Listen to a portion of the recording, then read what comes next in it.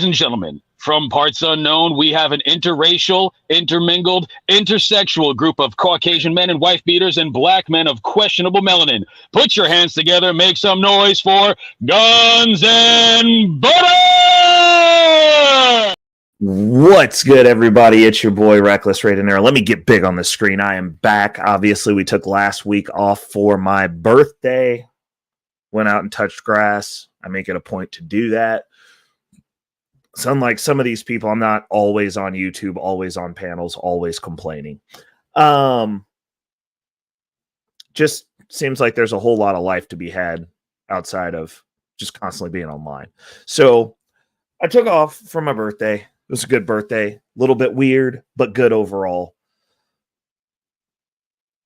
Getting back on schedule. First and foremost, I have to apologize. I fumbled on future financial strategies. Now, I always make sure to do my crypto portfolio updates because those are held accountable to my family, both in the bag chasers. Shout out to the bag chasers. I know they're going to be rolling in as they make it. Shout out to those of you over on Rumble who are tapped in early. I see you guys over there. I do have Rumble pulled up on my second screen here under the computer. They pull it out second screen. That's specifically for you Rumblers over there. That's me watching you, watching me over on Rumble so I can see the chats. If you guys want to chat with me, I am reading the comments. I am notating the comments. I will pull them up to chat back with you on the desktop should anybody want to talk. I know that Rumble, I get a lot of ghost watchers over there, and I respect it. I appreciate you guys tapping in, period. Thank you. But I did not record my future financial strategies episode this week. And it's actually to the tune to where I think my punishment's going to be I'm going to live stream it tomorrow. Yeah, that's what I'm going to do. I'm just going to live stream the episode. We're going to do the episode live. So if you guys want to tap in and chat with me tomorrow, it'll be at some point, probably about midday. I'm going to get up and do my workout. And then I think I'm going to come home, take a shower, throw a shirt on. And I'm going to get on here and we're just going to do that as a live stream as penance since I did not record it. Because I have all the windows pulled up and everything. And I was looking today because I was going to promote it because I'm trying to get better at promoting my stuff. For those of you who are not following me over on Instagram or Facebook or any of the other social medias over on X, formerly known as Twitter, I've been trying to make sure to post the episodes as they drop because I know you guys tap in for the lives. My people who show up for the lives show up for the lives. I'm getting my schedule back in order, so we're gonna do that. But I did fumble on. Oh, what's going on, Goku? 2000. Well, 20,015. No, I do not have Caspa. I am not a Caspa holder. I've never heard of that project. I'd be more than happy to look into it. But if it's like, this is one thing to keep into context. I've been in this space and I understand that like, since I've only been actively talking about it in video form for a year and a half, I'd say something like that, like almost 2 years, something like that. I've been in this space since 2013. There's no such thing. See, Goku, you lost me. There's no such thing as a new Bitcoin. It's just not possible. But we can get into that. But I've been in this space since 2013. I don't do hype coins. I don't do competitors for Bitcoin. Nothing's replacing Bitcoin. Like nothing should want to replace Bitcoin. Bitcoin doesn't do anything but store value, to be honest. I mean, I know that they have the inscriptions on it and whatever that doesn't need to be there. But it's a store of value. It's not going away. It's got an ETF. It's ingrained. Oh hell, oh yeah, absolutely. Now see, Goku, I'm not going to discredit that. All altcoins pump harder than Bitcoin over the bull run. 100%. I'm with you.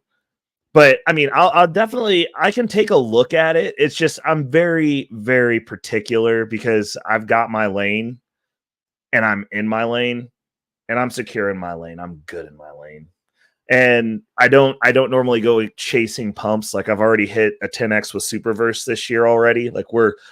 I'm sitting good. I'm just waiting for stuff to pop off. I don't advocate or believe in chasing yield. I believe in very strategically going into the market.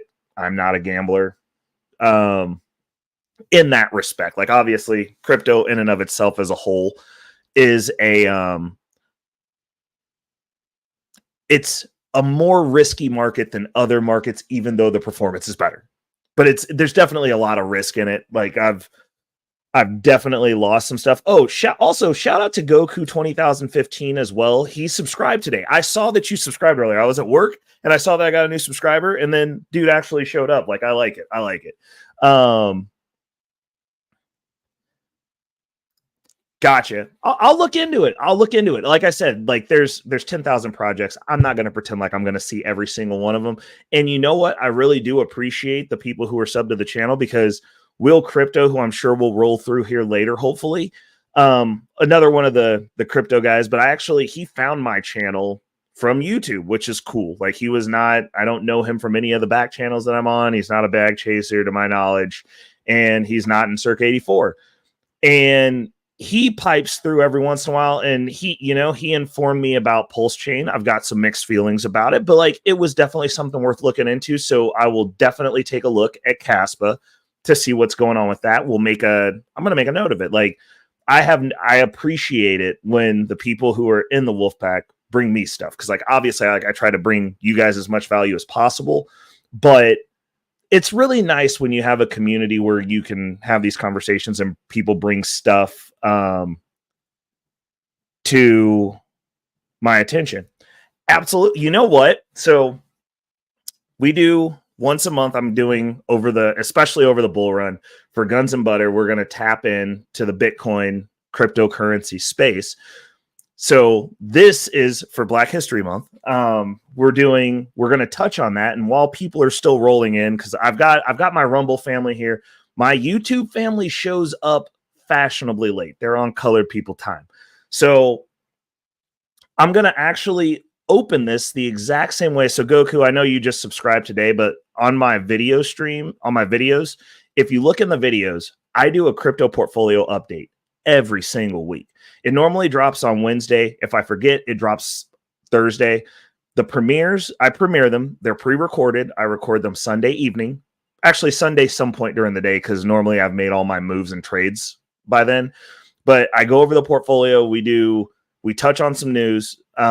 This platform, this channel is sponsored by Delta Investment Tracker. So we do a news segment that's like basically their quick hits for the week, and I give my opinion on that. And normally I'll have a topic that's the title of the video that goes along with it. But I do a complete portfolio breakdown of the top 10 holdings that I have by volume. So we're gonna bro, agreed. Go like, I like colored people time. Oh, colored people will be free if they fuck with crypto. Yes, sir. 100%. Salute to you for that. That statement literally should sum up Black History Month as far as crypto is concerned. Completely agree. So here, hold on. So what we're going to do is I start these episodes out while people are rolling in, and I start them out the same way that I start basically the crypto portfolio updates episode, except for I do a trending coins deal and a top 5 gainers and losers on that show that I'm not going to do this show, but I'm going to bring this back to the screen so we can have a conversation and look at what we're messing with here. So the first things that we like to know, shout outs to CoinGecko. It's another one of the platforms that I use for both portfolio tracking and research. Really good spot to do research. Notice that Bitcoin dominance is a hair above 50%, which means that there's going to be an influx into altcoins coming soon. ETH dominance at 17%. ETH gas fees are at 50%. That is expensive. Probably not a good place to do any trades. If I've got to move some money through the Ethereum chain after this video. Not excited about it, but you got to do what you got to do. We'll get her done. As stated before, Bitcoin, we broke 60K. We've been touching 62. I think it like haired up to 63 maybe. And I think I got my last dollar cost average out of my money that I'm going to be pumping into the market for this year, unfortunately, way earlier than what I was thinking. Like, can't even mess with that. But we had the plan, which is my cutoff for me, dollar cost averaging into the market for the bull run is the previous all-time high.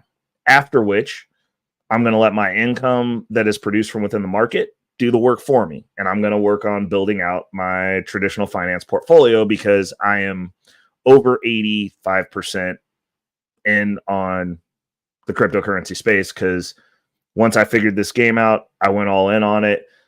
But during the bull runs, I've come to the conclusion after getting the portfolio to where it is that the portfolio should be able to self-fund during the bull run so that I can work on getting my crypto portfolio built out because not my crypto portfolio, my traditional finance portfolio built out because I definitely need something over there because I would rather eat that than ever get rid of my crypto because I'm waiting because eventually we're going to get back to a point where we can leverage it again because we used to be able to leverage it and they took it away because companies like Celsius were irresponsible and cost a lot of people a good chunk of money. Definitely not a good experience. Didn't leave a good taste in people's mouths. But unfortunately, the repercussions of that, because the administration here in the United States is very reactive versus being proactive, ran the stable and solvent company that allowed you to leverage your crypto and borrow against it out of the country. So they ran Nexo out for doing what they were supposed to do and not fumbling the bag. Super depressing. But it's going to be coming back, and it's probably going to come back in a traditional finance stance. They're going to get their hands in it so that they can make their money, whatever. Just make it so that we can navigate the way that the wealthy do, because selling off your crypto really isn't the play, in my opinion. Now, with that said, let's jump in to the top 10. Actually, let's just do a quick portfolio breakdown because this will be interesting for those of you who actually tap in for crypto portfolio updates. That way you'll see it today and then you'll get to see it again after we make the moves over the weekend. And because some of this stuff should be changing.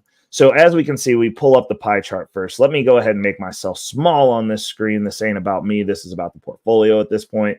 Pie chart gives me a overview. I really like the pie chart view, to be honest, because it lets me know what the diversification looks like from a top-down view. And, you can see that realistically our largest holding is at 12.1%, which is USDC, but this is tied up in liquidity positions. The second largest holding being Synthetics Network is at 12%. We're going to be shaving that down as we have hit our 1x metric. We're going to be reallocating that into other positions. Now, as we jump down into the portfolio in and of itself, remember our top 10, we are listing out. I am removing the stable coins because that does not do us any good. It doesn't add any value because they're just stable coins and it just doesn't, they're not part of the top 10. So it's actually going to be probably a top 11. Yeah, it's a top 11 right now because most of my stables are in USDC. It'll be like a top 11, but it's the top 10 actual crypto tokens that aren't derivatives of dollars. So let's start off with number 1. We have Synthetic Networks, SNX. At number 2, we have Ethereum. At number 3, we have Solana. At number 4, we have Injective. At number 5, we have Camelot Token. At number 6, we have Arbitrum. At number 7, we have Wrapped Matic. At number 8, we have Dimension. At number 9, we have Synapse. And at 10, we have Wrapped Bitcoin. What's going on? Hermes in the building to come have the conversation. It's going hard in the chat. How are you, sir? See, the bag chasers start flowing in. They come in fashionably late. And I respect it. We're just going over the active portfolio positions while people are rolling in, and then we'll get into the monologue and have the conversation. But as you can see, like down here, we've got Superverse, which is Superverse has done some stuff And if you're not in the know, Leo Trades, who is a founding member of Superverse, very active in the space, very active in Web3, very active in gaming. Superverse has a really, really big partnership coming up. And I'm just going to say on March 4th, you should probably stop by that website and see if you're a Superverse holder, especially I am a Superverse holder. I did not get in the position in the way that I wanted, and it 10x'd from when I got in. As you can see down here, it's at 935.49% right now.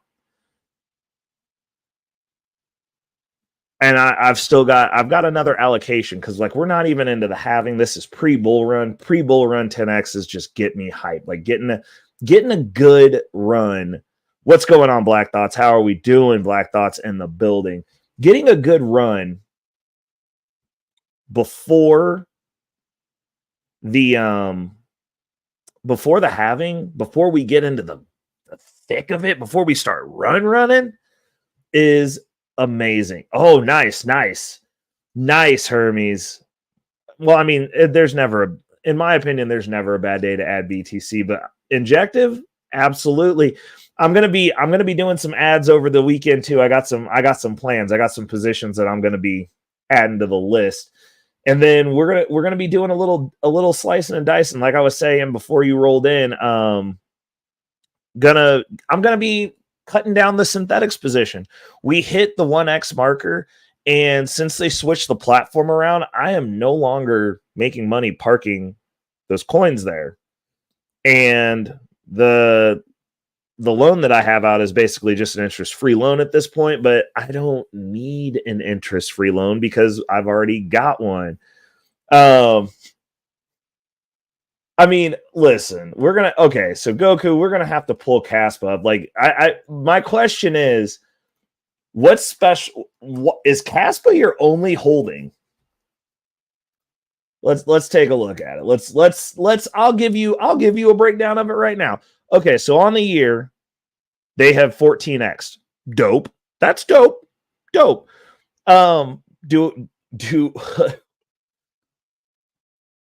Unfortunately, and see, so this is the reason that I say that I'm like, no, this isn't going to be a play for me. There's only 8.5% headroom from the last all-time high, which just happened. So we're back in price discovery, which is a good thing, but it's 14x already. I mean, obviously, this is pre-bull run, but I'll show you the type of stuff we're looking for. Let's take a look here. Hold on. Let's go back here.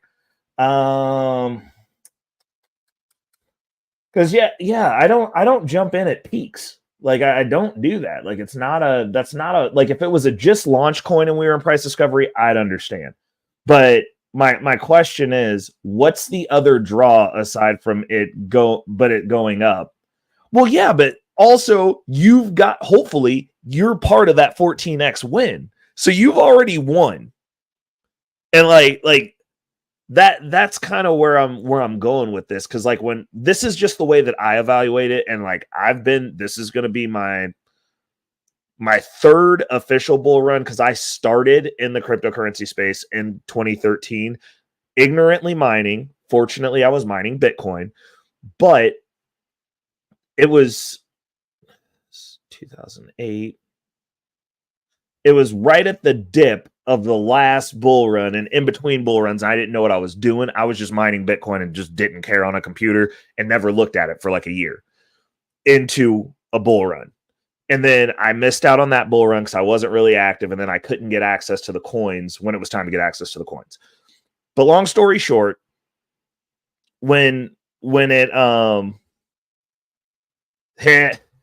like that. And you know what? There's going to definitely be room to go because you're right. We haven't started. Right.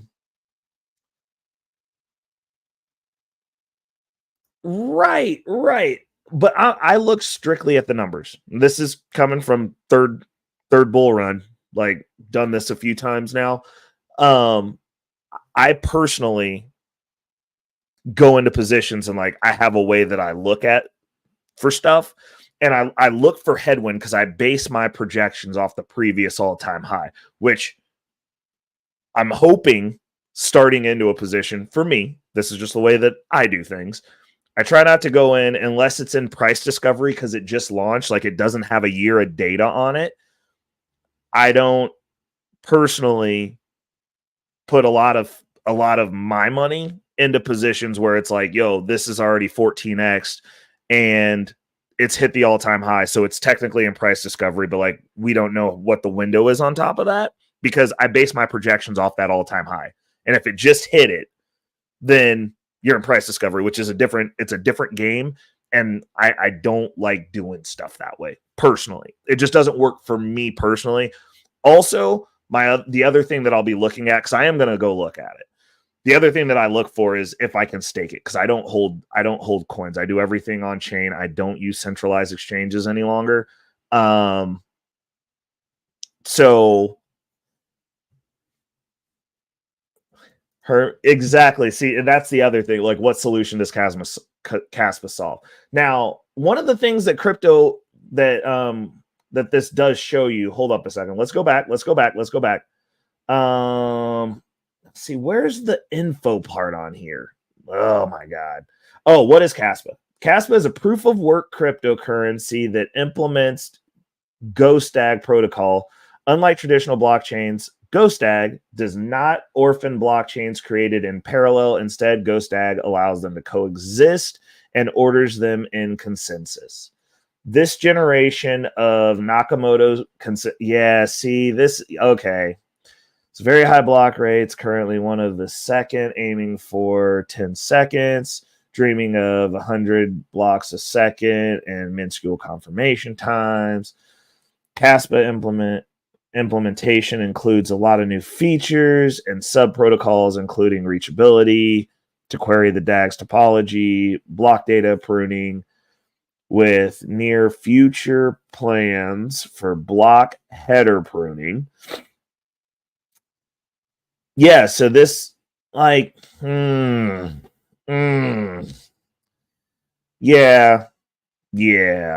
I mean, I understand why you were comparing it to Bitcoin. I get it.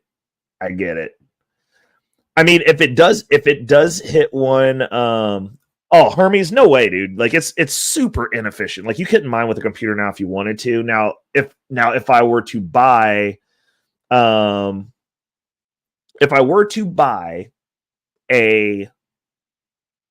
miner, I would have to buy a miner. Like you have to have an amp miner. It's just not.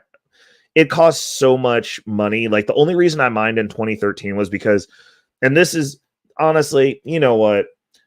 It's one of the things, it's not necessarily the most honorable thing, but we didn't know how much power Bitcoin miners used. But like we lived in a house where the utilities were included in our rent. So we didn't pay for utilities. So I had free energy as far as I was concerned. Now the landlord, different story. But it also wasn't properly ventilated. And it was an old historic home, and it was always cold on the main floor. So like there were other things drawing energy in that house besides those two mining rigs. But yeah, I had free energy for the first 2 years that I was mining. And then when we moved, I mined at the new place. We mined until the computers just burn up and died. And they did burn up and die. But no, after that, I was just putting money in the market like every other normie, buying tokens, losing money, getting hype about coins.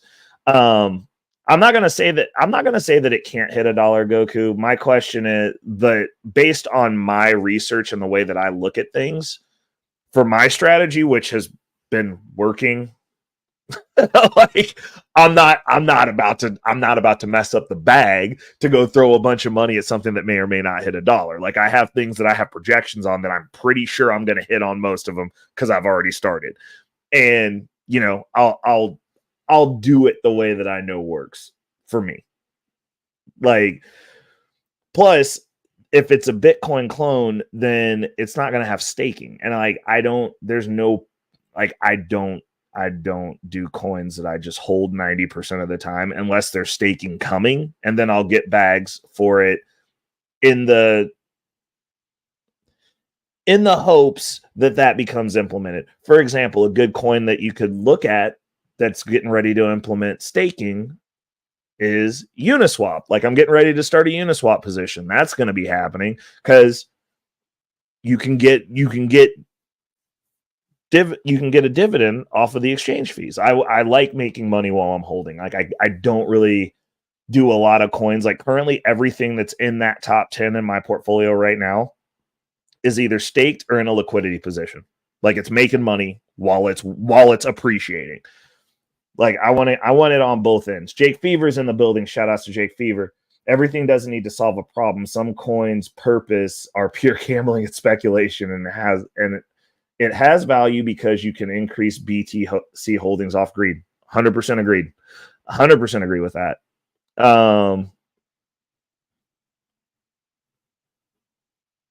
Caspa is the second mining coin behind Bitcoin.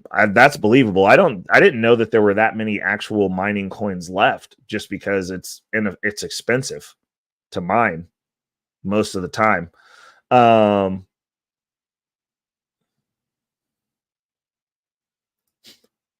Caspa's unique architecture has genuinely solved the trilemma. February 16, 2023. Like, I don't even know what that is. I didn't know that that was an issue. Like, okay.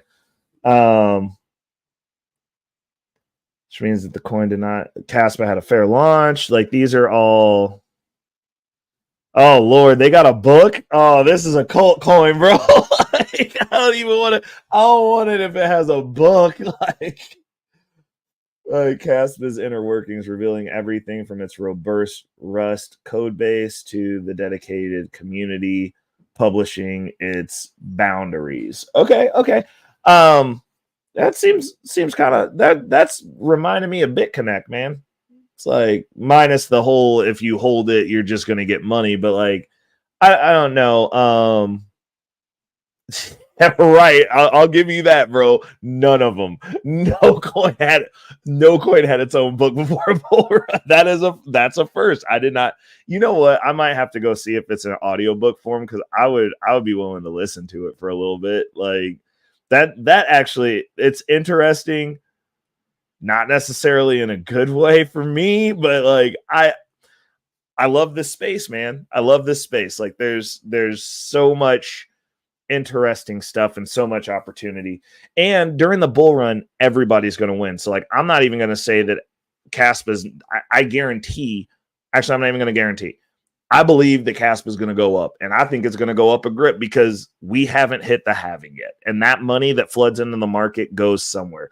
These people who have Bitcoin that don't understand the bull run and don't understand the dynamics of what's going on, when that money floods in and that bull run, that Bitcoin value goes up, they take that, sell it off, and convert it into other things. That's how this market works. And it goes the same for Ethereum, another staple coin. People who don't understand, don't get what's going on, they see that Ethereum value go up, and then they rush. The money just floods. It cascades. Stuff rolls downhill. But these lower market cap coins outperform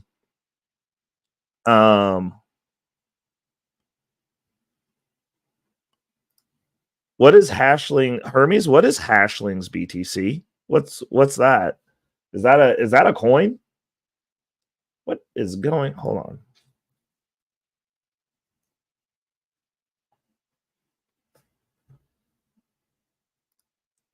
What is this? It's is this an NFT project that's on BTC? Let's see, what is Hashlings is an NFT collection. Floor price today. Ooh, $771.41. Good God. Need owner. Yeah. See, this is pure speculation, people. Y'all got me out here looking at degenerate projects. I mean, $10. I mean, you know what?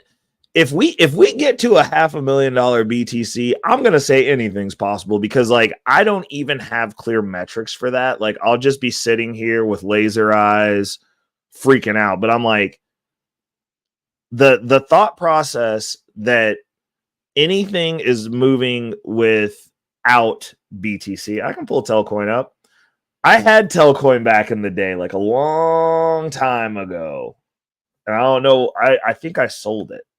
I don't know what happened to it. Like I bought some for one of the bull runs and it just didn't do what it needed to do. It was not one of my, but it wasn't at the beginning of the bull run either. It was like during, and I didn't look at the numbers and it pooped out on me. I mean, we're down 96% from now this has headroom. I like this. We're down 96% from the previous all-time high, which was back in 2021. I mean, the question is, does it get volume? Because I know it'll go up. The question is it going to go up to match the previous all-time high, and is it going to go past it? Like, but it has headroom. I like stuff like that has headroom. You can get in there, and the mining community. Oh, okay. Yeah, but Monero took a hit, man. Everybody banned it from everything. Like, there's no exit. You're gonna have to convert it over to something else, and that's kind of a pain for me because Monero is its own chain and it's not on anything else. And if you can't get on a centralized exchange to exchange it, now you can't cash out. Like, I don't know.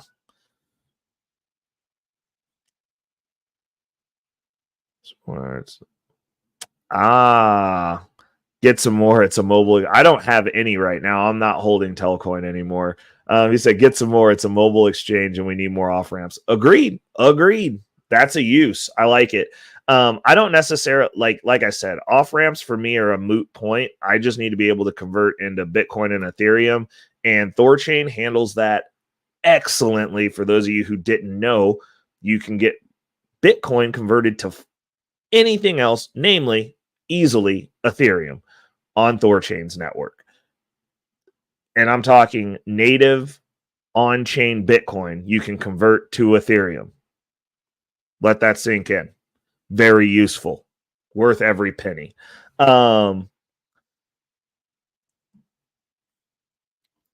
Very true. Very true. And Goku said because of the Bitcoin spot ETF, institutional money is coming into the market. It is flooding into the market. It is literally steamrolling into the market. There's so much of it. Like this current price run, I don't believe is people. I believe that there is a supply chalk. We had a pool of 10% of the Bitcoin that existed that we are all trading with. And the ETFs are currently buying 10 times what's being produced every day and climbing. And hold on one second.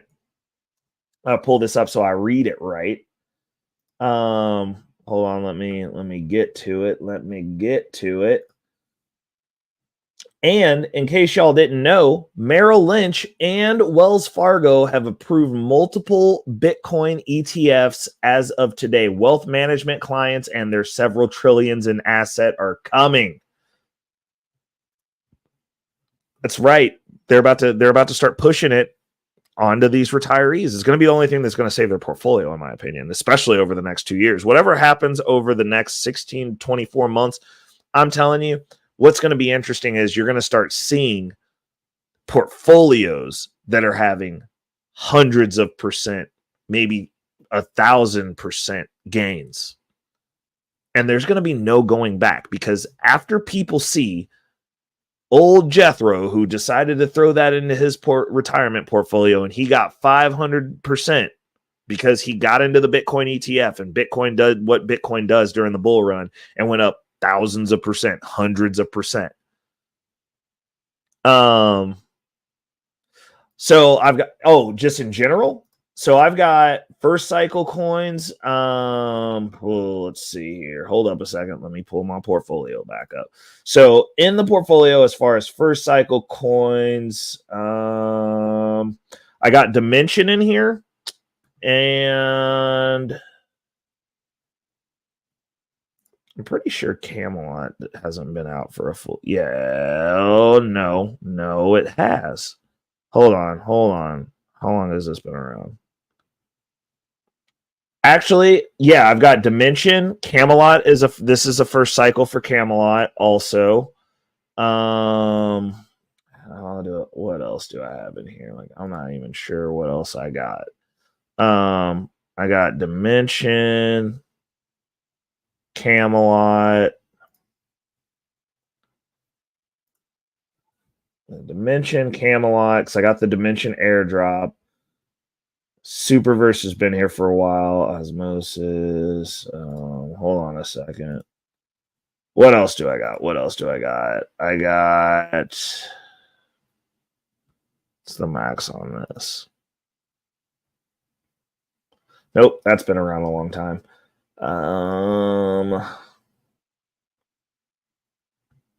Celestia. I have Celestia as well. I also have. Has this one been around? I think this is a first cycle for this one. I'm not sure. Yeah, Pyth. I've got Pyth as well from Solana, the Oracle. And then Whales Market, also from Solana. Whales is pretty interesting. I got a little position over on that. And I think those are all the first cycle coins that I've got. Like, I mean, like I said, there's not first cycle coins. I gotta wait until there's something to stake, and like really, the Cosmos ecosystem, those airdrops are stakeable. I you know what? Like, I might throw a meme coin allocation at Cas, but like it doesn't do anything, and I can't stake it though. Like, it's just so the issue that I have, Goku, is at the point that I'm at with my space in crypto, having been here for a decade, I provide liquidity. I like getting paid. I like money. Like, I like active income. Like, I'm on chain on a bunch of coins. All the stuff in the top 10, like I said, all of that is staked. All of that is generating money. Like, I don't like just buying and holding and going, well, this is going to make money eventually. Like, I was like, I want money while it's growing, and I want to see that income increase, and I can use that to buy other positions. Now, one of the things that will be happening though is like now, like once we hit the Bitcoin previous all-time high, like I'm done dollar cost averaging in, so I won't be making any more buys with my money and putting it in the market.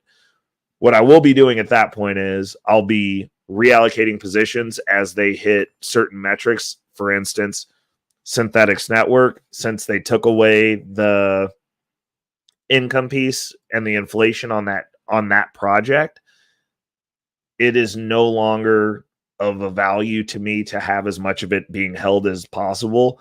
Well, and that's the thing, Goku. Like, this is the deal, and this is what I'll tell people all the time. Like, if it's your first bull run, dude, have fun. But this is what I will say.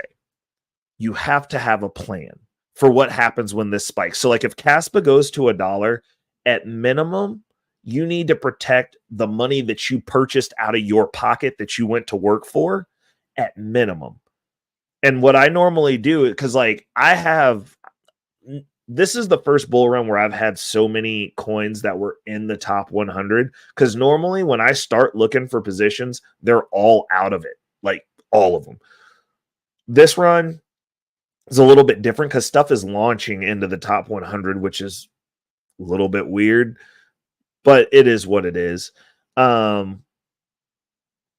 also, since I'm doing liquidity providing, I don't want to provide liquidity with super highly volatile coins because you can end up losing money.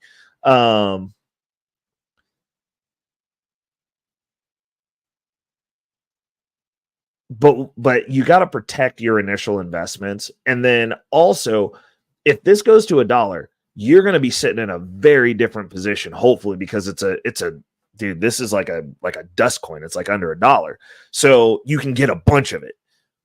But the issue that people have, and it's the issue that I had. So when I first started, like my first coin, and I was exactly as hype as you are right now about Caspa, was EOS. Trash project. Didn't know it was a trash project at the time. had really good marketing, and was a really strong the entire bull run. And I literally made the most money I'd ever had at one time off that project. I was sitting on like $24,000 off of a couple of $1,000 investment of my money. So what happened was, at $24,000 when it peaked during the bull run, I kept holding all of it. And then it abruptly dropped. And I'm telling you, at the end of the bull run, when stuff starts dropping, depending on what people are coming out of what projects, it's steep. It's steep. Well, I mean, and here's the issue. After this window, everything's dead for 3 years, bro. Like, if we actually have like the cliff that we normally have, you got 3 years of just sitting on nothing. So if you touch $1, yeah, right. Okay, so you've got that marked out. But this is the deal. And I'm gonna actually give you guys some insider game, and I'll tell you guys, because it's a small group of people that watch this show anyway, so I can tell you guys the truth, because your gurus aren't gonna tell you this shit, because they don't care. You're in competition with them. They're trading against you. This is what I'm looking for, and I'll tell you exactly when I'm gonna start dollar cost averaging out. When you see Tether right here, make sure that we're still on the screen. When you see Tether and you see USDC, when you start seeing these dollar stable coins that are in the top 10, you got Tether here, you got USDC here, right? Dogecoin pulling up number 10, right? When you see Tether and USDC drop out of the top 10, start dollar cost averaging out. I'm not saying sell everything, but you need to start pulling out into stuff that you're going to ride through the bear market. For me personally, that means I'll be converting everything into the metrics that I've set for myself in Chainlink and Ethereum. And the reason I say that is because I've hit my target for Bitcoin plus some. Like, I'm well stacked on Bitcoin. My goal is to acquire 32 Ethereum for that validator node, because that's going to provide income in my retirement portfolio. It's kept in cold storage. I will have a staked Ethereum position in there. I will have my Chainlink position in there. I will probably also stake that, but I'll be converting all of my altcoins into those three things, and then I'll be setting an allocation aside for specifically when whatever dip that we get for the bear market is, because now that we have institutional money, it might not be a 80% cliff like it has been previously. It could be a 30% cliff, which would be nice. If we go up to $500,000 Bitcoin and then drop 30%, that's not that bad. That's not that bad at all. Yeah. Well, there's depending on how these projects are marketed. I mean, Dimension launched into the top 100. It's down low, but I mean, think about that. A coin that got airdropped launched into the top 100. It's an airdrop.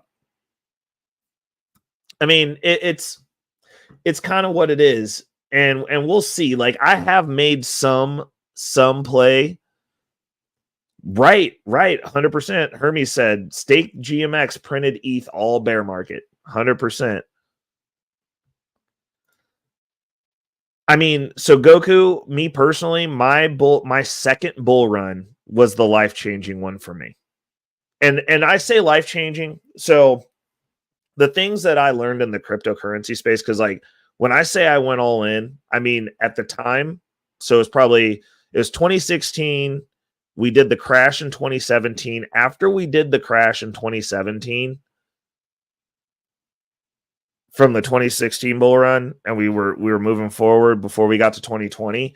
And the 27 towards the end, about, I'd say towards the end of that bull run, when we were jumping off that cliff, and I finally got into my Coinbase account and I saw how much my Bitcoin was still worth after the dip. So mind you, I didn't have access. I've been mining for 3 years basically, and I never looked at it because I didn't know what I was doing. I got into the EOS project, went into 2016. I had access to that, and I was trying to get access to my Coinbase account, but I hadn't logged in so long that they didn't believe it was me. So I had to fight back and forth with them for a year, the entire end of the bull run. And I couldn't get into the account because I was going to take that Bitcoin and buy more EOS with it. Because I didn't know how much it was, but I was like, it's going to be something. And I can put that into this project and I'm going to go to the moon. Thankfully, I just lost my money. Well, I didn't lose my money. I walked out of that bull run. And this is how crazy it was. So my EOS holdings spiked to $24,000. And then crashed down, and I got out at about $6,000. So I walked out with I walked out with $4,000. I got out of the project with $4,000.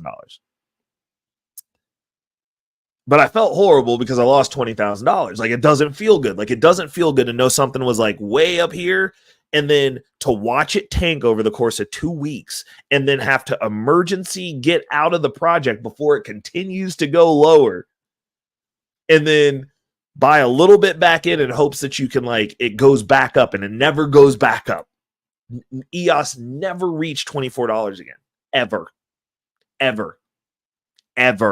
It still exists. I'll pull it up right now for you. Like, I will 100%. I celebrate my losses because I learned so much from that. But let's see where it's at now. 86 cents, people. And this is what I want you guys to understand. Do they have the previous all-time high on here? Yeah, okay. So they're referencing at $22 in 2018. Fair enough. It hit 24. I'm telling you. Saw it on Coinbase. It was at $24 because I was talking trash. 6 years ago. It ain't never come back. It's been through bull runs since then and never come back. It never came back. This project died. And a lot of projects do. A lot of altcoin projects do. They die. I was in that at $23. I'm still sticking with 24 because, like, that's seared into my memory. But, like, whatever. We might be in a different reality right now. Shout out to Wife School Podcast in the building. But yeah, it never came back. Ever. That was its one ride, and it was over.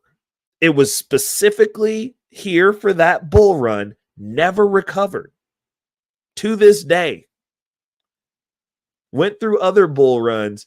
Yeah, that was a first run for EOS. That was the one where everybody was getting ready for it, and yeah, everyone's getting ready for it. It did that one bull run, but the issue is the founder of the project was the reason that everybody was there. And then they found out that he was actually, like, basically a nutty professor. And after he got done with the project, he just moved on to the next thing. It's also the last project that man did that anyone really, really supported or got behind.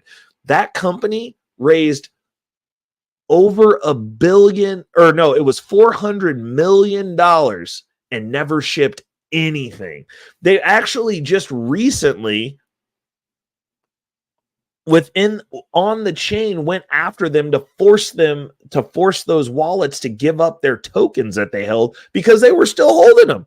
They never made anything. Yeah, dude. No, 100%. But it's like, but the deal that you got to understand is, from when I was in the market, when I started, like, let's take a look. I'll tell you who was around in 2013. Obviously Ethereum was launching around that time because everyone hated it. And then through the bull runs that I've been through since then, let's talk about it. Bitcoin, Ethereum,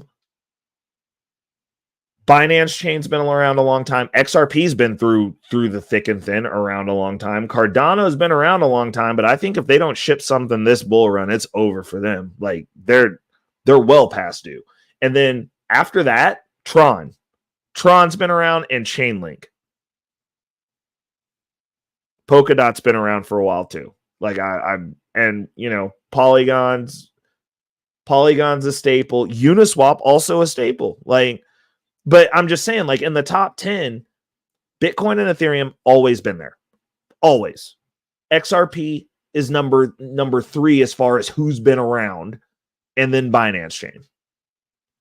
And then if you take out those the stable coins, because I don't count the stable coins in the top 10. I think it's really crappy that they put them up there. But if you go down, and that puts us down to Tron, which would still be in the top 10 at 10. And then Avalanche has been around too. Like, but I mean, it's like the stuff that's struggling to be in the top 20, like all of this stuff's been around for a really long time. Like last bull run, there isn't anything that launched last bull run that's in the top 10 now. Like, I don't think, like, I honestly don't think. I would say like the newest thing in the top 10 right now is Dogecoin. Dogecoin was here last bull run. And that was Dogecoin's time. People were mad at me because I told them to take their profits, and then they rode it to death. Shiba Inu's not even up here anymore.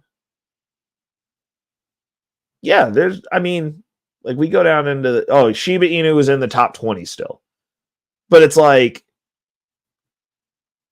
this stuff, like Litecoin. Litecoin, when I first started, Litecoin was like a staple also. It's at 20 now. Like, this stuff doesn't stick around. Oh yeah, Solana was in the last bull run. You're right. But it's it just, like, that's the reason I'm like very apprehensive when people get hype about a specific project. I'm just like, have a plan. You have to have a plan. Like, I'm not saying, like, so for all of my positions, the stuff that I've been messing with for a long time, like, for instance, my number 1 holding, Synthetics Network. Let me pull that up. Hold up. Not there. I need to be back down in here. Synthetics Network, for example.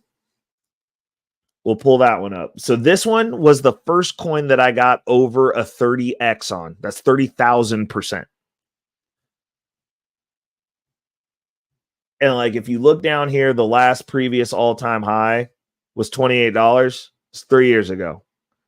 I got into this project for about, I think it was 80 cents.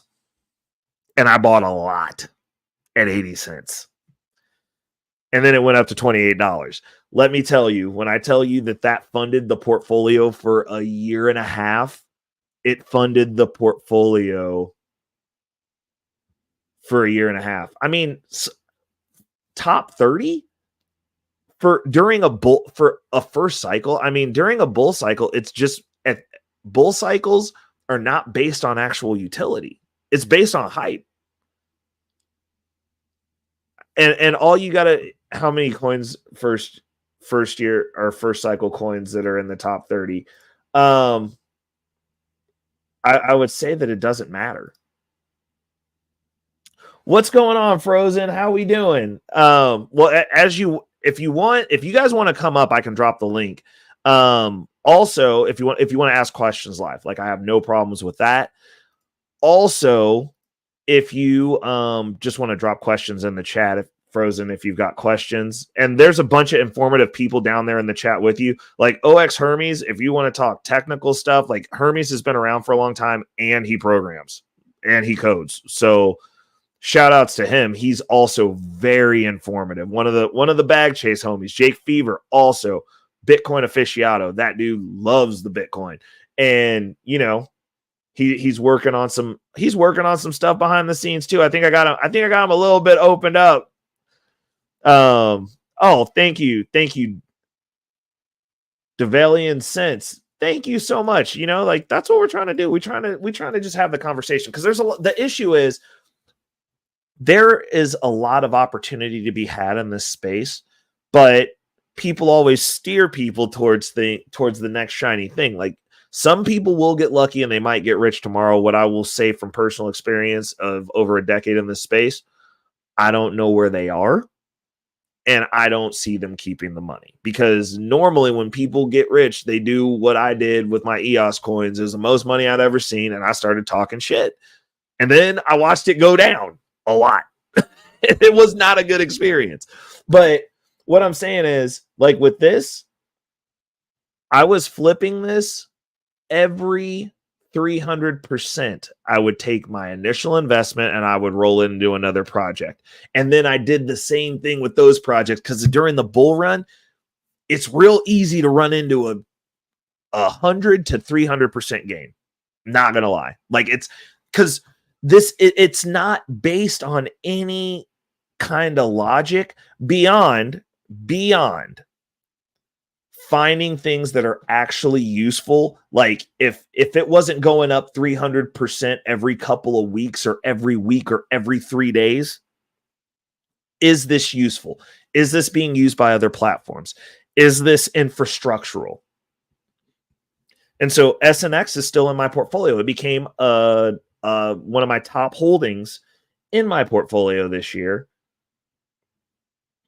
because of that reason. I'm like, I know I can eat off this. This thing's been around for a long time. It's infrastructurally used on the back end of a lot of different dexes. I use a lot of different dexes. Like this thing's in the background. It's the same reason that over on Solana, I got into the Pyth position. It is the chain link of Solana. It's an Oracle service. Synthetics Network is the reason I started using that.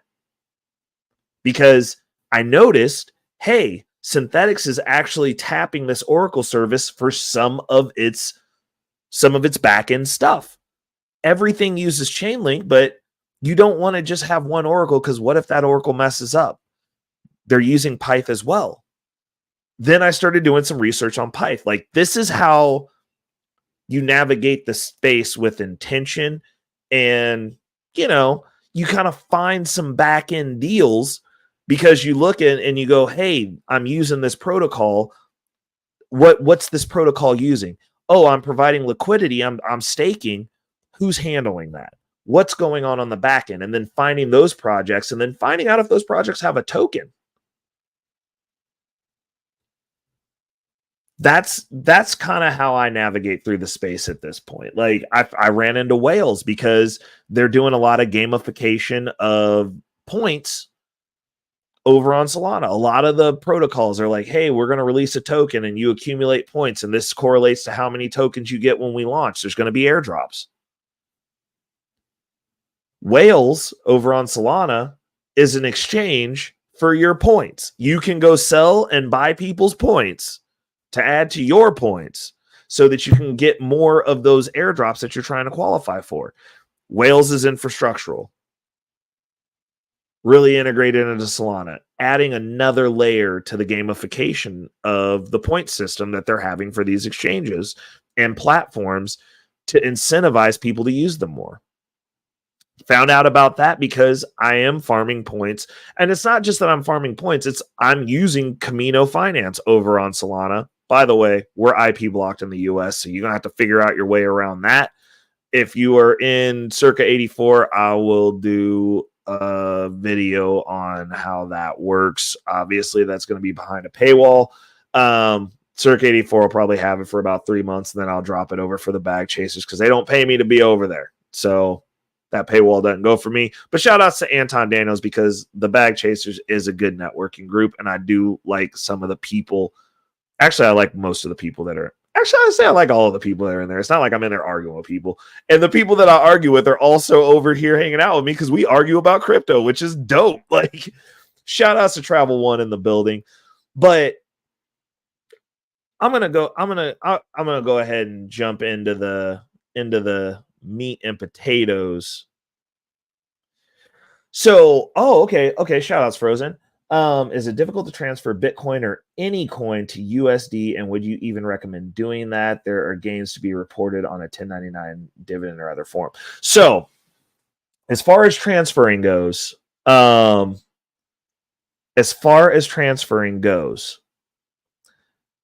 yes, it is.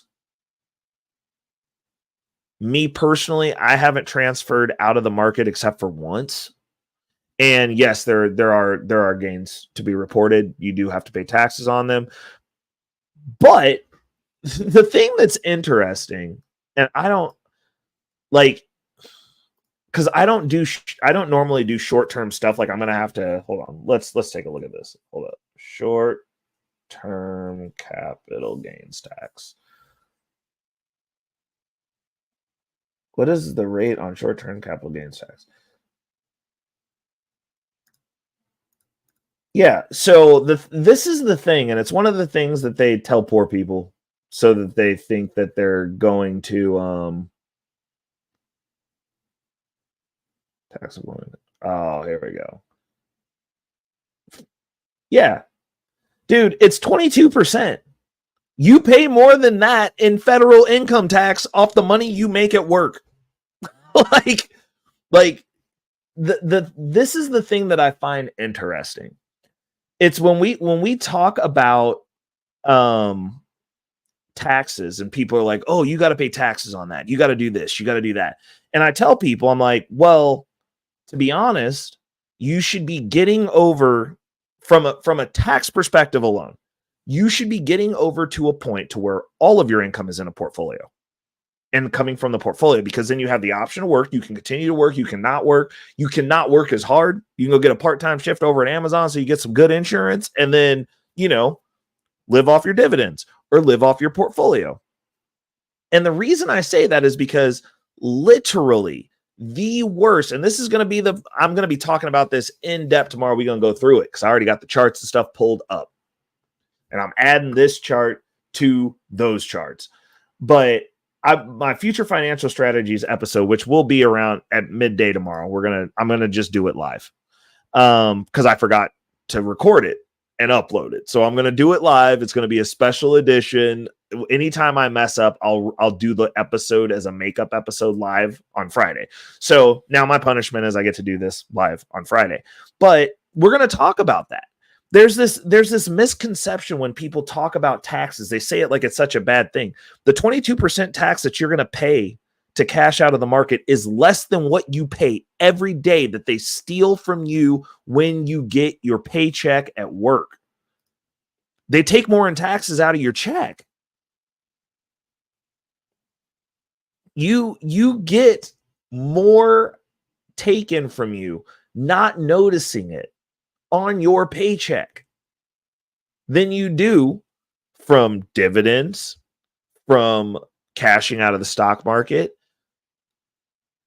from cashing out Bitcoin. Because that's going to be the capital gains tax rate. And short-term capital gains tax is 22%. Your tax rate, hold on, your tax bracket, oh, that's capital gains. And honestly, if you're single and make under basically $45,000 a year, which is what the average black man makes, you make under $45,000 a year, you don't even pay capital gains tax. Like, a lot of you might be too broke to even get hit for that. Like, to be honest, there's no capital gains tax. Zero to $44,625 is $0 in capital gains tax. Married filing jointly, it bumps it up to $89,250. Like, if you a brokey, you don't even pay capital gains tax. Now, the short-term capital gains, though, the short-term capital gains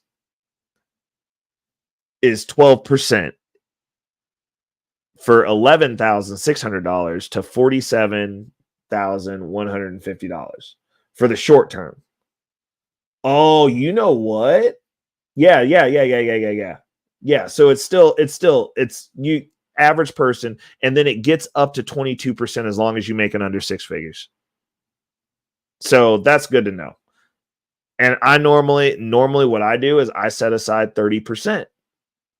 That's what I have for capital gains tax. So for instance, and I can show the numbers on this.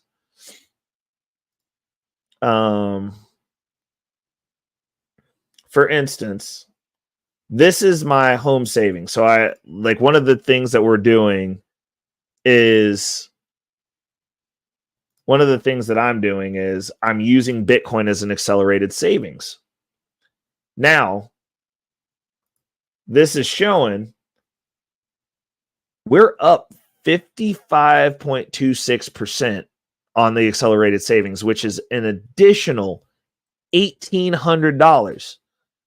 And you got to remember, you're only taxed on the profit.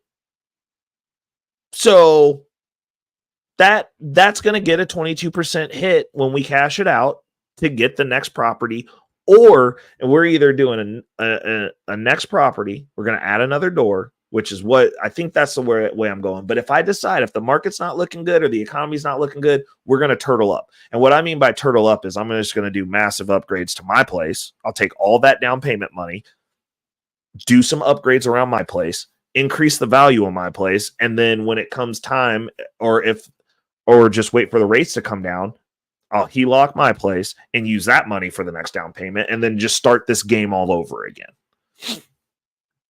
But those are the types of opportunities you have. What's going on, Own a Spot? Those are the types of opportunities we have. But it's like you have people, and I had this will go into my monologue. You know what I'm saying? Real quick, because it's getting late already. But those are the types of things that we have. But the issue we have specifically within the Black community is we don't understand how money works at all.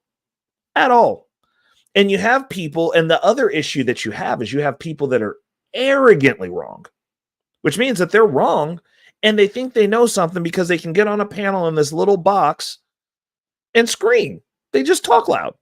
And an interaction the other day, because like I dipped on a couple of panels, like during the week, if I'm home, I don't have anything else going on. And honestly, what happened was I got on the panels when I should have been recording the future financial video, but the conversations were about money, and like normally in the lexicon of Black YouTube, they're not actually having panels where people get up to share expertise and have conversations. And the conversation didn't start off on money, but it always ends up with money, because even if you're trying to blame modern women for everything, it literally comes down to the ability to lead, the ability to be disciplined.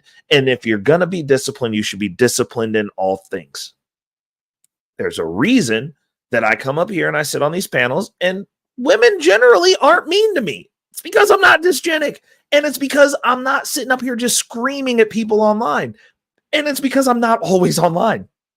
like you got these dudes talking about they get chicks, they doing this, they doing that. They're online 24/7. Ain't never seen a girl's hand in the square with them. Period. When are you with your woman then? All these women that you get. When do you go outside? Because I literally actually go outside. Like, shout out Mr. Robinson in the building. Own a Spot in the building. But they're sitting on here and they're just so mad. And I'm like, have you taken care of all the controllables? Like, this stuff rolls back to you've got to be on your shit. And money is an important part of this, because we are in a financial war right now. And people do not understand. This is a game that is borderline zero sum. And it's not zero sum in the sense that there's not enough resources for everybody. It's zero sum in the sense that this is about control. This is about your ability to navigate as you see fit. This is about your ability to move as a family unit. This is about your ability to help your family if they need you. This is about your ability to be reliable. If you are broke and you are a man and you are talking to women, they are looking for stability. They're looking for reliability. If you're broke, you have already removed the first metric of stability for the society that we live in, because you're fucking poor. As a culture, we have historically always been in a state where we're broke. There's no stability. You wonder why there's single parent homes? Because there ain't no stability. And we can blame the women for going and getting Section 8, but Section 8's fucking stable. It's consistent. It's reliable. First and the fifth, checks are hitting regardless. That doesn't necessarily make it right, but if you understand women's nature the way a lot of these dudes say that they do, then you understand what stability is. At the end of the day, they look for that: protection, provision, stability. I don't see women jumping out of six-figure marriages to go get on welfare. I'm not seeing that where it's stable and consistent. If most separations are over money, then the core issue is the stability and the lifestyle. Now, you add in social media, like obviously Women can get influenced into thinking that they deserve something that they aren't anywhere close to qualifying for. That's a different conversation, though. But I'm saying culturally, we don't know how money works, which means that we are not looking at the opportunities that are right in front of our faces. And not only that, you get these people who are ignorantly adamant that the one thing that they've discovered, they're zealots about it, because we get influenced by stuff. Like I was saying, I'm on a panel, brother gets on, homeboy Trey, still love him, but he was definitely on some pre-workout that night.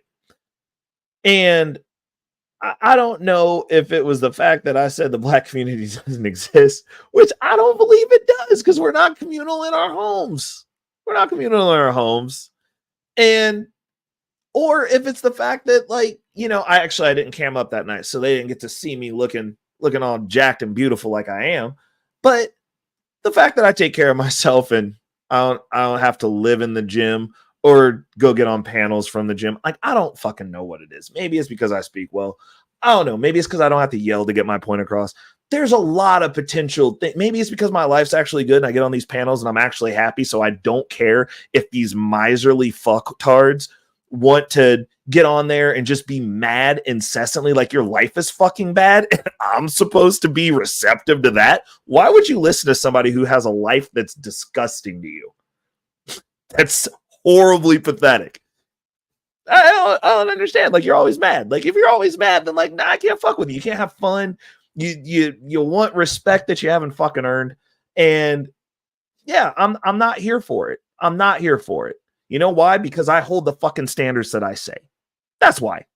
And so, like, if I put myself through endless hell to hold my fucking standards for myself, then why am I gonna listen to you when you get mad and you get online and you just scream all the time, because you always online and screaming all the time on everybody's fucking platform, and rude and disrespectful, like you've done something.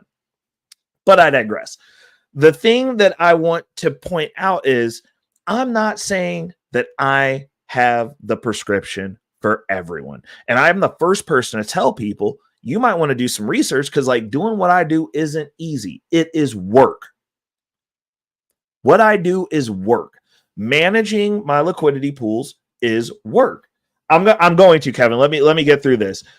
And I'm not one to say that what I'm doing is the solution for everyone. What I'm saying is, it is a solution. And specifically when we're talking about Bitcoin, there's nothing more efficient based on math. Period. It's the best performing asset since its inception, which is going on 15 years.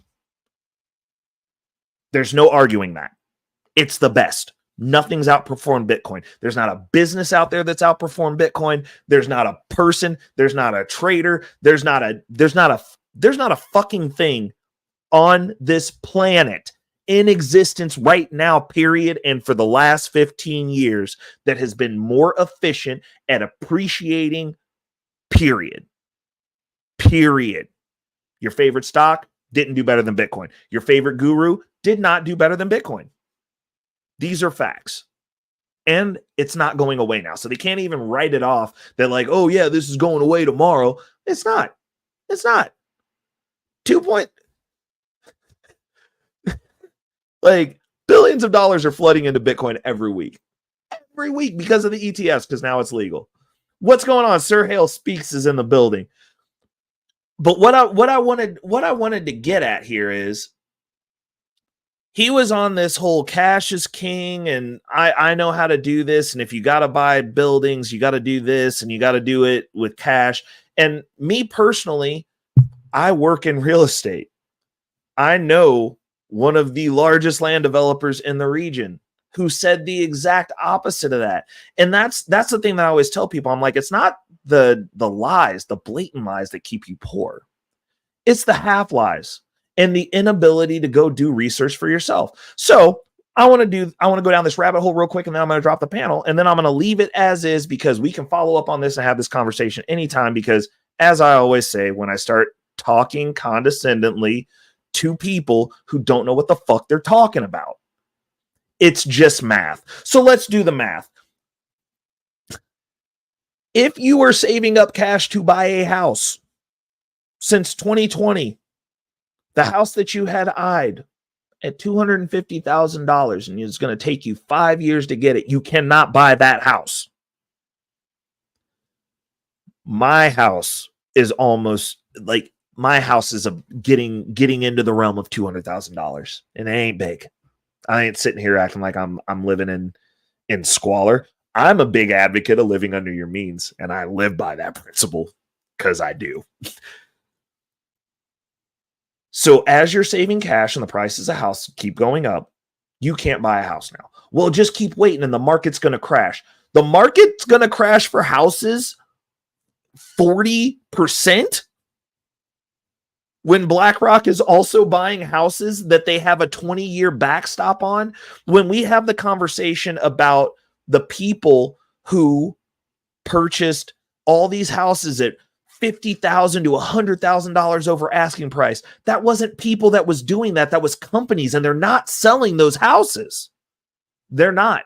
BlackRock specifically has a 20-year backstop for every property that they purchase, which is why they jack the rents up. And even if no one moves into the house, they don't sell it. They're taking away your ability to buy houses. And then you got these people who believe in this boomer fucking logic that Dave Ramsey told them, or I forgot his name, is a black dude who came out of Dave Ramsey's camp that also tells people to buy things with cash. In a hyperinflationary market, that doesn't work. It keeps you where you're at because now you can't buy a house. They're also not mentioning the fact that buying a house is a terrible idea because then you're responsible for it. Guess what you're also responsible for? Your rent that's gone up 20%. That's also not going to go down.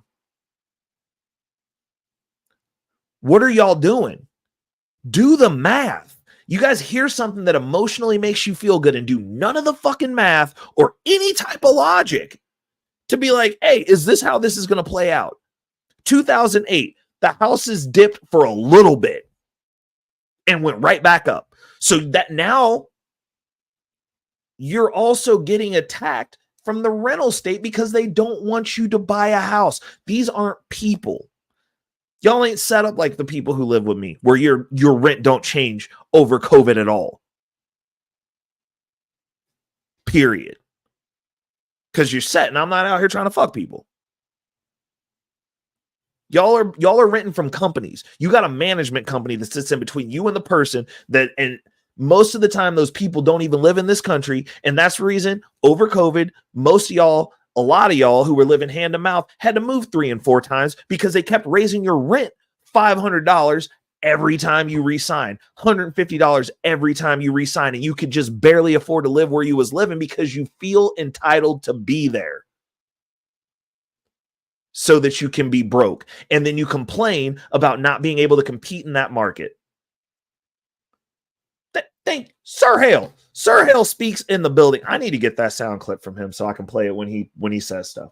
He says, I was renting a house for $2,100, which would have increased to $2,400. So I bought a house, $2,400 in rent in Texas. This is happening to real people. And you know what? I'm so happy that Sir Hale is in a position where he could do that, because that's exactly why I bought my place in 2020, because my building got bought out and I knew the rent was going up. But people do not, a lot of people don't have that opportunity, but it also comes with an air of arrogance that like they feel like their rent shouldn't be raised. And it's like, then buy a house. Like buy a house, then all you got to worry about is taxes.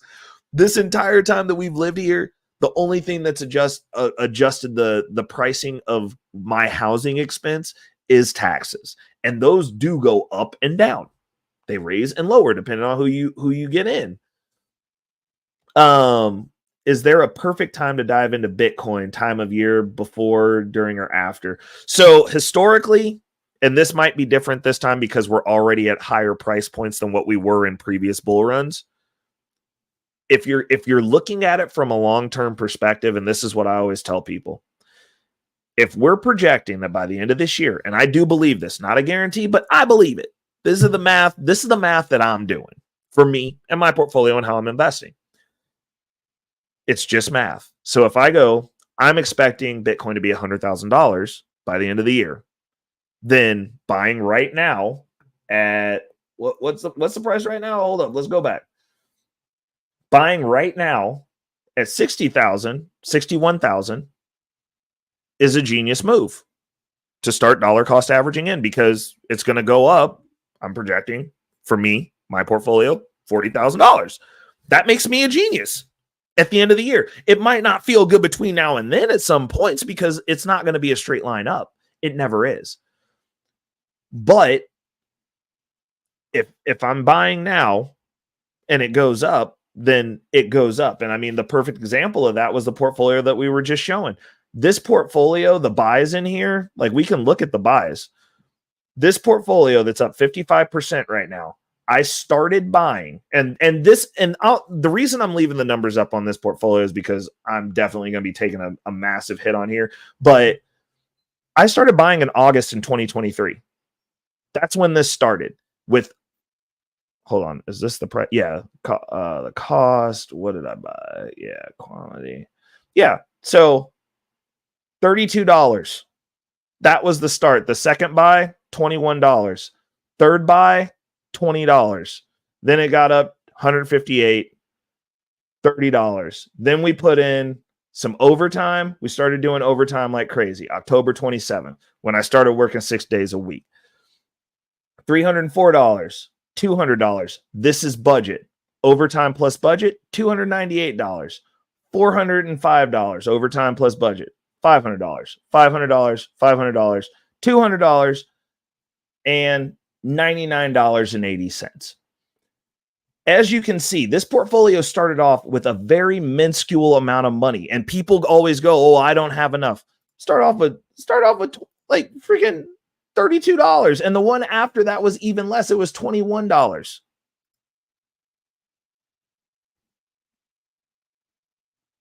Yeah, and so, but the whole reason for this was accelerated savings. I was like, this is going to be my down payment for a house. Part of it. The other part's in the market. I'm saving in QQQ. There's a small amount that sits in cash that's just ready to go. But I don't save in cash. So instead of saving up the cash, now to Trey's point, since cash is king, he would be behind me at minimum. And this is just on the Bitcoin. If he's saving cash, dollars in his bank, he's got 5% appreciation. So he's going to have some change. So I'm going to give Trey $1, right? Trey would be at $3,270, whereas I am at $5,083. Again, this is just math. This is how this works. People who don't know how to utilize tools and are ignorant of how they work should not be speaking in an argumentative tone against people who do know how to utilize the tools and how they work. Can't use leverage. Every major land developer on this planet uses leverage. There's no major land developer that says, "Oh, I just use cash." And the ones that use cash, it's cash from the bank. If I show up cash in hand and I go get approved for a loan, my loan approval is cash as far as that buyer is concerned, because once I go back to the bank and they run the numbers and we do the inspection, that is cash. It is a done deal. That's how I bought this place. That's how I will buy the next place. The reason being is when I'm making hundreds of percent a year, a 3% loan is a win because it freed up my capital. And I understand that when you're talking with black people that get on these panels and want to scream, that they don't understand discipline. Fair enough. I also don't understand discipline sometimes. Got to give credit where credit's due. I didn't interrupt it. Fair enough. Could not wait my turn. Lack of discipline. But when you're long-winded and I've got ADD, I'm just trying to figure out if I can talk. I was just trying to ask if I could get in when you were done. But like, it's cool. It's cool. Communication. It's a skill. Not everyone has it. Patience is also a skill that apparently not everyone has. Like the patience to learn about the things that you're trying to say don't work when they do work, and it's just math. But anyways, the reason I do loans and I do leverage for homes. It's a very large expense. That money saving me 3%, even with the compounding, hundreds of percent are compounding in my portfolio. Hundreds. Now, I understand if you're just putting it into the robo investor and you're only making like 7%. I made 30% at the end of the bear market. Last year I was up over 30%. Compounded, my friend.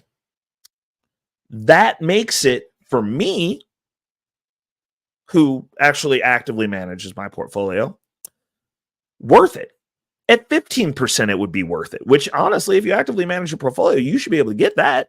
So instead of taking all that money off the table and putting it in a stagnant asset, I choose to put my money to work. The other thing that's interesting about people who want to own their homes, it's a really good thing that they always skip over. If you need money out of your house and you don't have a job or a source of income, they don't loan you money. Now you got to sell your house. Now you don't have a place to live. That's the other reason I don't keep all of my money in my house. Like I could pay my house off right now if I wanted to. But that would take the money out of the market. And then if something actually happened, now I got to move to get any money. Now I got to pack all my shit up to get some money. Math and understanding how things work. Okay, I'm going to drop the link. I'm really sorry that was long-winded, but I know y'all want to come up and rap with me specifically, Kevin. So I'm dropping the link. If anybody wants to tap in, I'm going to put it at the top of the chat. Let me put some words on here. Join the conversation. Let's talk that talk. Bam. There we go. Boom. It's in there. I'm going to pin it. And, oh, there it goes. Okay.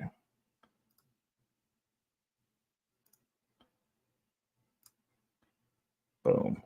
Okay. It's pinned to the top of the chat, guys. If you guys want to come up and rock out with me for a little bit, see what we got going on here. Obviously my first day back, but all the important people rolled through. But yeah, it's interesting that people would rather be right than win. And I see it in all cultures because I work with all kinds of people, but specifically within Black culture, it's 100% to a detriment a lot of the time. And then it's a lot of it's pride. It's pride and ego. Well, I had my birthday, so it was just the 1 week. I'm going to be back on schedule unless I've got a training or something goes horribly awry. But yeah. Also, if you guys aren't tapped into Own a Spot on Wednesday for her new, so this Own a Spot is one of my guilty pleasures, and because she talks about like pop culture news, and I'm really not into it, but the way that she presents it, it's actually pretty interesting, and she presents stuff that other people don't talk about, and it's really good. So if you got an opportunity to tap in with Own a Spot, definitely do that. My homie, my brother, what's going on? How we doing, bro? What's up, man? How you doing? Bro, over here just dealing with knuckleheads, man. People be trying to get disrespectful like I'm gonna get upset, bro. I don't understand it. You the fucking guru of this crypto shit. How could they? Well, it's not that. It's just it was one of those quasi manosphere relationship conversations, but it tailed off into money, and I'm like, we're gonna talk money. I don't even understand why you were even on the panel. You can't relate to that bullshit. Because I'm logical. Yeah, but with a lot, those niggas don't believe in logic. They believe in emotion. Oh, 100%. That's why they. But I still like dog walking them. Actually, I don't even dog walk them. They dog walk themselves. You know the funny thing about those cats? It's just like you said, they be like, "Oh my, I got all the women and this other shit." It's like, nigga, you be on YouTube live streaming for 8 hours every night. Where's your wife at? Where your girlfriend? Where them girls you was talking about, nigga? Like, motherfuckers can't even get no water, bro. Like, where's your water? Like, you've been on here for 7 hours. Ain't nobody offered you a drink or nothing? That's what I'm saying. You talking about I don't know, man. I learned a long time ago with YouTube, I just got to keep it all money, all fitness, motherfuckers that drink wine and do wine reviews, movie reviews, simple shit. Keep that shit simple. I don't give a fuck about none of these niggas talking all that panel and dating shit. The cool thing is you was talking about money with him, and what was he exactly saying about real estate? Was he actually did he know what he was talking about? Well, so he had a strategy, a specific strategy, and he's like, "Oh, like you gotta if you're talking about doing it as a community, you gotta group up and you pay cash." Blah, blah. And I'm like, no. The only reason I was like no is because literally I had a backroom meeting with a man who ran for the treasury of the state of Kansas and contended and almost won. Like, this dude had money, self-funded, grassroots campaign. Right. He does most of the land development around here. Mm-hmm. And he sat down in the meeting and was like, look, this is the reason because like I asked him then, because I was like, well, you're rich. Like, why don't you fully fund these things? Right. And he was like, I'll tell you why. He was like, because if something goes wrong and you're in it with the bank, the bank is your business partner, and you guys together, if I have a project that goes sideways, he's like, the bank comes and sits down with me and we talk about how we're going to get out of this. Yeah. If you are on your own, or if I'm more into it than the bank is, they just take my shit. Yeah. And he broke it down. He was like, look at what happened over COVID. He was like, you know who lost their houses over COVID? All the Dave Ramsey dickheads that didn't finish paying off their house that lost their jobs because they were over the bank's threshold to where the bank makes money. And if the bank makes money, none of that shit that they had to do to keep you in your house applied to you. They just took your fucking house. They didn't negotiate with you. They didn't give you an option. Those were the people that lost their houses, the ones who paid more. And he was like, no, you take all the money you can from them, all of it. And you pay them back on your terms. And he was like, and like what he told me, he was like, don't get too far into that loan until you're at a point to where you have enough assets to where if you lost your job, you could cash out assets and pay that house off and figure out how to pay your taxes. Right. Because if you don't, if you're not in that window, you're fucked, because they will just come take your house. They will not ask you about payments. They will not give you any more than the bare minimum of time they have to let you in. Right? What? That's eminent domain at that point, right? No. It's just, so the way the bank looks at it is when you know that part where specifically, I'll use Anton as a reference, where he talks about, oh, well, you just pay an interest and you're not going to own the house and you just throwing your money away. Yeah, that whole time, if you just stop paying them and you're just paying interest, they're going to come work with you. They're going to do everything they can to keep you in that house because all you've paid is interest. That means they're into that whole note by themselves. Y'all are still partners then. That's the reason they negotiate with you. As soon as you get through a certain threshold to where they're like, yo, I can sell this. And we're going to make a profit, the bank does not care about you anymore. They're just like, yo, it's cool if you pay us. But like, if you don't. What's crazy? I'm learning something because, I'm in real estate, but I purchased my real estate through private money lenders. I don't use traditional banks. Yeah. So what's the difference there? Well, I guess private money lenders are looking at the property as an investment as well. You guys are partners, but it's like, if you default on this, we know we can just take your house. Exactly. So they're banking on, because a lot of people that get into the investing as far as with like fix and flips, they don't know what the fuck they're doing. You know what I mean? Oh, hold up 1 second. Salutes, Jake. My bad. I see you down there, brother. Yeah, ain't no problem. I'll let y'all talk. I was trying to fix something, and I guess I got kicked out or something. I don't know. Oh, you good, bro? You good? You can kick it, man. You're welcome up here anytime. Okay, sorry about that, Kevin. I just wanted to make sure to acknowledge Jake down there. Nah, it's all good. What's up, Jake? What's cracking, bro?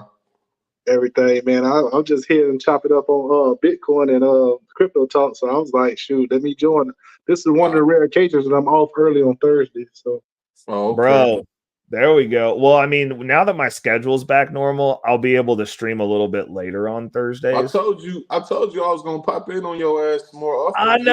I know, man. I've been. You never know. Like I told you, I was like, I seen that notification. I'm like, I'm gonna tap in. I'm gonna tap in. I Bet, gotta go tap in on you know, I've been trying to be better about letting people know, but yeah. obviously, like once I'd say it'd probably be about 3 weeks, and we'll be back to like our normal viewership because people will be like, "Oh, you're back," and I'll be like, "Dude, I told y'all I wasn't gonna be here for my birthday, bro." Like, Yeah. Oh, it's When your was your birthday? birthday? Happy it was birthday. my birthday last week. Oh, happy belated, Oh. bro. Oh, no problem. Hey, man, you know, I'm an OG now. How old are you? Now I don't know what I'm talking about because I'm old. How old are you? 40. Are you? You older Yeah. than me? Damn, bro. I didn't know you was older than me. I thought you was way younger. Yeah, show me some goddamn respect, bro. Damn. I don't know why I thought you was like 30, 33, 32, bro. You still look hella No, like you take good care of yourself, G. You take real good care of yourself. you just gotta work out and be in the sun sometimes. I don't know. Like, Ain't no sun in Kansas City, man. bro, dude, it's about to be 70 tomorrow. For real? Yeah. And it was 20. It was literally, I'm not joking. We went from 80 degrees to 16 degrees. What the fuck? Yeah, all the trees flash froze, and then one of the big ones fell down behind my house. And Damn. now today it was 50 degrees, and tomorrow it's gonna be 70. Hey, I'm coming out there this summer, G. I wanna go to a fucking Royals game. I'm like, fuck it. You know what I mean? Hey, bro, Royals games are fun to get drunk at. So, like, you let me I know. can We will imagine. coordinate that. We gotta go to one where they have the free. I got the drinking channel. So Where you live at, bro? Where you live at, Huh? Jay? What you say? What? Where you live at, bro? I'm in Florida. Oh, where at? Tallahassee? Nah, Tampa Bay area. Okay. I'll bet we might have to come down and see you too. Yeah. But I was dude. I was paying attention to that to crypto talk that you was doing, man. Like, you know, I'm a Bitcoin maximalist, but I do anything to get me some extra Bitcoin. You feel me? Yes, sir. Yes, But sir. I was going to tell you to check out coingolive.com. I don't know if you ever been on that before. What's that? It's a website that actually show you, you know, previous all-time highs and what coins was at the previous all-time highs and how much percentage they got to get back to it. What? And this is I'm looking at it right. Okay. But you have to click on something to do it. But when you click on those previous all-time highs, you can look at the good projects that you see and be like, yeah, that's going back. And then you can calculate how much money you're gonna make from there. You know what I'm saying? Like Chainlink or Filecoin. You know, Filecoin may go back to its all-time high because it was their last bull run. It's say like 2 years ago. And you could be like, okay, I need 100 Chainlink. All they gotta do, 100 Filecoin. All they gotta do is hit his all-time high again. It's like 3,000% away. How much 3,000% is the amount besides the money I want? You know what I'm saying? So I put $1,000 in there or something. Yep.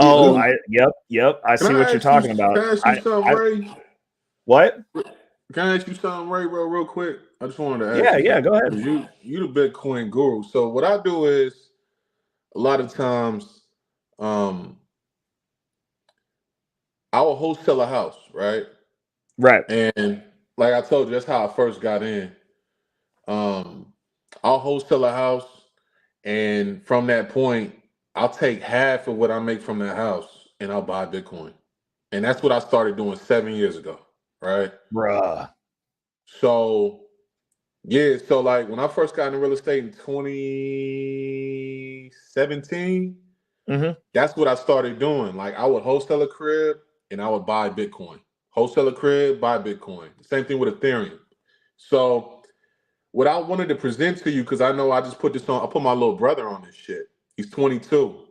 And he was like, yo, I want to save 10,000 this year. And I'm like, all right, it's easy.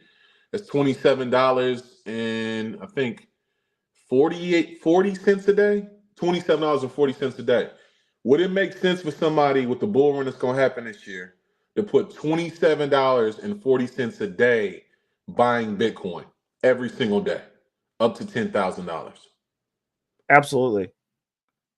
I mean, did you see when I pulled up my portfolio for my next down payment savings, the part of it that I allocated in Bitcoin? I mean, that started with it was like $30, $20. The only, like, for me, with the way that my income is now, I went ahead after I did those first 2 buys. I was like, okay, I got to figure out like a plan and budget this, because I was like, cool, I have X amount of money coming in, and this is what I'm using to manage my floating debt, and then everything else needs to be invested. Mm-hmm. So what I did was it's the first time I've ever set up a budget, quote unquote, Right. but like I have a certain Financial allocation statement of money that I use specifically that's going towards my down payment. It's my opportunity fund money. But right now, since we're looking at another property or upgrading this one, that's what that's going towards. And I was like, what are you gonna buy? You gonna buy multifamily or single family? Probably a single family. It depends. You can like off market. Look off market. How do you? I might have to get with you about that, because like I don't know how to do that. Well, I got a question with you with that $27 a day. What do he got a lump sum of $10,000 right now? No, so my brother, he's 23, right? So he don't make a lot of money. You know, he's a young dude, 22, fresh out of college. You know what I'm saying? And he was like, Kev, he was like, bro, how can I save 10 bands in a year? I said, bro, 10,000 divided by 365, that's $27.40 a day. So I said, look, he'll hit 10 bands well before that over a bull run, though. I said you could easily put that in a savings account, but fuck that. I'm gonna tell you, I'm a stock dude. I'm stocking real estate. You know what I'm saying? But I was smart enough years ago to be like, you know what, this stock, this crypto shit, like 7 years ago, I'm like, this shit gonna take off. Because if you look at the history of currency in the world, it always evolves, right? So digital makes sense. So I said, look, every day buy $27.40. Fuck the McDonald's and Starbucks and all that. Fuck all that shit. Make brown bag, make your own coffee at the crib, and buy $27.40 worth of Bitcoin every single day. You know what I'm saying? And that's $10,000. And with this bull run, I couldn't imagine how much money he gonna make off of that. Yeah, he probably gonna 4x that. You know what I'm saying? But but the later parts of it's not gonna really gonna 4x that much. But if he started early this year, then it's going. Yeah, he just started in January. He's a young dude, bro. So it's like, you know what? You got to remember, like, I'm a real estate dude. So for me, a 5 to 7% per year stock market, that's great. But for this shit, 4x, 3x, that's amazing. Yeah, you know what I mean? For sure. That's a grand slam. That's why I thought he had a lump. I just thought he had a lump sum. Nah. I was like, if he had a lump sum, throw it in there now. But what I told him though too is I said, look, that's bare minimum. But if you have opportunities where he do photography for real estate guys, so like he'll get like $1,000 to go shoot some real estate shit. I said, nigga, take that extra bag, throw 700. You know what I mean? Get your ass up to like as much as you can as possible. Yep. And then that shit gonna go stupid. You know what I'm saying? And it's bigger than actually like gaining more fiat or more money. It's this if Bitcoin takes over the way it's supposed to, it's political power, it's influence that you're gonna own. And like people think $60,000, $50,000 a lot, but if you one of those ones that got a full Bitcoin, you're gonna have influence over maybe not a huge variety of people, but you're gonna have influence over people. So the influence factor is a factor that people is not calculating for the amount of money you're spending. I mean, like you can't earn enough money, you can't buy enough real estate to have influence on like society right now. These people that got all the money, they got trillions, bro. And you having a bigger piece of that pie is the more influence you're gonna have on what's going on in Earth. Because you know what I'm saying? Because you ain't gonna be able to be like, they ain't gonna force you to send your Bitcoin over. You got a choice at that point. Right. You're right. Well, I mean, it's not just that. I've told people multiple times. I'm like, when I bought this place was the last time that I pulled crypto out of the market into fiat, and I regretted it. That house? 2020. Oh, okay. Yeah. So the last bull run. Was it back then? So was it a 2-3? Is it a 3-1? What is it exactly? It was, I think, last bull run during 2020. It was like at 20 something. No, I mean like the house, like the specs on. Is it 3-bed, 1 bath? What is it exactly? Yeah. Well, no, technically it's a 2-1, but there's an unconforming bedroom off the garage, so it's a 3-1. Okay. So how much did it cost in 2020? It was, I got it for 106. That's amazing. I mean, you could buy a fucking house for 106,000. That's crazy. Yeah, that's good. Well, I was planning on buying it for 120, but Bro, you know how the appraisal didn't come in right the way that the dude wanted. That's mind blowing to me, bro. Yeah. You can't. And then get it out here for less than 500. And if it made like you want to hear the rub on it, I gave him the FU price because he had concessions. So technically, the fully loaded price was 106, but it was down to 100 after the stuff that he was supposed to fix that he didn't. And I was like, take it off the price. Yeah, I was like, you're eating that. Damn, bro. Shit, you got a house for 100 bands? That's crazy, bro. I'll send you what it's appraising for now. Like what the going rate in the area. It's stupid. I could imagine. You bought at the best time. Shit. Well, and we haven't even gotten the Olympics yet. That's the reason I'm trying to get another one. Kansas City getting Olympics? Or World Cup soccer. My bad. When? I forget which one it is, but they just built a brand new stadium specifically for that. And we got like a women's soccer team, but they built this stadium specifically for the World Cup. And I think it's like 20. When's the next one? It's like 2026 or something like that. Okay, so it's gonna be in the States. Yeah, I got a question for you, Kev. When I know you've been buying houses and buying crypto as well. When you flip houses and things like that. Yeah. What you think about? So when your Bitcoin get to $300,000-$400,000 a coin, you see what I'm saying? There'll be actually borrowing features and stuff like that you can do. And your house is going to be, or duplex, I don't know what you got, but those normally like single family homes is about that price range.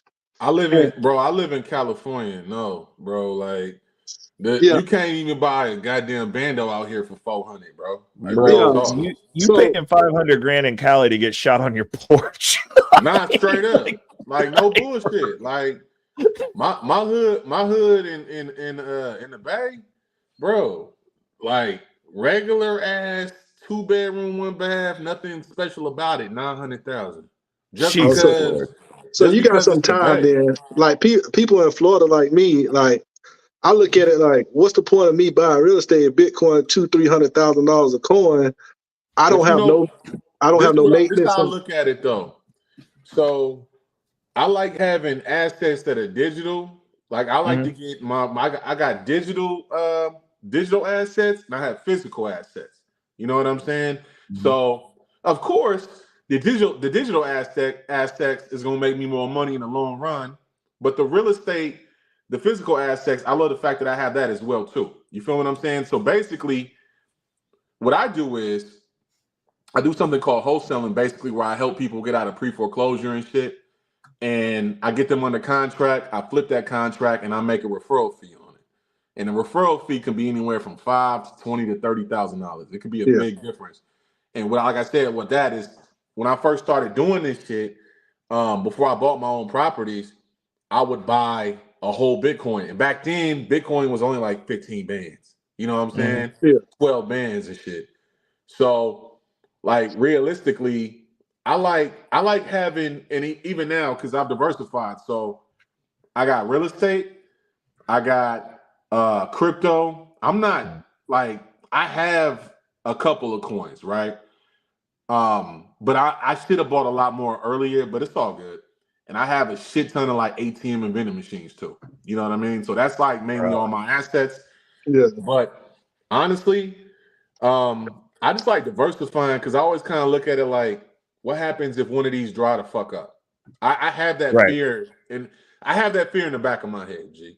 Like, you feel me? Like, I always think like I'm irresponsibly long in Bitcoin. Like I'm all in. No, so, I respect that. I respect that. So because you know what? Most people are like most people like you and Ray. Like, well, Ray, you in the real estate game too. But I mean, cats are like 99% Bitcoin, no real estate. And for me, I'm like, bro, I need 30, 30, 30. You know what I'm saying? 33, Yeah. 33, 33. I need to have my shit spread around just in case if this motherfucker dry up, I got this shit over here. That's just me Right. though. You know what Right. I'm saying? So like, So hold on. I I'm got a couple of heavier. questions I want to field real quick. So he said, so Goku 20,015 said, what do I think about people saying that this is the last big bull run? It could be. Very much so. Like, I mean, the more regulation they bring in, it's going to become like the stock market at an eventual point. But the deal is this, and we've been saying this for a long time. Like, we knew way back when I first decided to go all in on Bitcoin, that eventually they were going to start shutting the door for normal people to be able to compete. And I've said this multiple times. I believe in it wholeheartedly. When they find something that works, they've got to rein it in. They've got to figure out a way to control it. They stamp it down. And the moat that they build isn't against the people that are in the space. That just becomes the new upper class. They do it to keep everyone else from getting in. Can I ask you something, Ray? Would you ever invest in Bitcoin ATMs, BTMs? I think they're really early. We have a few in town. I thought about buying some. They're so fucking expensive, dog. Like, yeah. I mean, I just don't. I feel like moving forward, it could be a thing, but it's regulated heavy now because they didn't want the small man to get rich, so they treat it like you almost need a banking license to sell Bitcoin ATMs. I think Bitcoin Zay, I don't know if y'all follow the gentleman of crypto, but he wrote Bitcoin in Black America. He used to I know Zay. He used to. I got like 5 copies of that book for everybody in my family for Christmas. He used to do Bitcoin ATM. He's a cool dude. I met him out here a while ago. Yeah, he down in Florida now, in Miami, but he used to do Bitcoin ATMs, and he got out of the business. He explained to us that's the reason why, because they're trying to do like janky stuff because they want to control everything.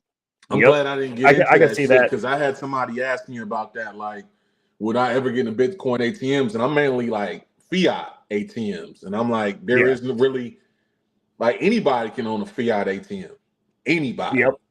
So, you know, I don't have to go through no bullshit at all. That bull run thing, though, I think, if it don't happen the same way it did all prior 4 halvings or whatever, and then we finish up in like the middle of summer 2025, we're gonna keep going. How high do you think you guys think it's gonna go, bro? I'm projecting 250 to 500. That's where I'm drawing it at, and that's based on if we hit previous all-time high before halving, then I think we're going to be at 100, 125 this year, easy, probably higher. 125 bands. Yeah, Ray, you finna make me a fucking 100. I think if we hit that though, then my numbers are 250 to 500. Now, if we hit 500, like literally, you're gonna see me running around acting a damn fool. I'm gonna be sitting up here with the Gucci. I'm gonna be on Anton's panels every fucking day, like for a month, with my own Gucci robe and glasses, and we're gonna be arguing, and I'm gonna talk shit. Didn't he tell you Bitcoin was a scam or some shit? No, it wasn't that. They just don't. Him and Wall Street Trapper both said, like, well, he hasn't said that he doesn't think it's going to go to 100, but Wall Street Trapper literally big banked me because he was talking shit about wanting to bet on Bitcoin not going to 100. I was like, what happened to that? I thought he was going to get you 100,000. Yeah, he said I got to put up 100 grand or he's not going to fucking do it. And I was like, that's a real expensive way to go about not being wrong. Yeah, I would have just put it he just didn't want. So no, Jake, I didn't put the pictures in the Bag Chasers channel. Wall Street Trapper got into a whole ass argument with me on Instagram. I've seen that shit. You put it in like a whole argument, bro. Yeah, it's definitely going to it's definitely going to go to 100 grand easy. It might hit that by April, but damn, for real, by April. Yeah, man. Once it passed, if it hits it by April, bro, I'm off the roof, bro. I'm a crash out. Let me explain to you how much money is involved in this bull run.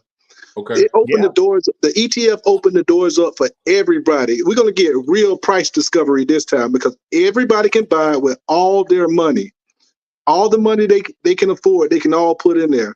So And these are trillions upon trillions upon trillions. And one entity got a 10 trillion to put in there. Then we just Morgan Stanley and Merrill Lynch just they're $1 trillion companies. They just said they're gonna get into this thing. So once we pass 69K, bro, it's on. It's price discovery after that. And and the news gonna be like Bitcoin's at its all-time high. Everybody's gonna be able to buy it, and everybody's gonna be wanting it. Well, there's one thing that I gotta add that you missed, Jake. Jim Cramer's bearish on Bitcoin, and you know he's always wrong. Yeah. So he thinks it's gonna crash. So like it's going up. Information, he gets paid to give out false information. That's the whole point. Yeah, but I was like between 120 and 180 was my high, but it's creeping back. It's creeping up closer to 200. So that's when I'm gonna start taking out. So like I'm gonna start dollar cost averaging out so I can buy some dips. Did you see what I showed you? I gave you guys the pro metric on that because nobody watches my show, so I can just tell the truth over here. All you got to do is wait, look at the top 10 on any of the market cap listings for crypto. As soon as you see Tether and USDC drop out of the top 10, that's when you can start dollar cost. That's when you should start dollar cost averaging out. That's when it's starting to get like peak. And then it's getting ready to start making that tilt. Yeah, that makes a lot of sense. That makes a lot of sense, right? Because once those stable coins drop out and it's just cryptos in the top 10 and everything's blowing up, like that's when you start dollar cost averaging out to make sure you secured some. Like me personally, like I don't dollar cost average out of Bitcoin. I dollar cost average into Bitcoin, Ethereum, and Chainlink. So like that's when I start moving my portfolio over during the bull run. Because I'm like, I'll let y'all, man. Y'all have a good week, good night, man. You too. So Hermes was asking real quick, Jake, let me get this question real quick. Hermes asked, how else would you have purchased your home without cashing out the crypto? I could have just worked more. Like, honestly, it would have been worth it for me to just like pick up some side jobs, start Ubering again. Like it just wasn't, it wasn't something because even with the appreciation of my property, it's nowhere near what that $6,000 in Bitcoin would have done for me. Like the appreciation on that. So the one reason, and like to Jake Fever's point, the one thing that I was going to say is the reason that I made the purchase of the home strategically though was as a renter, you're subject to price increases of rent. And I didn't want to deal with that because like I knew we were about to get hit for a few $100s a month. Yeah. And so it was a strategic move to secure that. Like now, have I put that $6,000 back many times over? But it was the premise of the opportunity cost. Like the loss is the loss. Like you have to explain it. So like I was talking to somebody about in one of my back channels, because like one of the back channels I'm in, it's a bunch of investors that I've been investing with since I started in crypto. These guys like helped me get started, but we have some new guys who came in after we started. Like there's like one or two people that we've let come into that group.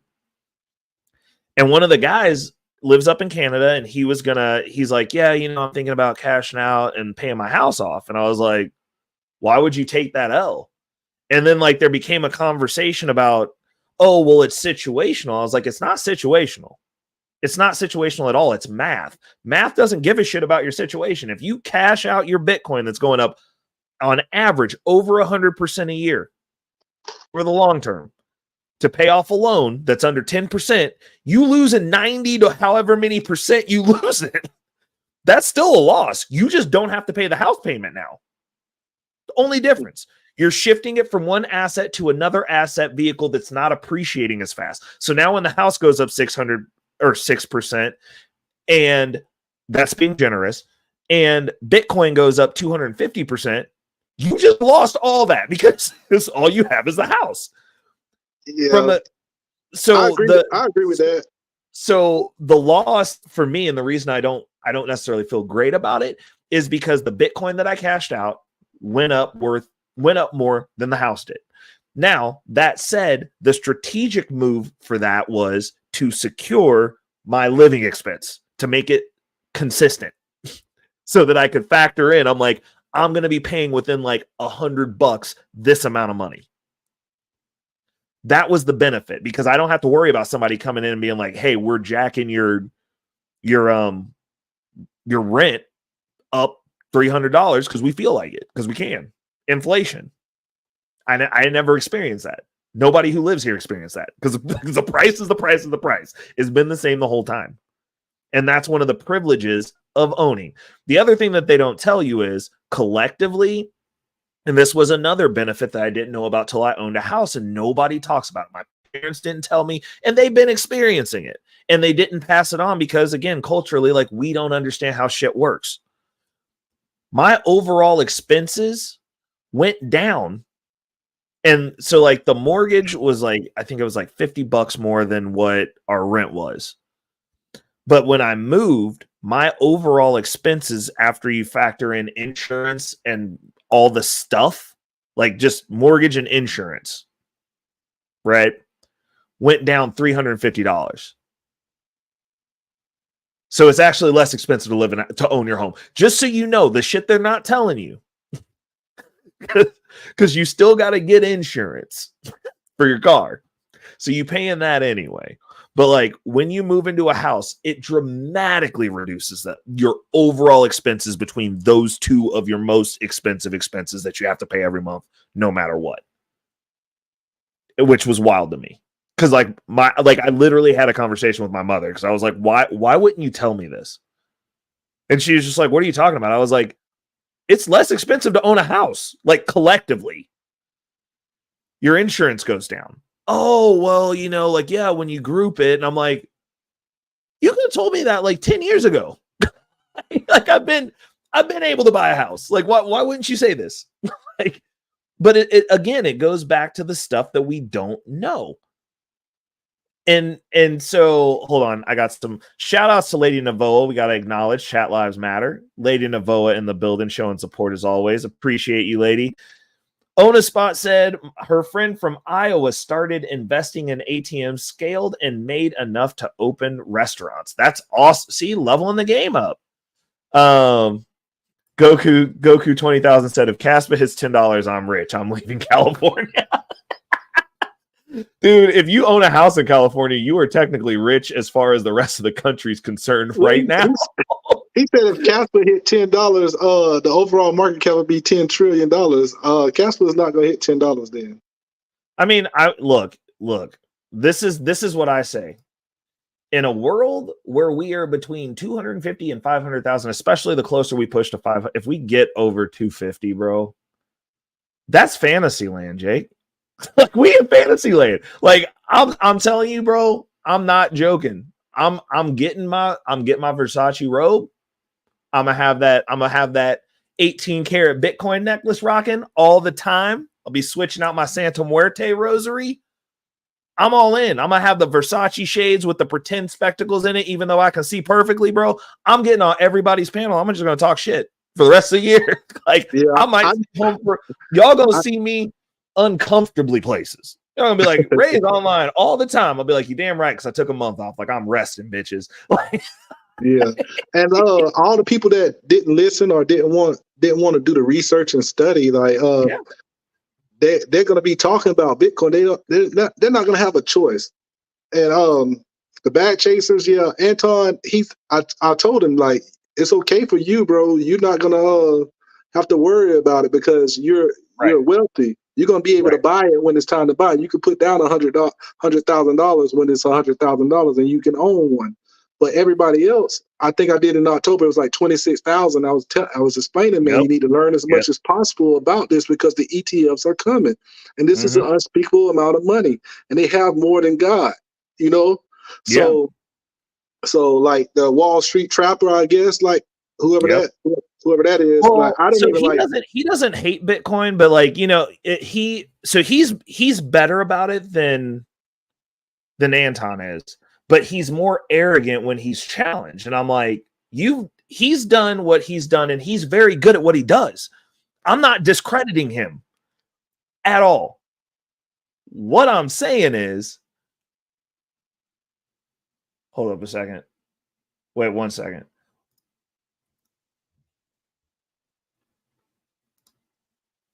Is that actually you on a spot? Yes. Oh, okay, cool. I was about to say, I was like, if they got a voice coder and that's not you, and I get a dong on my channel, bro, I'm just gonna fall out. I'll be like, hey, well played, you won. But there are no. dongs in this house. Dong free household. Oh my Hi, god. Jake. This is gonna be my new up? game. Is just getting on a spot to say embarrassing stuff so I can clip it later.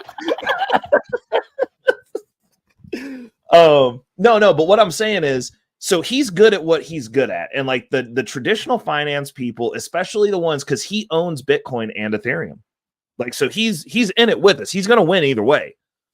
See, but when they that's what I don't like. That's what I don't like. He telling people that it's not gonna go to 100K, but then gonna own it as well. But from a traditional finance place, they're not used to these multiples, dude. Like, he hasn't been through a bull run, and that's what I kept telling him. I was like, you haven't been through a bull run. Like, you don't know, as Anton says, you don't know what you don't know. I've done this 3 times. Yeah. Like, I've done this for a decade. Like, you got to sit at the feet. Like, and it's not like I've just bought Bitcoin and held it. I've mined Bitcoin. I've provided liquidity. I've done on-chain transactions. I've done intercontract transactions. I just had to go get actually, you know what? I got to put that on my list of things to do. I had to go recover some coins that had migrated to a new contract the hard way in the contract. Like, I actually utilize the stuff that I have on chain. Like, I don't use centralized exchanges. I don't have coins sitting on Coinbase. Like, I buy on Cash App, send it to my Thorchain wallet, swap it over into another chain, and then do what I got to do. I've been doing this for a long time. So I'm like, if you're telling me what your projections are, I'm like, what metrics are you looking at? And for somebody who is, and this goes the same for Anton, for people who are in the space of finance, and you're talking about, you're breaking down stocks, do you not look at the charts? That like all you got to do is look at the last 4 times this has fucking happened, and look at the number at the start and the number at the end, and do the fucking math. Like, it's this is the. I'm not smart, Jake. I promise you. But I know that if something goes up and I'm like, well, last time it went up to here, and what was the difference? Okay, the next time it went up to here, and what was the difference? You're like, okay. You just do that math. You get an average and do that math, and you're over 100,000. That's the thing. 100,000 is conservative for Ray, where we're at. Ray, let me tell you something. What I believe, real quick before I take off. I think those people that's the traditional and they make money off education and stuff like that. Like they pride themselves in teaching you how to work the traditional market. Now, if you get into crypto and you don't need them anymore because you make the money you need, they can't teach you anymore. They can't get that revenue stream. They can't get your attention anymore. Same thing with Dave Ramsey. If he likes Bitcoin, which is really freedom, which he should be about, which is hating the banks and stuff like that, he can't teach you how to get out of debt anymore because he's losing his fan base and his customer base, because they're all entwined into the banking system and the debt system and the leverage system, and that all benefits them. So teaching you about Bitcoin and real freedom, it messes up their bottom line. Therefore, you see the EYL folks, I guess the Wall Street Trapper, Dave Ramsey guys, tell you that, hey, I don't know about Bitcoin. They know damn well about Bitcoin, because who doesn't pay attention to an asset that goes from fucking $0 to $70,000? And everybody in the big banking industry is telling you, okay, it's a flight to quality. You see what I'm saying? Right. So you got to do your research on that. If you don't do your research on that, you're unqualified to teach me anything about money. Well, that and I mean, especially with like the Dave Ramsey, like you could also add pocket watching with JT to that. They're becoming obsolete. They're becoming obsolete, completely obsolete. It's like, why do you need a financial advisor to get? He gets paid, you get mediocre results, or you could just get hundreds of percent a year on average, and just ride out, just continue to buy Bitcoin. Yeah, and if your financial advisor didn't tell you about Bitcoin, then they shouldn't be your financial advisor. 100%. 100%. But you saw what I said earlier about what is it? Hold on. Oh God. Wells Fargo. Wells Fargo and Merrill Lynch. Oh yeah, they jumped in. I thought it was Morgan Stanley. Or yeah, you're right. It's Morgan Stanley and Wells Fargo. Them going ahead and they're starting to push it for their advisors now. So yeah. I'm like, and like you know what's funny is I left that comment on one of Pocket Watching with JT's. Hey David, give me a peace sign in the back if that's you, bro.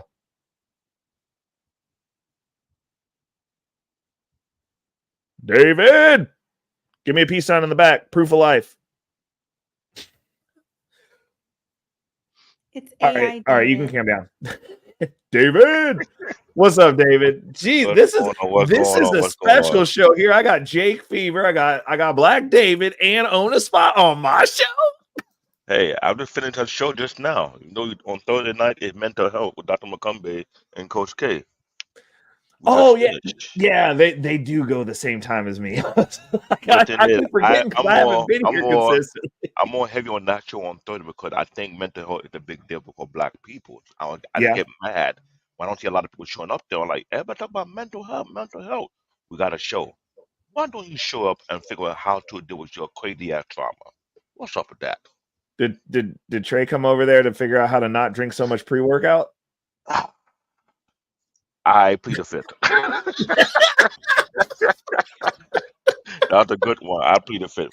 But the reason I came up here, I saw the title Black and Bitcoin, and I'm like, I've been having this thought in my head for the longest. I do have some Bitcoin. I do own a little bit over $400 or $500 of worth of Bitcoin. I'm just driving it steadily. And your boy Anton threw a nice unique monkey wrench a few days, almost a week ago, about F your saving account, take all your money out of your saving and put it in a broker account. And I was thinking, which you know what? That's actually probably one of the biggest gems that he's dropped on his daily show. Probably, most likely. And it's the concept of it.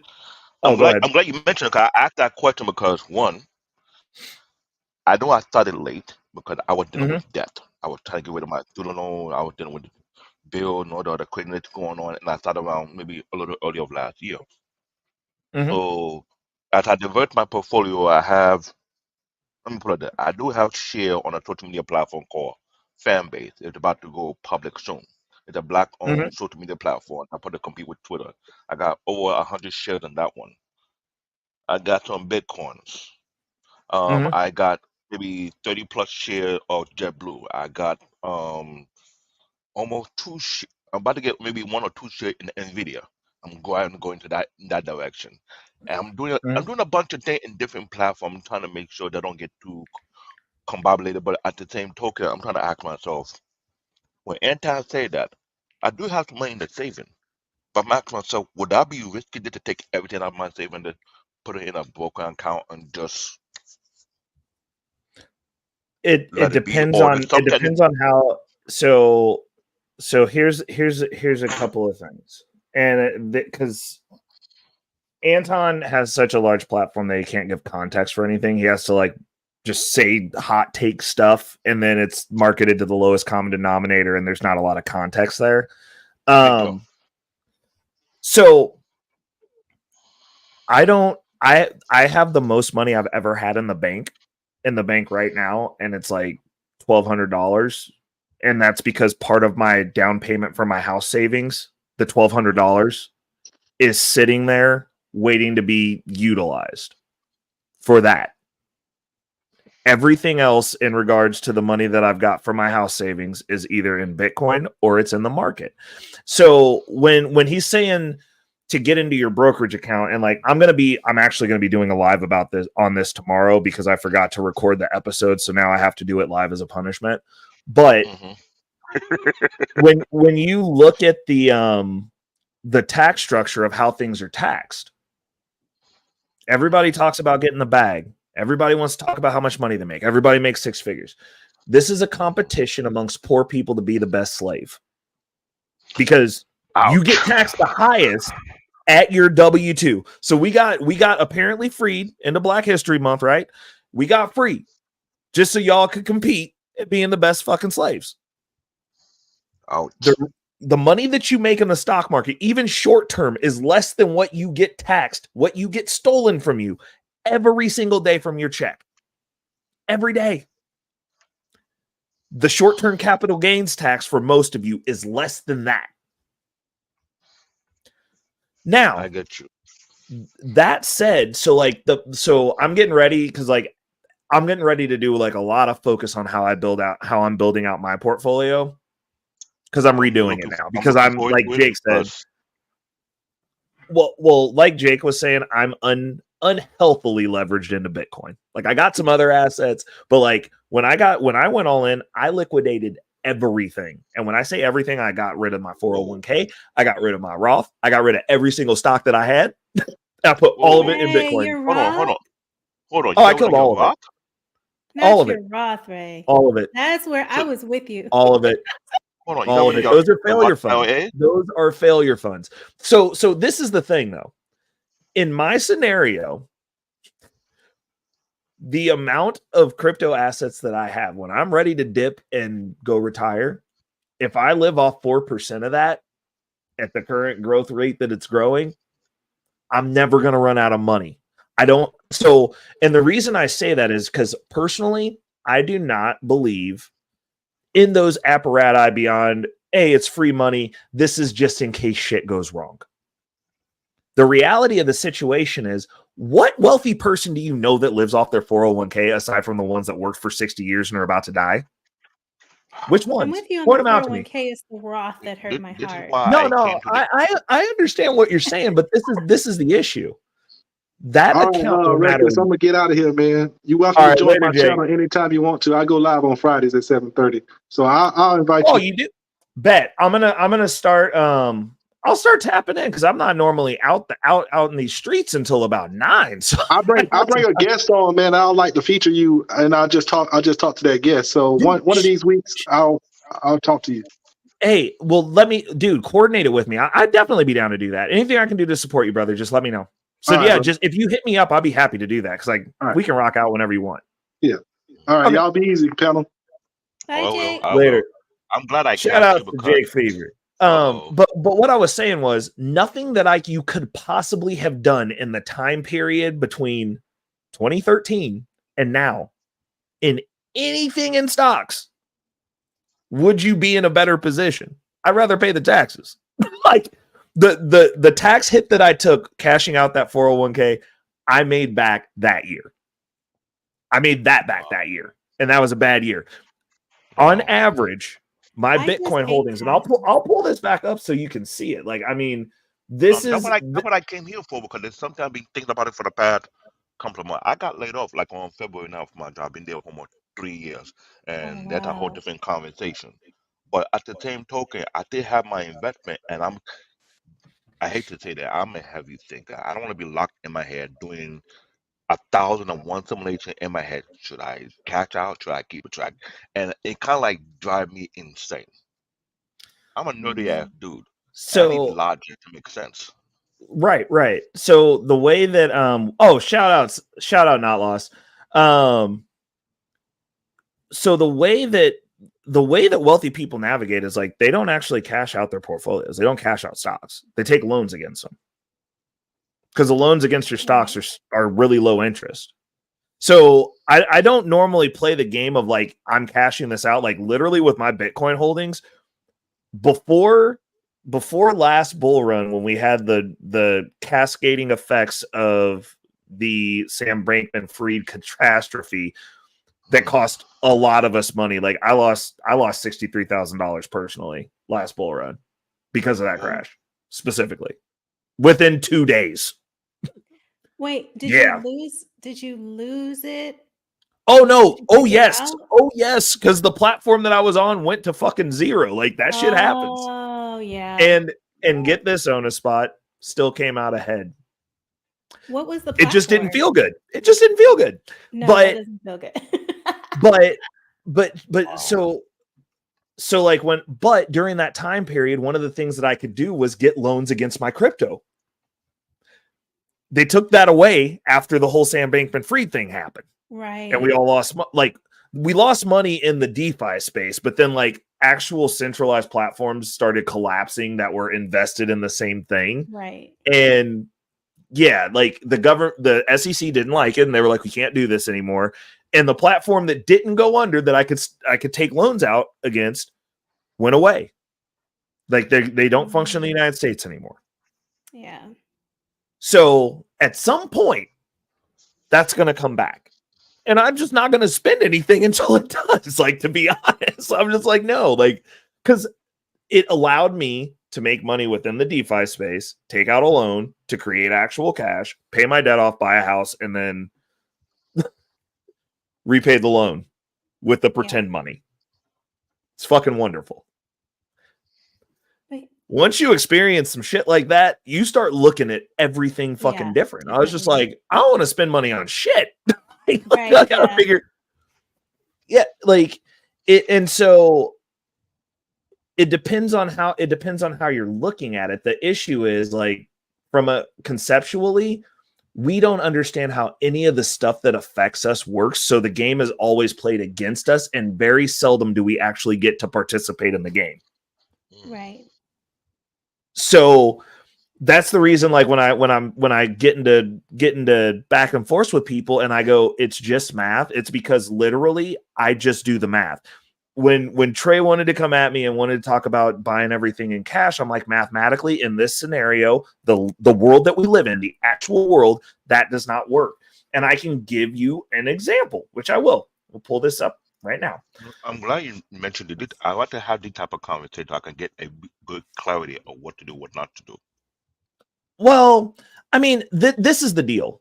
There's no wrong answers with money. There's more efficient and less efficient and inefficient. Oh. Those are the only 3 lanes you can be in. Because, like, if what you're doing mathematically, like, so for instance, if you're saving your money in a savings account, because, like, Trey's a big cash advocate. A lot of older people are cash advocates. Inflation, real world inflation, probably about 10%. You're getting 4% in the bank, which means that you are able to buy 6% less stuff with that money every single year. You're going broke slow, saving money like that. And that's just on food. Houses are going up way more than that.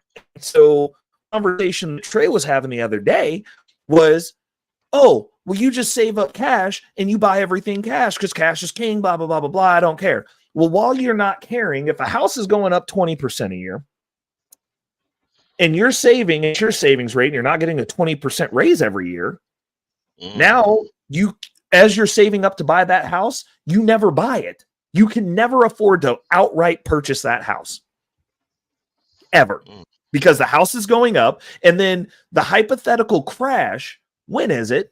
You just going to save indefinitely? The other thing that's going up is your rent. While you're renting, what? Get it now. Right. Well, the other thing that's going up is your rent. So now you're getting attacked from 2 angles because the house price is running away from you and the rent price is eating into your available income. So if you're not getting a raise that covers the increase in your rent, not counting inflation, because food's going up too, and you have to eat. And rent is mathematically, that logic does not hold in the current environment that we have. The reason it worked before was because all you had to worry about really was inflation at a very low percentage. So basically, you were in a stable state. Like it's like when you cook frogs. You got to put them in the water and you slowly crank up the heat, and they don't notice. That's right. The heat's been cranked very hard, and people are noticing now. So to say that cash is king in this environment is completely inaccurate because that is mathematically inefficient. It's not even efficient. It's inefficient. You're going poor slow. You just get to see numbers go up in a bank. That's kind of the, and I'm like, you can't stand and die on a hill and just not do the math. I'm like, just do the math on what you just said. Like, how does that make sense? Now, what I was going to show you is I can show you my this is what I'm using as a hyper accelerated savings account for my down payment for my house. I have a portion of the funds that I dollar cost averaged into Bitcoin. These are the results. I put $3,269.88 of my own money into this account. I recorded all my buys. Started off with $20, well, $30, but then I set up a budget that was for my house savings. The other portions of it are the little bit that's in cash, and then the other part of it's in the market sitting in QQQ, which was the fund that I chose to sit that in to get a little bit more aggressive savings than just putting it in the S&P 500. But where I'm at now, I'm up 56%. 56% since August. Those are hard numbers. There's nothing you're going to do in your savings account that's going to get you that 56%. If I would have put all of it in QQQ did not perform this well. It's just it's less volatile than this is. This is, but sorry. What? Oh, go ahead. Go ahead, on the spot. What platform are we looking at? This is CoinGecko. It's one of the so the platform and myself are sponsored by Delta. They just don't have, they just actually, good news, Delta Investment Tracker just released a desktop app that I'm going to test. So after I get it set up, we'll go there to look at this because this information is in there as well. But this is CoinGecko. It's where I go to, it's my backup for Delta, because sometimes Delta doesn't have some of the more risky coins that are lower in market cap. And so I have to put them in over here so that I can get like a full view of everything that I have. But I'm glad you mentioned that, because I have a platform that I install on my main PC called Interactive Broker. And I'm thinking I'm putting all my investment under one umbrella, because the Bitcoin is under PayPal. My share in JetBlue is under, what is it? Robinhood. Then I just started a new Acorn account. Then I got my stock in NVIDIA on my Cash App. And I'm thinking of pulling everything all under one umbrella on invest what do you call it? Investor Broker. I think that's the app called IKBR, something like that.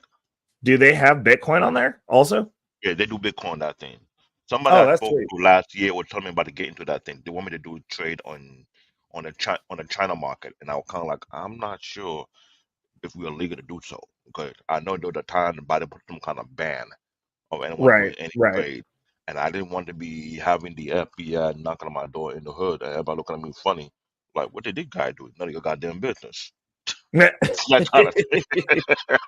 Bro, I keep a low profile for a reason. I'm in the hood, but I don't want everybody looking at me like, you always look suspicious. Maybe none of your goddamn business. I don't want none of that type of pressure on my neck.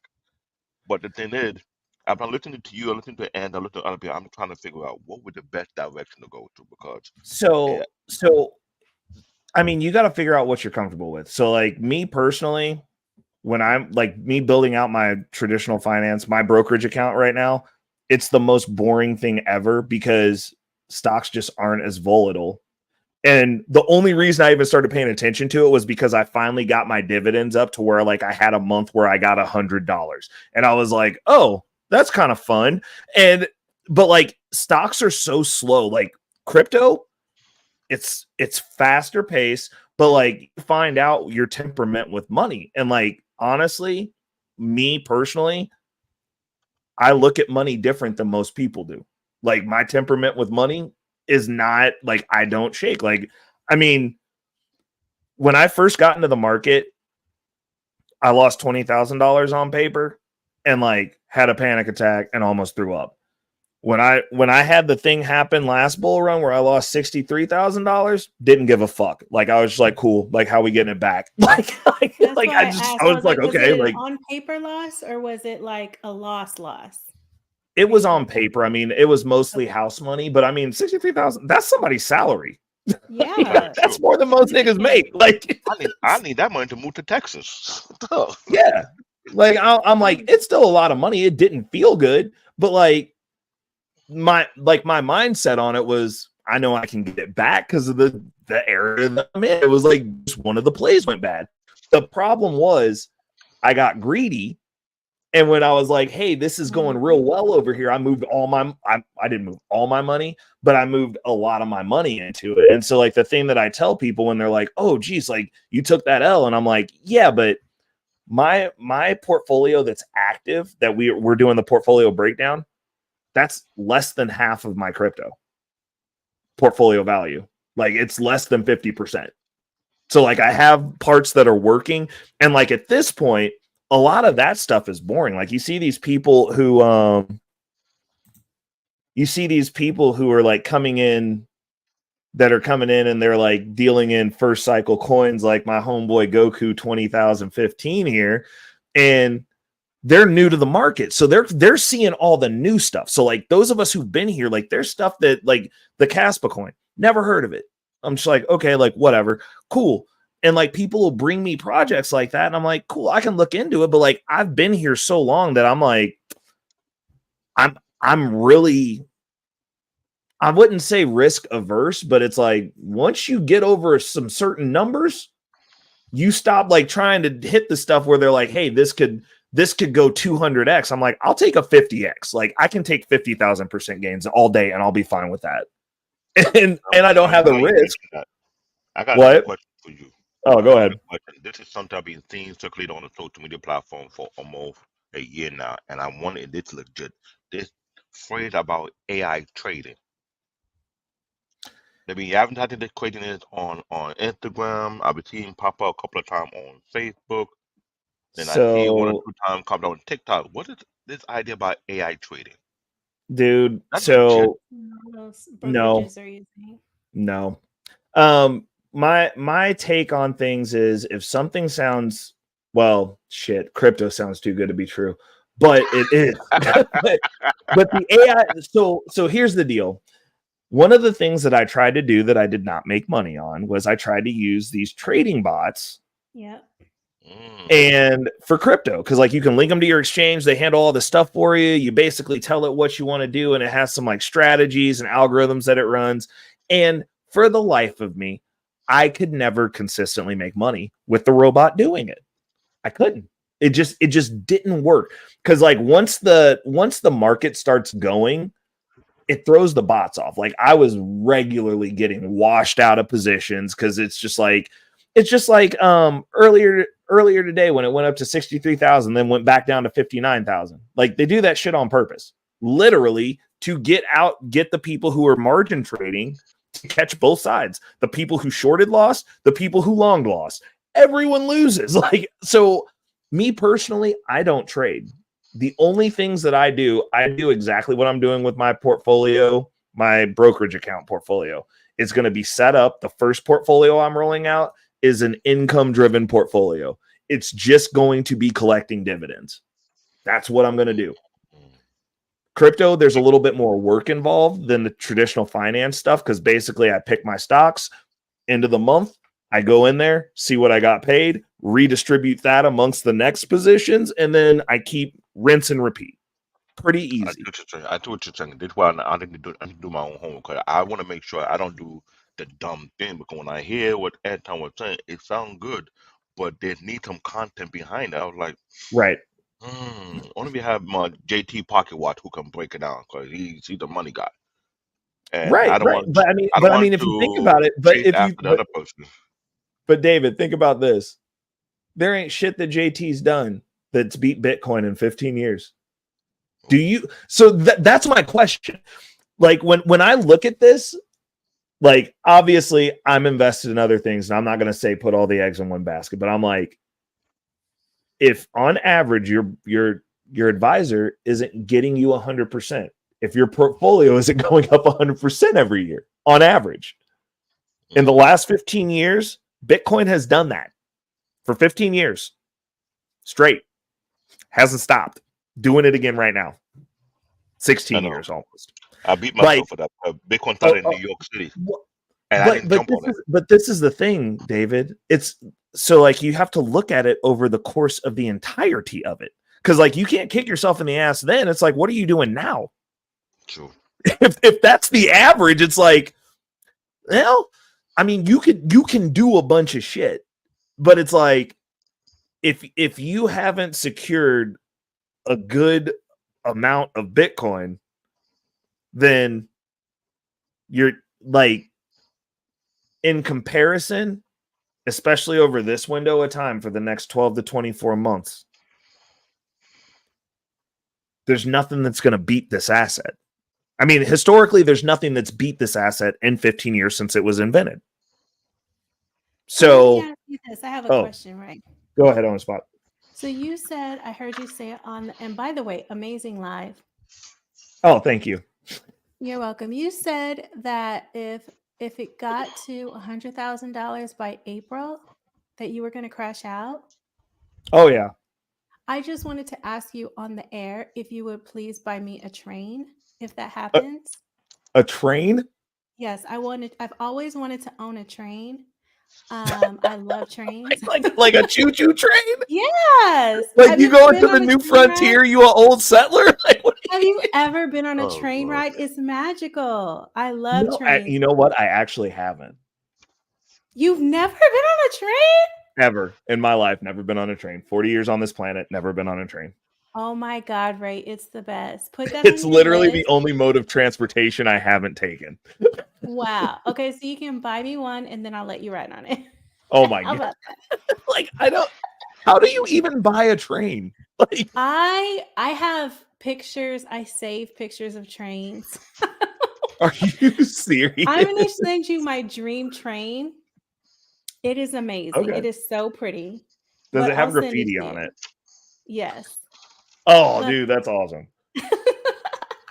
That's all I wanted. Thank you for having me.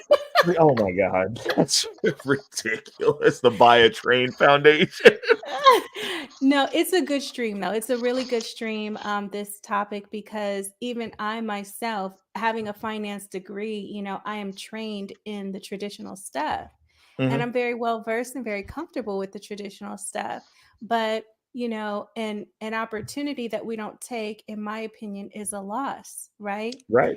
And so, you know, I don't do New Year's resolutions, but every year I kind of have a guiding principle that I focus on. And this year it was absolutely exploiting to the maximum every single opportunity that comes my way. Because if I don't do that, then that's my fumble, right? Because I am presented with amazing opportunities all the time. And so if I miss them, if I'm not paying attention, or if I am paying attention, but I'm too scared and, you know, and too much of a, you know, a fearful person, you know, to take it on, then that's on me. So that's what I'm doing this year. So I appreciate the stream. Ooh, Keep doing what you're doing, Ray. I will. I'm working on it, man. Everybody's working on being better. I'm just trying to do my part, man. Trying to move the needle, because at least then you can't say that nobody told you so, right? Facts. Okay, I'm sending trains to your DM now.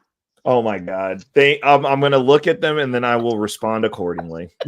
All right. Have a good one. Good to see you, David. Good to see you too. I know I'm always busy behind the scenes. You have a good one on the spot. Thank you for coming up. I appreciate you always. Bless. I'm glad I caught you on time, because like I said, I've been doing a lot of thinking, and you know me, I'm a deep thinker. Sometimes I get locked in my own head. And when people ask me questions about certain things, they wonder, like, do you really think like that? I think, you have no idea. I'm a nerd. I've been hanging out with old folks since I was a kid. All I did is pick their brains. I might be 45, but sometimes I feel like I'm 65. Dude, I feel you. I mean, so the thing that I like about what he said is, like, that's literally the mindset. Like, if my money's in the bank account, like, I do weird shit with my money. So, like, my money that I have 2 savings accounts. So, like, my bank account set up, I'll have, like, the checking account where the money lands when I get paid.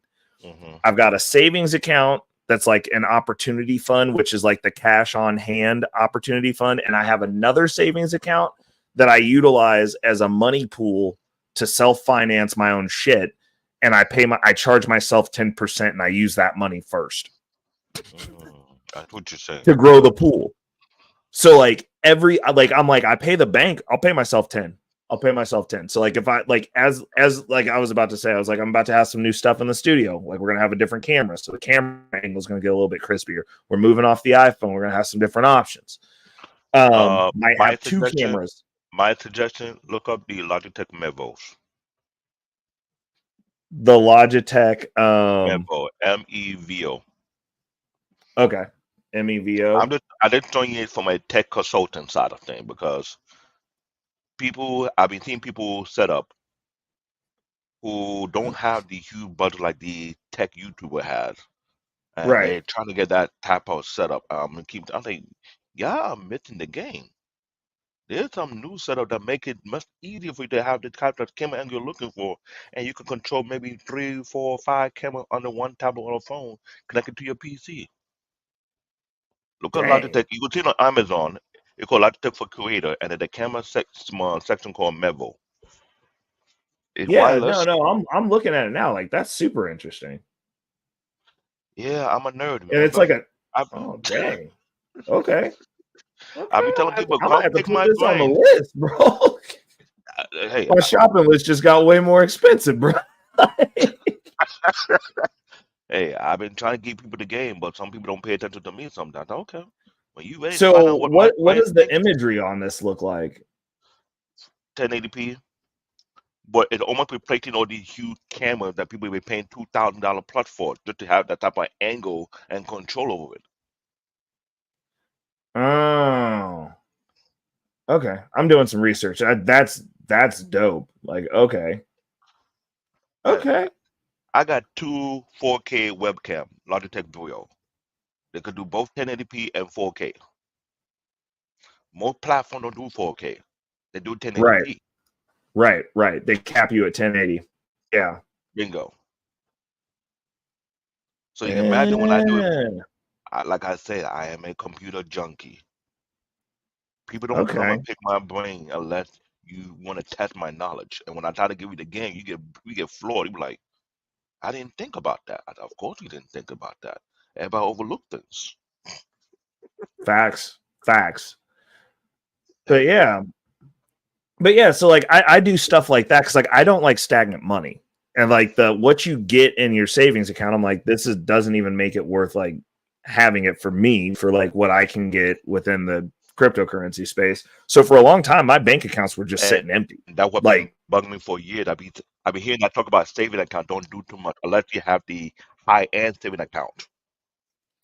I mean, even the high end though, like that extra interest rate. Even then, though, you're still not beating inflation because, and the reason that you'll never beat inflation in a savings account is because inflation sets the marker for how much the banks can give you. They can't give you more than inflation because then they lose money. That's the reason a savings account the only reason it went up from 0% is because we're at like 10-15%. If you actually look at stuff, if not more, in inflation per year. So they had to raise the rate because their rates that they're charging went up. Because you know what else goes up with those savings rates? The interest rate for all loans. That's where those. So they're going, hey, we need more money to give these people more loans. We're going to give you 4%. What's the interest rate for loans right now? 8%. That's how that works. Because they need your money in the bank because fractional reserve banking, that creates the pool that they get to loan out. So they go, hey, we've got to really incentivize these people to keep their money here so that we can go write these other loans because they're giving you 4% and they're charging 8 to 10. They're making money. That's how banks make money. Not why you take the money out of the saving account and put it in a broker account. Yeah, because then, well, I mean, think about it.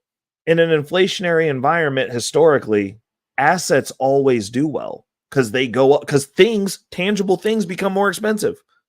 So, like for me, what I do for savings is like my savings. Like if I don't know what to do with the money, I'll go put it in my broker account. And then once I get enough money to buy one share of any of the S&P 500 ETFs, I put it in there. That's my savings account because I know that that's going to at least beat inflation. You're going to at least stay consistent. That money will be so like if you put the money in the S&P 500, unless America fails, in which case inflation ain't going to be your problem. That should at least preserve the value of the money you put in there. You know what I'm saying? What you just said that right now, it made me feel like, okay, I need to open an African account. Facts, dude. Like, but like that's the thing though. It's like, but the other thing that I'm starting to do is I'm trying to get as much money as possible into like my brokerage account. The reason I'm going to set it up as a dividend account is because once I can cover my expenses, that money gets taxed less than me going to work. Like that's the part of the game that they don't tell you, because everybody goes, oh, well, capital gains tax is 22%. Everybody on this planet, unless you are fucking poor, is taxed more than that. You're taxed a lot more than that. I know, because before I left my job, I was paying like almost $1,000 worth of taxes and all this other stuff going on my check. And I'm like, God damn. I might want to be a damn farmer and make my own money. Like, what the hell? Oh, hold up. Jake Fever just broke some news for us. Wait a second. I got to check this out. Hold on. Sorry. I know. I saw it too. I was like, I got to look. Hold on. Let's see what the news says. He was not lying. Okay, so the Vanguard CEO, shout out to Jake Fever for giving us the exclusive after he left. Breaking news: Vanguard CEO stepped down. He should have allowed those people to buy BTC ETF. Dumb guy. What? And he's not lying. They said so. The news article says in the Wall Street Journal, Vanguard CEO Tim Buckley is to step down. He will be retired by the end of the year. Damn. Boom. And you know what's funny is I'm pretty sure that Citibank was using them on their back end for their brokerage platform, because I'm closing my Citibank banking accounts and my brokerage account. I've already moved it all over to Charles Schwab, specifically because they were blocking, and this is the funny thing. They were blocking the Bitcoin ETFs, but they were also blocking the futures products that were income generating. So like, and when I called in, they were like, hey, yeah, we're not allowing anything that's crypto related, even on the New York Stock Exchange. And Vanguard took the exact same stance. And I'll tell you what, 10 grand disappeared off that platform immediately. Like immediately. Within 5 days, I was like, cool, that's what you guys want to do? Bet. I'll take my money and I'll leave. Like, I was growing this money with you. What? The way I came on your platform tonight, because I need some answer, because I've been overdriving my brain for so long, and I ain't put like this. A guy like me who think too damn much, I mess up my sleep pattern. My brain don't let me sleep. I mean, but this is the deal. The stock market's supposed to be about capitalism, right? And you've got two major institutions whose leadership have decided that they're going to do something completely anti-capitalist and go, well, these things on the stock market that are listed on the New York Stock Exchange, you don't have access to because we don't like it. Like, think about that. Those are two institutions that advise people about money. And they said, yeah, that thing that's been outperforming everything that we've done the last 15 years, you can't have it through us. Like, this is what, and this is the reason, like I tell people all the time, like, we are in a financial war. Like, this is not, I'm not joking. I'm not tinfoil hatting. I'm like, these people, and it's a war about control. They don't want us to compete with them. They don't want you to compete with them. They don't want you in their game because they think that it is their game, and they haven't had to compete directly with the public in a very, very, very, very, very long time. And I was stated before I stepped down. Maybe that's why they took out that African billionaire. Right. Like they're not about these people are not about competing. Like it's not necessarily about a fairness thing, but they not only don't want you to compete, they want you at a disadvantage. And that guy is from my country, mind you. Yeah. The co-owner one, the biggest African bank called Asset Bank, and I was looking to that thing, and I was going deeper into it because I had to hang out on a TikTok. Like a lot of the Nigerian, they were thinking about it a lot more, and they had a suspicion of what was going on. Yep. So, shout out to Scam Likely. Hey, the link's pinned to the top of the chat if you want to come up and rap, brother. But he said as long as ETH and altcoins keep rising, they will. They're going. Both of those things are going to outperform Bitcoin over the bull run. That's just the way it works. So whatever Bitcoin does, expect everything below it to do it on a larger scale, more or less. But not lost said the whole dynamic of capitalism is currently in flux. It's changing. Yeah, I think from optimistically, not lost, what I see is I see them being forced to compete. So capitalism has to actually be capitalism, and because I've told you multiple times, the capitalism that we experience here in America isn't capitalism, but it's better than most other places for those of us who live here. So we accept it. But what's happening now with cryptocurrency is that has completely shifted the tide.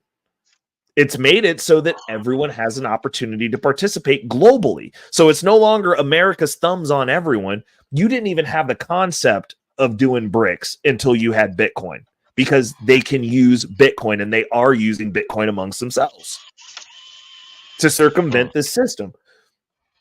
That's the issue. The problem is Americans don't understand that the same repressive policies and the financial structures that they've set up that they're using against other countries is also playing out against Americans as well. Like we are subject to that shit too. like I'm not gonna sit here and pretend like that's not the case, because it 100% is the case. America is at war with everyone. Our government, which is no longer representative of us, in my opinion, is at financial war with everybody, us and everyone else. They don't want nobody winning. too bad. Yeah. And I can see why when people are saying that they don't want nobody winning, Africa becoming the biggest, fastest growing market right now. Well, you know what else Africa is? What? Highest utilizers of the Bitcoin network. I know. They use it more than anyone else on the planet. They get most of the traffic on Bitcoin is them. I know, because there's a few young billionaires that came out of there. One was a very, very young dude. He was extremely poor and made his name out of that. Yeah. So it's been going on for a while. It's also because their financial systems over there are so corrupt that that's the only thing that's consistent that they have access to. Because it's global. Like if you got a phone and the internet, you can transact. And so they're doing that. They're also using stable coins now so that they can have dollars, and they can transact amongst that, because they're starting to catch on that Bitcoin is going to be a store of value. So they're stopping the transacting amongst the Bitcoin. They're going, okay, well, we'll just use dollars, but at least now we have physical dollars versus their dollars that are fluctuating all the time. So I'm glad you mentioned that, because that's the thing what's going on. So many countries I don't know if it's on purpose. It seems like they're trying to crack their own currency to replace it with something else. Well, let me explain why I'm saying that. It has been known in my country that one of the senators kind of uncover the secret of what's going on. Like, there are people coming from outside the country, either from the US or the UK, are forcing my people to destroy their own currency. But yet we have real resources that can support the currency and bring it back down to a competitive rate. Yeah. So for them to crack their own currency, it's like they're trying to play you with something else. But at the same token, they're hurting their own people. Well, that's because when you have inflation, or you have places that are dealing in a poverty state, it's just the people at the top that win. And I mean, what they're doing with their currencies isn't any different than what's going on with the American currency, because that's what happens. So the thing is, when you look at inflation and taxes, look at how much we're taxed, and then look at where the money goes. They're robbing our government right now via inflation, which they control, and taxes, which they also control. They're robbing the American public of wealth and then sending it to other countries. It's an intentional delusion of the currency that we're using. Because we're forced to use that. And they go, cool, we're going to inflate the currency. Now you've lost buying power. We're making you poor. We're going to charge you excessive taxes that aren't being used for the betterment of the people of this country. And we're going to send it to other countries, and then we're going to bring in replacement workers, and we're going to give it to them too. In front of you. AKA Indian. That Mexicans. Yep. Yeah. I know. Right I saw that coming for more than 10 years. I've been telling people about it, and people think I'm just losing my mind. I'm like, I'm not losing my mind. I ain't stupid. I'm an African. From the global standpoint, though, the reason they're doing that is we all have to be leveled out for them to control globally. For global currency control, you can't have first world countries anymore. Everyone has to be in a second or lower state, second world or lower. All the countries that you see that are currently actively in decline are Western first world countries. All of them. And they're all having the same thing happen. You have unrest in all of these countries, restrictive laws in all of these countries. The difference is some of them, take for instance Canada, are a lot more accepting of it. And they look at everyone else and they're like, why are you upset about this? Like, don't you want to have all these, this, and this? And I'm like, if I'm going to do that, I'm going to go to a country that already has it set up and stable. I don't want to be buck broken in America. I'm not joking. That's literally what this is. It's financial buck breaking. They're going, you guys have it too nice, so we're going to make it miserable for as many people as possible so that those people at the bottom, and this is the reality of the situation, and it's the reason that people hate Americans so much, especially those of us that are outspoken. They are so miserable in their existences that they'd rather see everyone else burn than look at somebody who can carry themselves. That's the reality of the situation. They don't want to deal with people like me. They don't want to, oh, you work too much. You don't work enough and you don't have shit and I don't want your life. They don't want to deal with that though, because they're miserable and they go, well, I just want to work as minimally as possible and I want universal health care. And I'm like, cool, I want to work 100 hours. I want to have a Porsche. I want to have a freaking Lamborghini and I want a Ferrari and I want more shit than you. Like, okay, that's fine. You work the minimum. I'm going to have everything else because that's the decision that I've made. But that's not the way that works. They want to do the bare minimum and then be pissed at the person who worked 100 hours. Like I just told a buddy of mine this the other day. Like I'm going in August. I'm most likely going to Puerto Rico and I'm getting linked up with the real estate agent. I'm going to start shopping. And he was like, well, are you going for vacation and the girls, you're going to be a passport, bro? I was like, no, I just refuse to be punished for working hard. Like, so I'm keeping my options open. I already made my mind. I'm planning to move back to Africa soon for good. Yeah. Okay, I mean, boss is making that move already. Yeah, I don't blame her. I mean, I don't blame anybody because the issue is it's not that I think America's terrible, but part of the process of breaking these people is to have all the poor people fighting amongst each other in their little fucking tribes within the country. Because a house divided cannot stand. Like this has been said. And our house is horribly divided. I lost a whole ass friend over an illogical statement that she had while she's fucking constantly broke and fucking around with a bunch of dudes of a specific culture. So she thinks that they don't have to pass process to come to this fucking country and can't grasp the concept that it makes it worse for those of them that do come here legally. And I was just like, this doesn't make sense. Like, what you're saying doesn't make sense. Like there's no logic in your statement.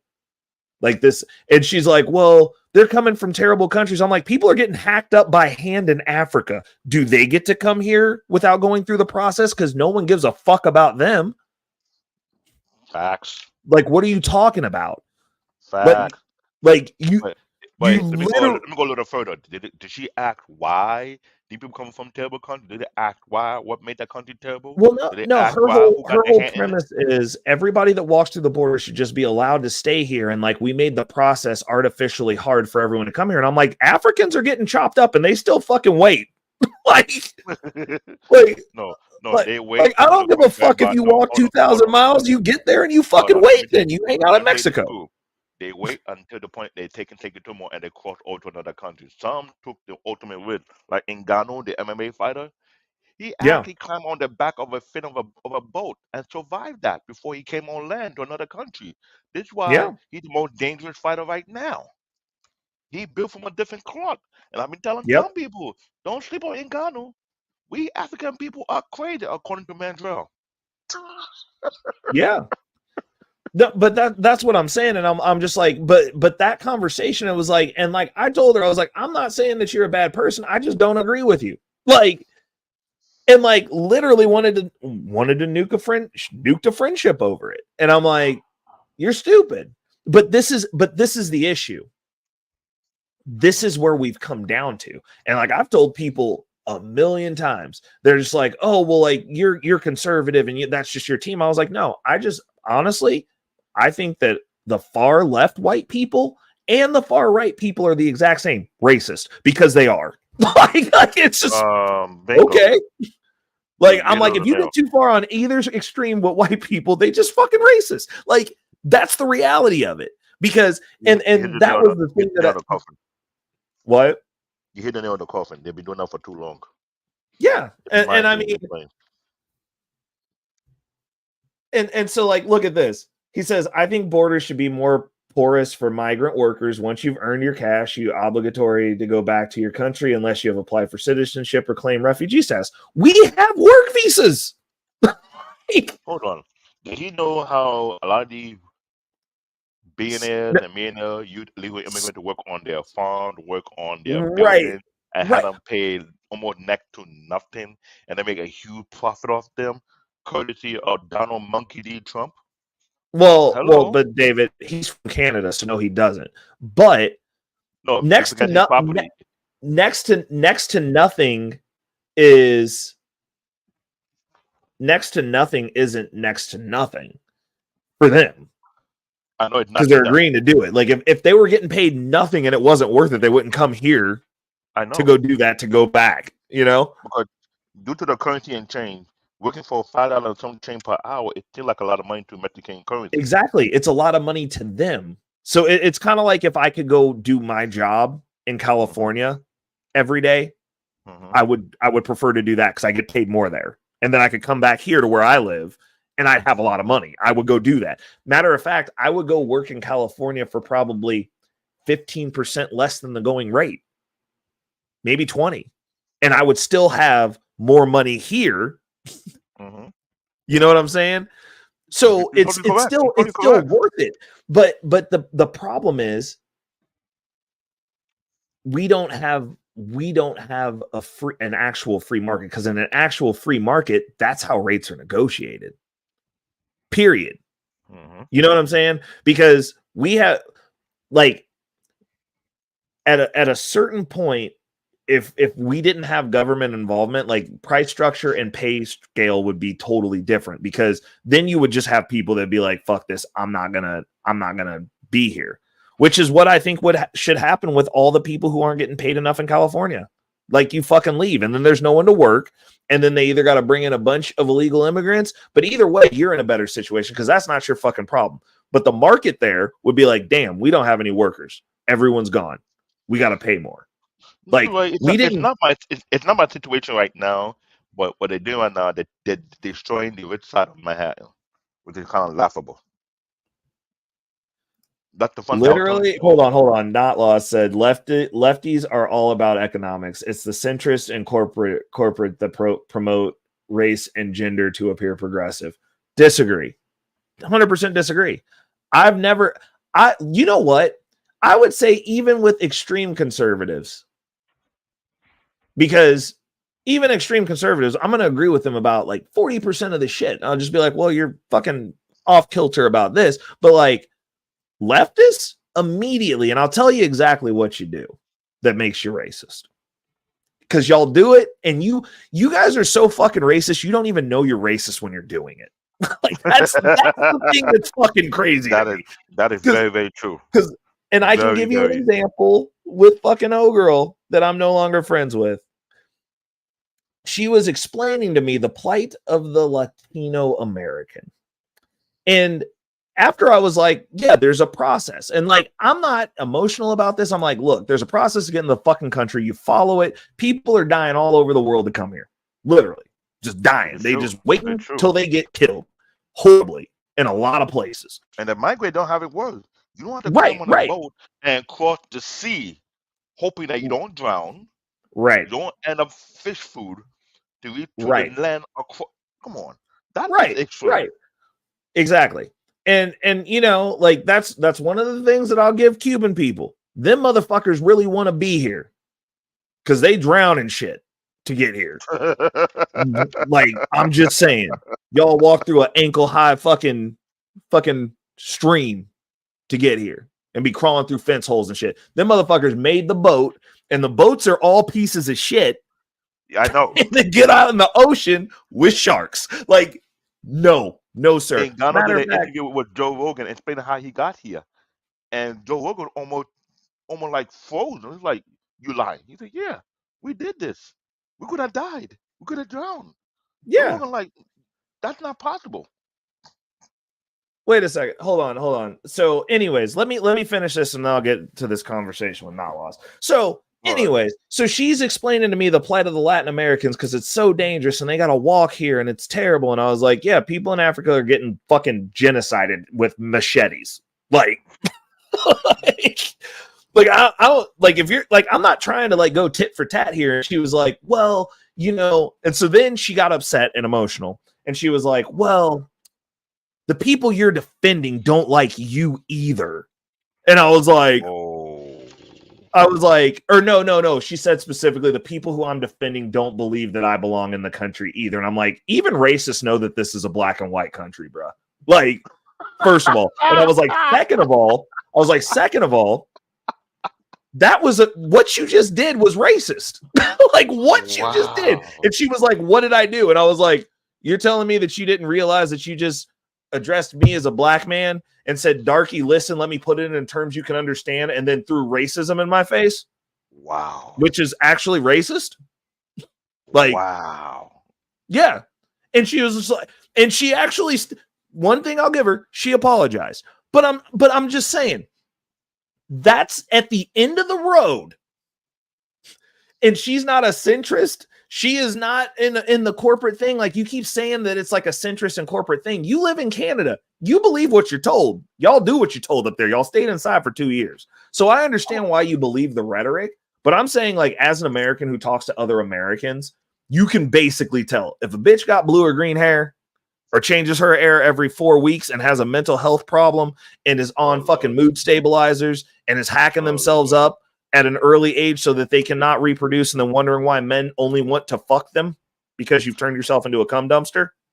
Okay, that's you worse than because most guys, especially if you're under 30, for sure, want kids. Guys who don't have kids probably want kids. You can't provide the one fucking thing that you're supposed to do. Wow. I know it's a fucking mind blow, right? But that's because that's what you wanted to do, and you think the world fucking revolves around you, and no one gives a shit. Welcome to manhood, bitch, because you're basically one now. So, anyways, what I was saying is these, like, at the end of those, at both extremes, these motherfuckers in America are just racist. Now, I don't know about the leftists up in Canada because I don't give a shit because I don't live there. I don't vote there. I'm not affected by any of that shit, and I don't want to move there. It's cold as shit. And I've punched people, and apparently you can't live there if you've punched people. So makes it a lot harder to control you when you're willing to punch. I'm a Canadian. I don't like cold either. But what I'm saying is, in America, both ends of the spectrum, like you ain't from here, bro. Like, you come down here, these motherfuckers are just waiting to drop the N-bomb on both ends of the spectrum as soon as they get upset, because that's the de facto here, because that's how this country was made. Also, y'all are disrespectful to the natives up there, so like, I don't want to hear shit from you. Give them their land back. Move. You shouldn't have said that. You shouldn't have said getting the land back, because remember, I think we're getting tied for getting that land back. I don't think we have to. But look, we were at least nice enough to get rid of most of them here. Y'all kept them around to like see your shit, like, and then try to be like, we're sorry, and then y'all keep finding schools where you was just offing kids and burying them in the dirt. Like, also, Canada, we don't punch people. You're the reason for the fucking Geneva Convention, because y'all was doing so much rancid stuff to Germany during World War II that they had to make rules. Canadians have a problem, and I think it's because it gets so cold. like I really do. Like, y'all think y'all act nice and shit. Like, I think y'all have like the purge every time it gets dark and it gets 30 below. Like, but I mean, you can. Okay, so Karl Marx wasn't writing about gay rights. Well, he did, but that wasn't why he wrote the 100 books. Karl Marx was also hanging out with rich people pontificating. Like, Marx didn't live Marx. What the fuck are you talking about?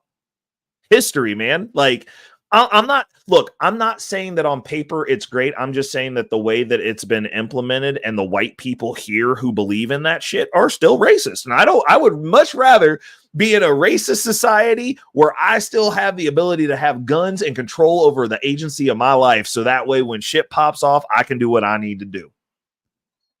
Because in America, when that shit plays out, it's not going to be a homogenous group of people. They just going to eat us. And y'all have a history of fucking eating us, and I ain't getting eaten by no white zombie, bro. Like, I'm just saying. Headshots for everybody. It's the truth. It's the truth. I'm not arguing you. I'm not arguing. They was eating us on the way over here when they ran out of food on the fucking boats, man. Like, shit. You think I want them in charge of me in a level where I can't fight back and do nothing but get eaten? There's a lot of documentaries that talk about what happened. So you ain't gonna eat me. I'll eat you first before you eat me. Then again, when I tell people I'm not a slave, I'm a free man, they struck a chord. Yeah, dude. Like, I mean, I just, my deal is this. Like, I think that there's merit in most like, listen, if everybody did what any one person said and everybody actually just complied with what that person said, the world would be a better place. However that played out. If we listen to anybody, if we listen to what Not Lost said and just made the world Not Lost wanted, and everybody got on board, it would be fine. The issue is, we are people. We got independent thoughts. We got independent feelings. We want to act independently. We want some freedom of mobility. My deal is this. You guys can ruin Canada because y'all are doing what you want to do up there, which is fine. Play that out up there. You have no right to tell other people, especially if you can't take the land. Because at the end of the day, the reality of this is this: men enforce society, which means that you're going to have a man that can come down to America and force my ass to do whatever the fuck it is you want me to do. Otherwise, we can have a conversation about it and pontificate. But like, if I'm not going to go up to Canada, I'm not saying that you got to live how I live. You guys can petri dish that in your society. And if it works out great, then you know what? We're not far away. I might move up to Wisconsin and be like, yo, we need to do what they're doing over on the other side of that fence. And we'll replicate it. And then it'll spread. But like, your society isn't perfect either. Your far left people aren't perfect either. You got a bunch of truckers up there that are arterial to your fucking country that your government's actually rallying against because those were the people who were non-compliant. Other country that's replicating what you're doing. Got the farmers bringing shit and spraying it all over their fucking town because they're telling them not to grow food. What society do we live in where they tell people not to grow food? People love to eat. The government's telling them not to grow food and they're mad. America, for what I'm hearing. Well, I think it's in this country. I forget which country it was, but it's one of those smaller homogenized countries where it's like all people that look the same. But like the government literally is harassing the farmers and forcing them not to grow food, and they're mad. Like I'm all about testing everything. But if you have a society like test it in Canada, don't talk shit about how everybody else is doing stuff when people up there are not fucking happy with what's going on up there. Like the only place that I think could really talk shit about the world and how everyone else is doing things is Dubai. They got no crime. Negligible crime. Everybody knows how to fucking act. It's hot as fuck, but they got no crime. It's a culturally diverse group of people. They just have fucking rules. And you know what else they are? Conservative. And it's functional and it works. It seems like all the super liberal places, they're fucking tearing themselves apart right now, doing exactly what they want to do, and apparently not everybody's happy with it. That's all I'm saying. So test it there. But it's like these same places that are in decline, including America, have an opinion on how everyone else needs to do their shit, and our shit is fucked. Your shit is fucked. How you think I feel when they come to Africa talk about, oh, support the gay right? Africa don't do that. Hello. We don't play that. That's not gonna happen. And I mean, we're not. Hey, they're not forcing the shot no more now that everybody's getting sick and dying. No, let me tell you why I say that. In Africa, the government know one thing about their own people. They don't have to make a law about it, but they make a law in case of if the people keep on pushing their own urban justice. Dude, hold on. Not Lost said, see, here you go. Not Lost just did it. The truckers rally were organized by white supremacists. Y'all ain't even got niggas up in there like that, bro. Like Canada didn't even have slaves. Y'all just treated natives bad. Like, what are you, bro, you got to stop with this shit. Like the white supremacists are attacking Canada. Like that don't even make sense, dude. That don't even make sense. What they haven't fixed the black people problem in America. They were like, we got to go north. We're gonna. What are you talking about? I live smack dab in the middle of this fucking country, dude. Like, what are you talking about right now? Like, that is the most outlandishly crazy comment you've ever made on my show, ever. Like, it don't make sense. Like. What? Wait a second. What benefit? No, I just want you to. I don't want to hear you type shit else. I want you to tell me in a rational, logical, and meaningful and intentional fashion. What benefit do white supremacists in America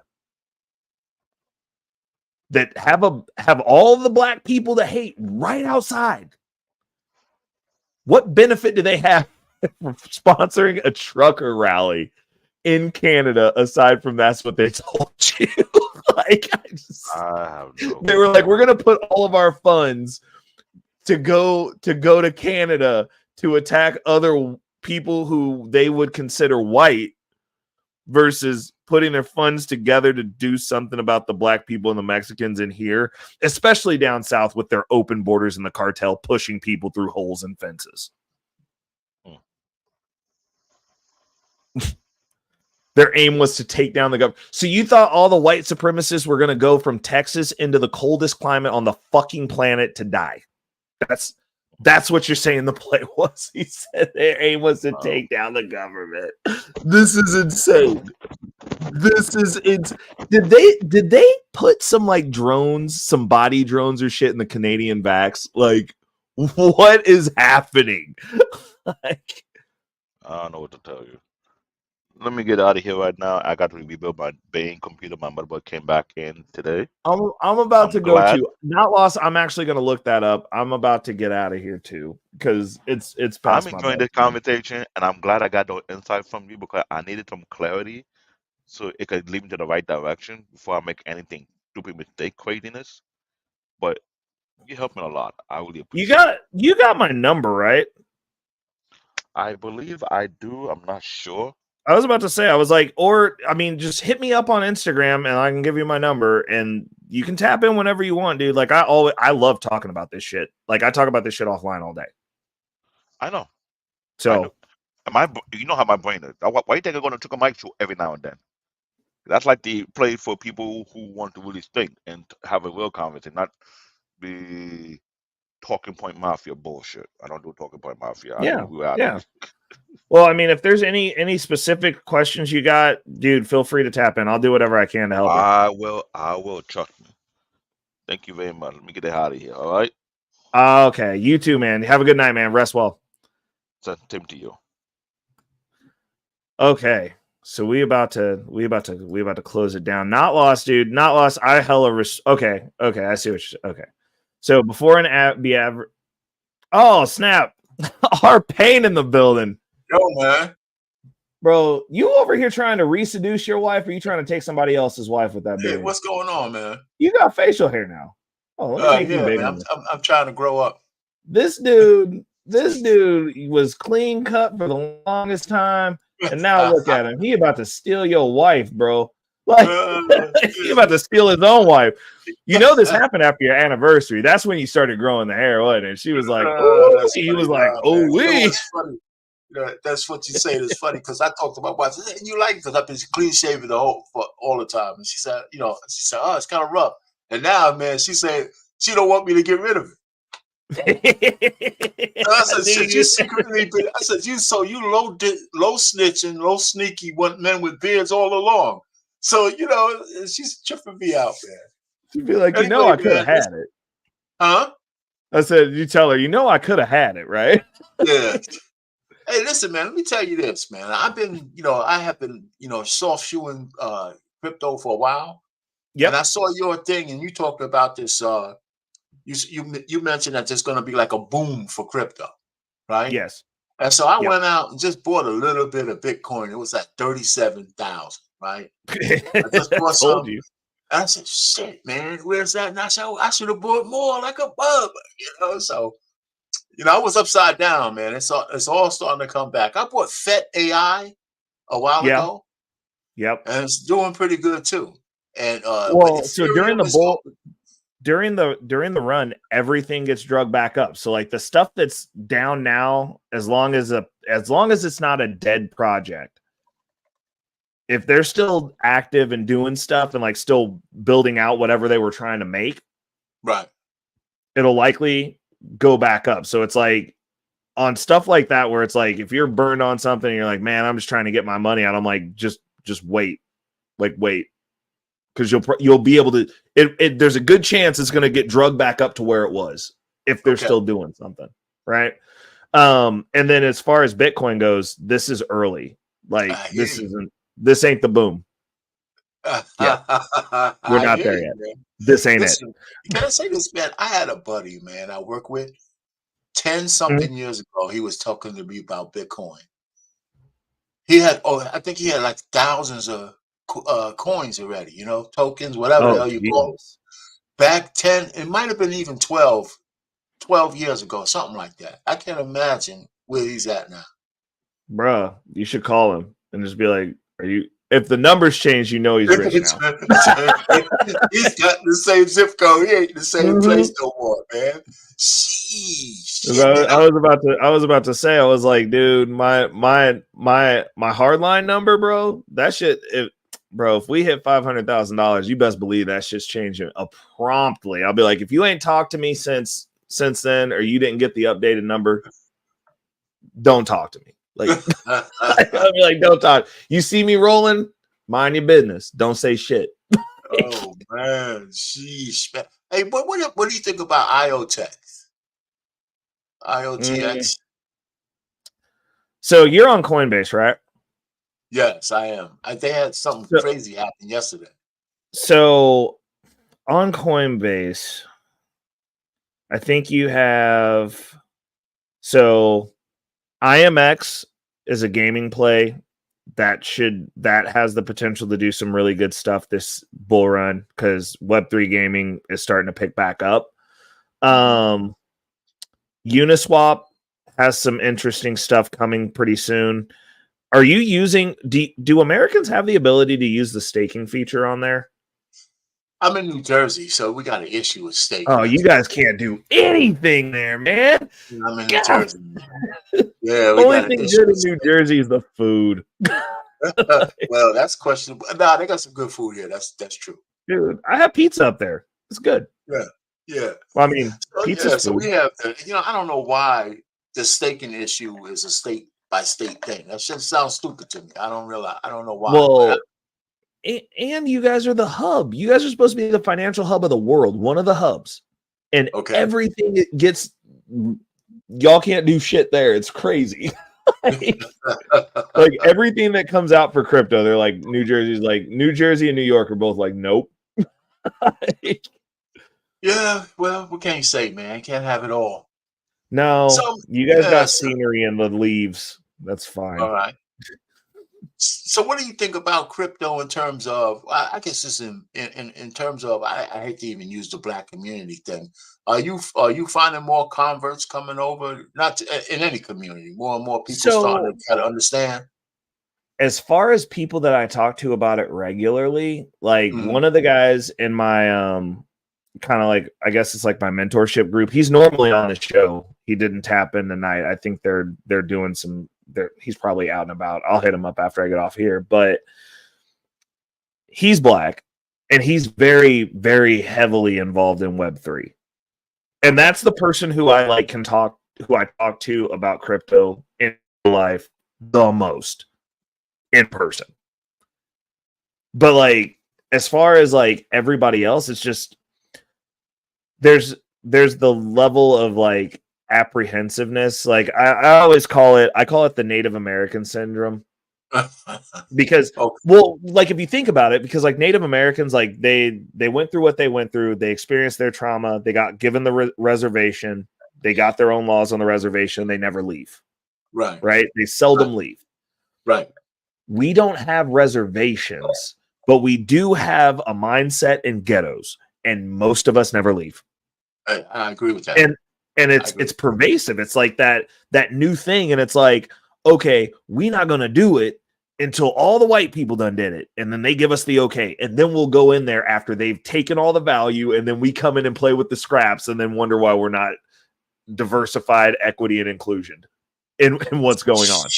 Like we ain't. But like if you think about it though, like if you go back through the history, it's genetically ingrained.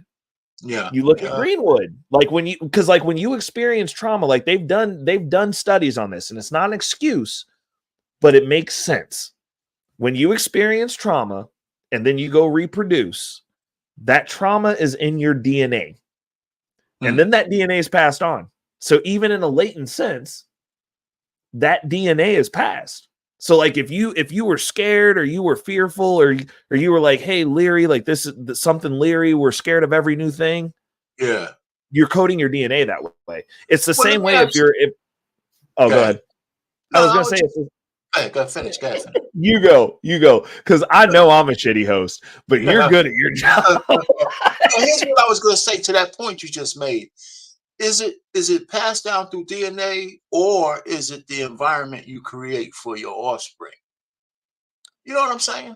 I mean, if you're one of those guys who've been traumatized and your kids come to that and you put that off as part of your environment, fearfulness, and all that kind of stuff, then they pick some of those traits up.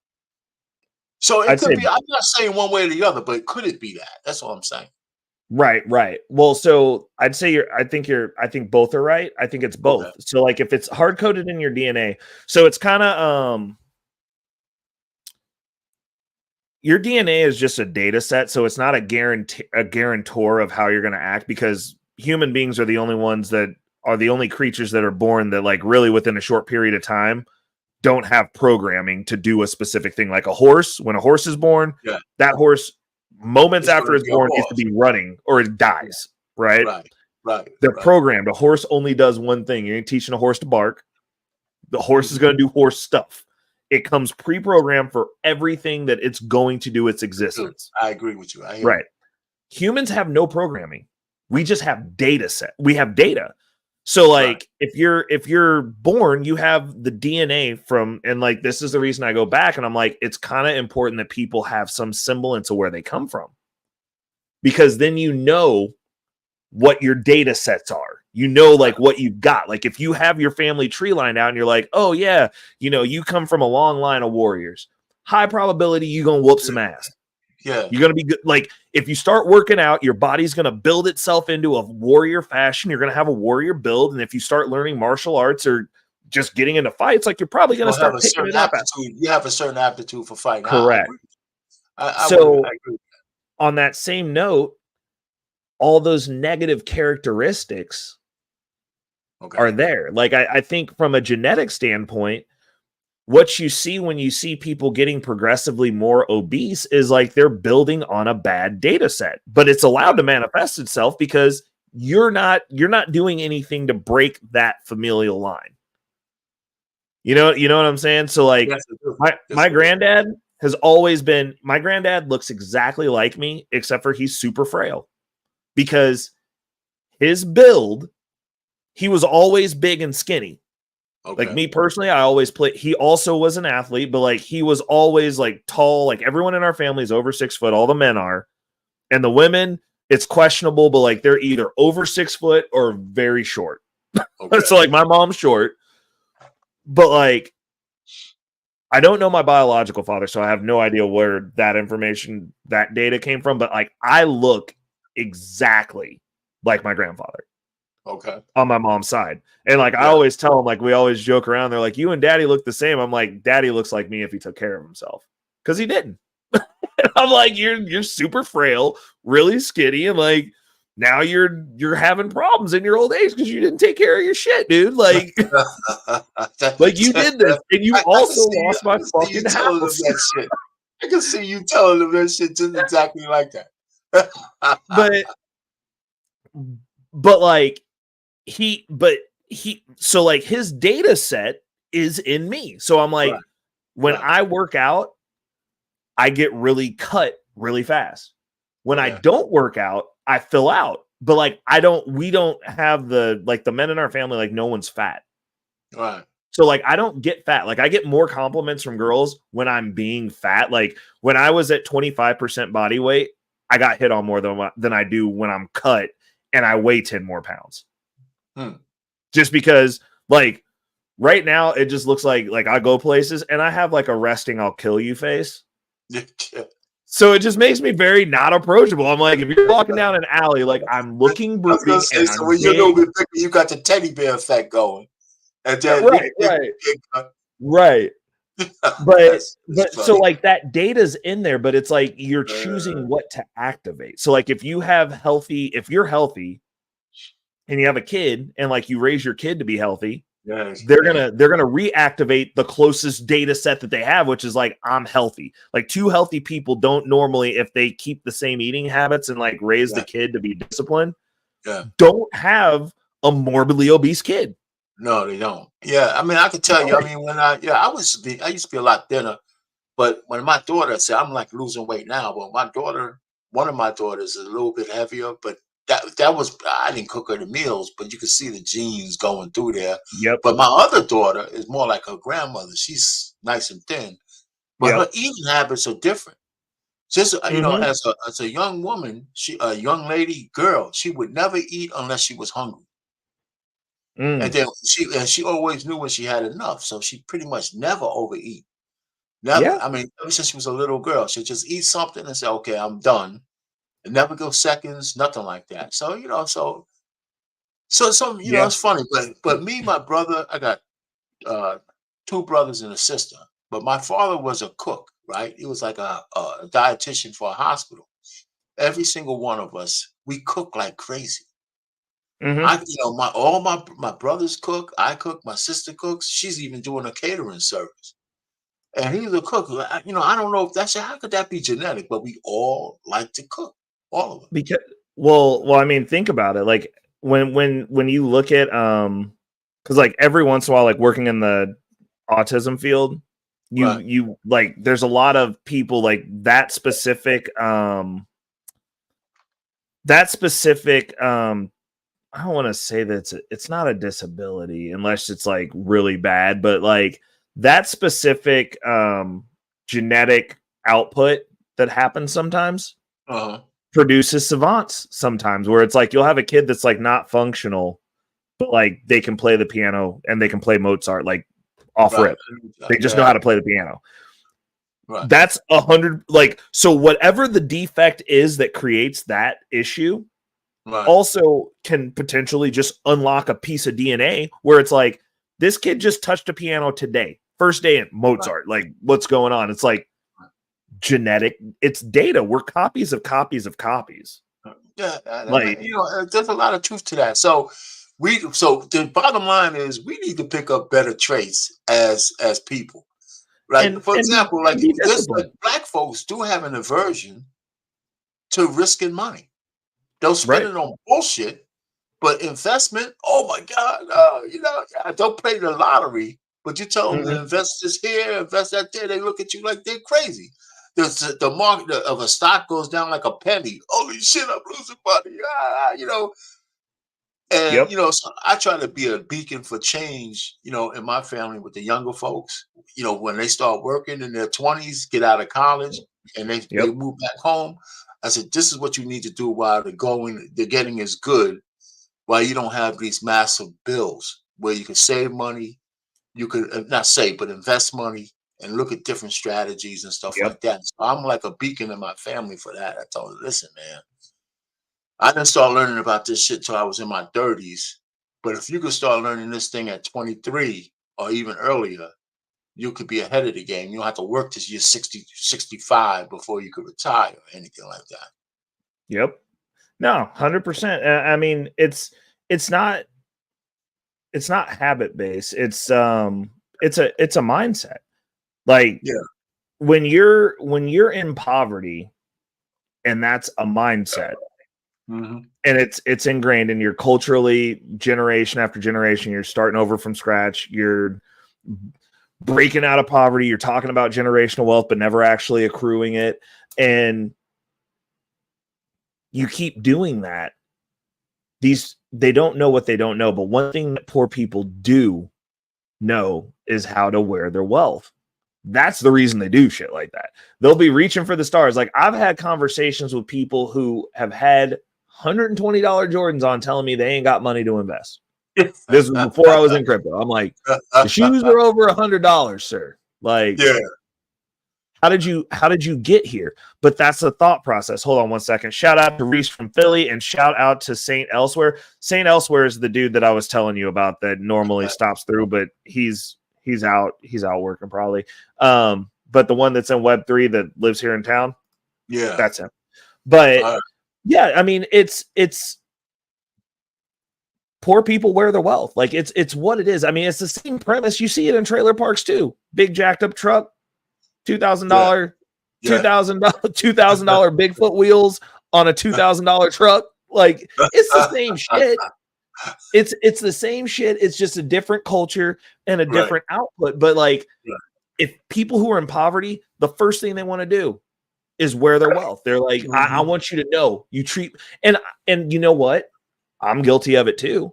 Like, before I started like actually getting serious about shit, I was like, if I just dress better, people will treat me better, which is true to a certain extent, except for like black people don't dress better. They just wear expensive versions of the shit that they was wearing before. And then they're like, why don't people respect me? And it's like, no one cares, bro.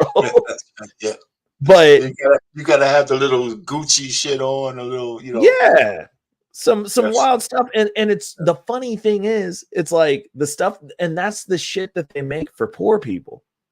That literally is.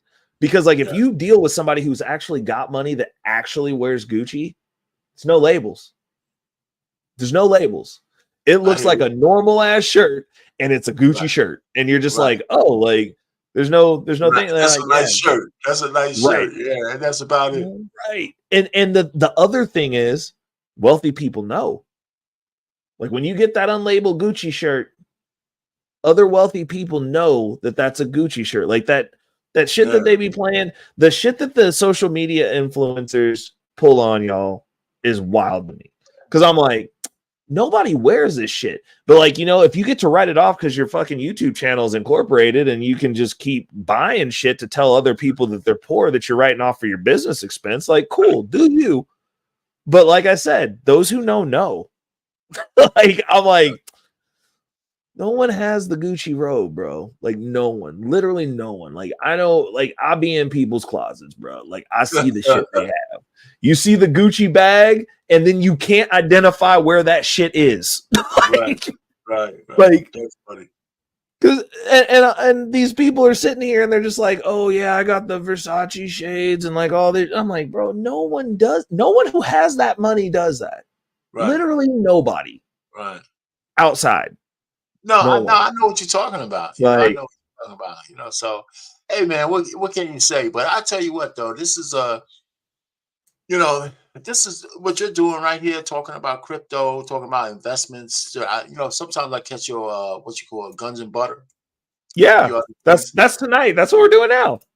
Oh, this is guns and butter. Okay, I just. Oh yeah. I didn't even look at that. I just saw it. I just see the guns and butter thing up there. Yeah. All right. Under normal circumstances, this is the only live that I do, but I am doing the one. I got to do my future financial strategies episode, so I'm doing it live tomorrow because I forgot to record it. And then I was sitting here all day wondering where the fuck it was because I was like, did I not schedule that? I felt like an idiot, dude. I was like sitting there and I was like, I got home. And I'm looking at the computer screen. I was like, well, I still have the tabs up. And I was like, oh, shit, I never recorded it. That's crazy. So I'm gonna do it live at midday tomorrow. I got a buddy, man. He's erratic, but he's into crypto, man. He's playing crypto. Yeah. Like, for example, the kind of money he has invested in crypto, playing with it, is uncanny. I tell you, listen, man, you got over 100 grand playing in crypto when it was up and down, trying to make a little bit of profit here and there. I said, and he plays a lot of those fantasy cryptos with the 8 zeros and shit like that, and he puts money on them. Christ. I said, you need to go and study what you're doing, man. He got a lot of money. I hipped him to you. I shared your stuff with him.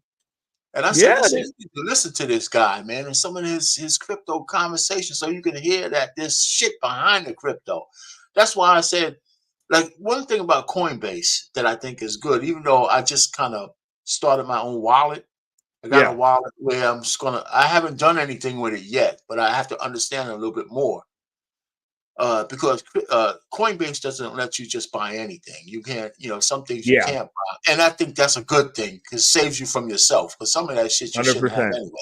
100%. Yep. So, but there's like IoTex and a lot of other things. When you read, one thing Coinbase does, it has a lot of information about some of these damn cryptos.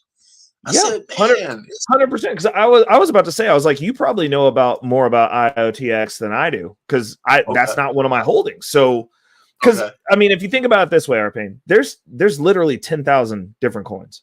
Yes, yeah. So to think that like when people are like, do you know about this? And I'm like, no. And they're like, how do you not know about that? I'm like, there's fucking 10,000 coins. Like, why would I?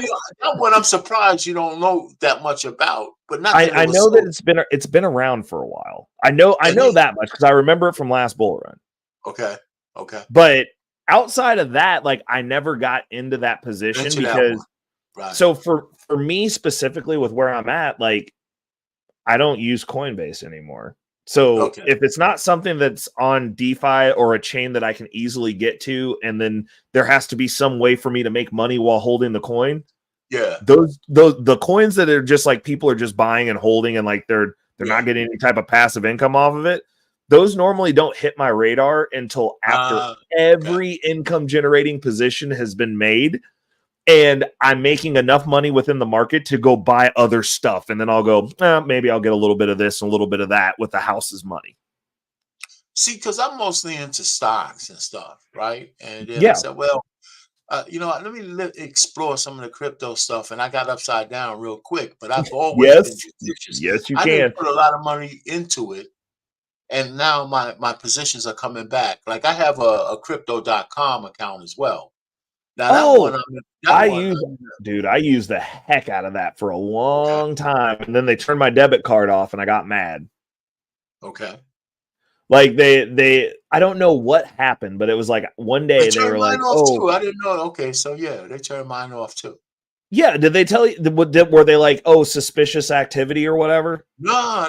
You know what? I just, when shit was down, I just didn't try to do any transactions. So what I bought was what I bought. So when it started coming back, I said, okay, let me get this shit while it's on the dip.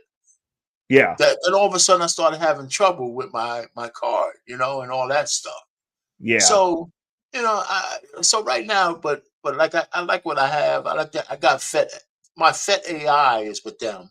And I also bought some their Chrome CRO, which is their crypto, right? Kind of their namesake. I don't think it's doing that well, by the way. What? I think it should be doing better, right? You crypto.com, you got a coin named Crypto, whatever that shit is, Chronos, or whatever the hell it is. And it's not doing as well. It's an entire blockchain. Like there's stuff on it. It's just, again, no one uses it. Like that's okay. That's kind of the deal. It's like if you make something, but the other part of that though is they're very well marketed. Like you see their stuff in like sporting, UFC. They sponsor the Lakers. Yeah. So I don't think they're going anywhere. Like they're getting. Coin is doing well. Coin the stock, the ETF, whatever the hell this shit is. Yep. Coin. Yep. That's doing pretty damn good. Yep. Oh, it's going to do great. It's going to do great. They hold Bitcoin. So when Bitcoin does well, their balance sheet's going to go up. And then obviously the value of the company goes up. I bought iBit, by the way. I have iBit from Black Rock, whatever.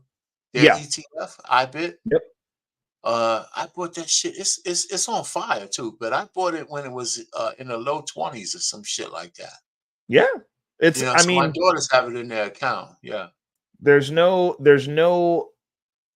all the Bitcoin ETFs are going to follow Bitcoin. Like Bitcoin, when Bitcoin starts going crazier, they're going to, like, I told everybody, I was like, you're going to see people who in their investment portfolios are going to start seeing crypto numbers in there. And the game is going to change forever.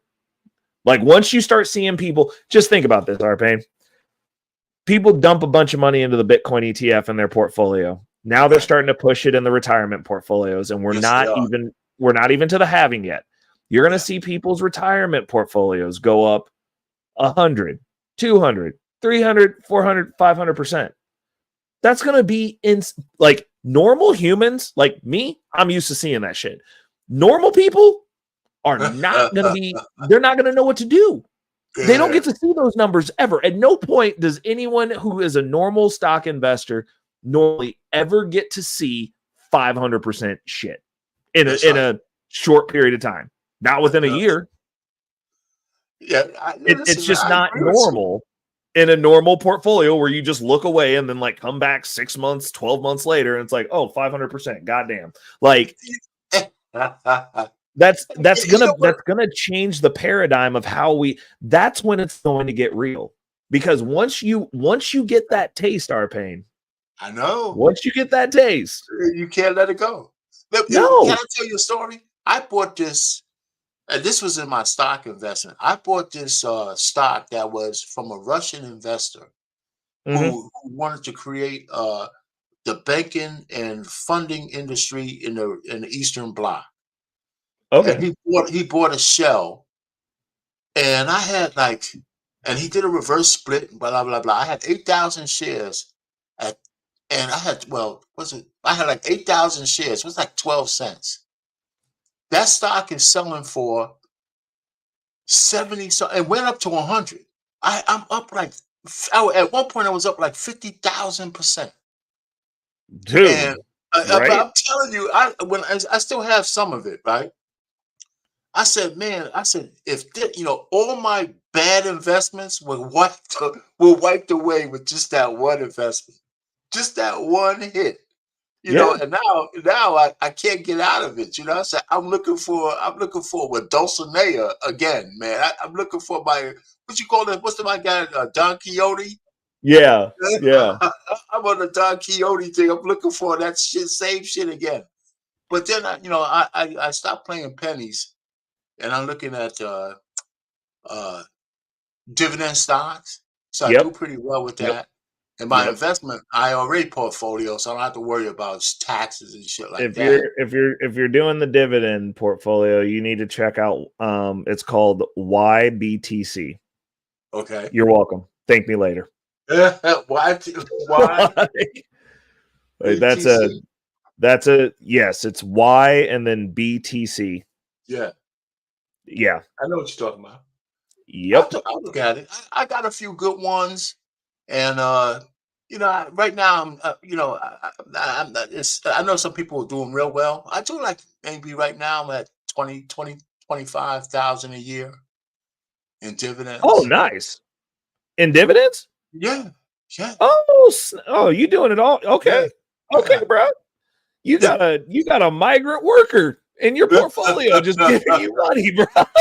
Yeah, exactly. So I do pretty well in dividends. So I set my daughters up in their Roth IRAs because mine was a rollover. Yep. Right. But I set their Roth IRAs up to do the same thing. So when they start to get older and cash out, there's no taxes on it. Yep. So I'm setting them up to do that right now. And they're doing pretty well. And I have a niece. I'm looking for some of my nephews and all those guys, but they're a little bit different. But my niece, I'm setting her up too. And so I got a few people I'm telling this, I'm no investment advisor, but if you're going to make some money, because some of them are having good jobs, you can't just be bullshitting with this money. 100%. I'll be trying to tell them, but like sometimes you just got to go your own way and show people. And that, like I said, like that's the reason that until I have kids, I'll be working on my nieces and nephews' kids. Yeah, I'm like, that's cool. right. Yeah, you mentioned that too. So we have something in common. I'm like, look, your parents, look, they ain't on that time. Like, they're just not doing that shit. Yeah. And so you're going to need somebody who's going to be like, look, if you don't, and worst case scenario, if they're not going to meet the standard that I set, then I'll just keep the fucking money myself. It's just like, cool. I got another portfolio that I started for this person 10 years ago. And like, if you guys want to, if you don't want to meet the standard of what it takes to take this over, then I'll keep it. It's fine. Exactly. Like, so, we that's to me, that's my contribution to the family, the bloodline, financial literacy. Control 100%. Over your money, and with investment future, and what you do with it after, if I'm going whatever, that's up to you. But don't say you weren't educated about it. Right. Well, and that's the issue though, is like the Black community does not understand that like it's not about generational. Like the reason that everybody fails at getting rich is because most of the people on that journey look at that and they get told and they catch this stupid ass YouTube talking point that you're going to get rich and then not do anything. Right. Now, the way that our brains are made, people who don't do anything, they generally delete themselves because they're depressed, because our brains aren't even made for that. So for you to set out on a mission that is counter every cell in your body, because historically, if you just went and laid under a tree and ate peaches as a human, you got eaten by something. Something ate you. That's right. Like literally. You know what, man? There's so many ways you could go with this conversation, brother. I'll tell you, because I worked for 38 years before I retired. Yeah. And, when you got older, I talked to so many people in my position, and they said, well, I'm going to keep working because I don't know what I'm going to do if I retire, because I'm so used to somebody telling me where to be. They don't say this, but that's true. Yeah. I said, listen, man. I said, listen. If somebody gave you your 50 hours a week back, you're trying to tell me you don't know your brain can't expand to fill that shit with something productive that you want to do? I said, that's a damn shame. You know, so I was looking forward to my retirement because I had some ideas on what I wanted to do when I got out. And I tell people that, I said, listen, right now, if you're still working for the next 2 years before you retire, you figure out what the hell you want to do. And it don't have to be bit, it don't have to be work. Think about something you would love to do if you had the time to do it. And you're getting residual money for all this work you put in. And now you can finance your dreams, you can finance certain things you want to do. You need to be thinking about that shit as opposed to, I don't know what I'm going to do if I don't have to get up at 8 o'clock in the morning and work to 6 o'clock at night. So some asshole telling me what to do during the day, and I can't stand this guy. You know what I'm saying? Come on. So, I mean, I guess for me, I used to think that, but I had the fortunate experience of seeing somebody who lived that. Like, I had a buddy of mine, trust fund. He became a trust fund baby. So he got to quit his job at 20 and didn't have to do anything. Yeah. I was talking something different, but I know what you mean. And then, well, and I mean, so this is during the height of when we were competing and dancing all the time. So we were breakdancing, going to competitions, just like stomping necks, doing it all. And what's up, Saint? And he didn't have to do anything. So he would train. We went and did that for a while, but like him not having something to do every day. Right. The shit got to him. Yeah. You know what I'm saying? Like then he started going through these depressive episodes and he'd be like, cool, I'm going to go book a flight. I'm going to go to China for a week. Cause he could. Yeah. That was fun. Come back. He'd be fine for a couple of weeks. Depressed again. And I told him, I was like, you don't have a purpose every day. Right. Like you wake up every day and literally get to do exactly what you want. And like that shit was fun for a year. Yeah. I'll give you that.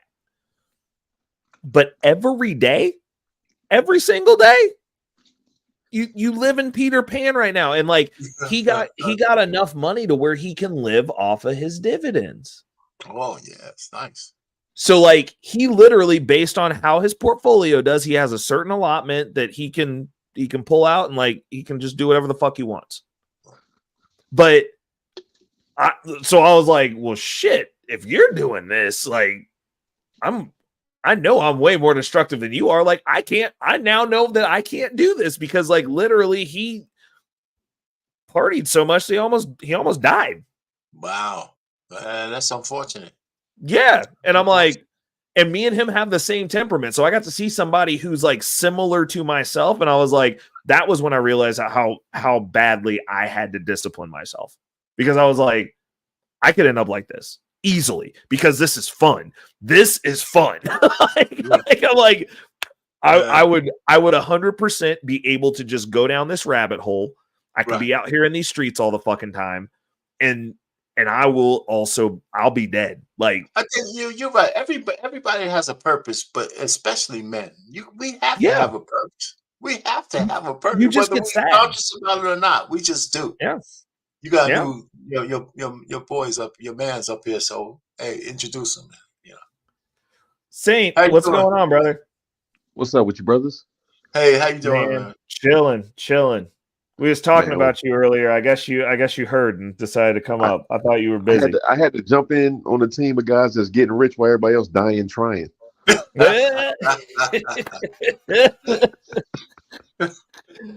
Oh my! I'm trying to get there, but listen, man. I tell you, if I would have known what I needed to know, what are you talking about? Trying to get there, bro. I'm trying to get 25 a month, bro. Help me. I heard that dividend talking. I was like, oh, he getting there. Yeah, man. Listen, it's kind of funny because I'm 65, right?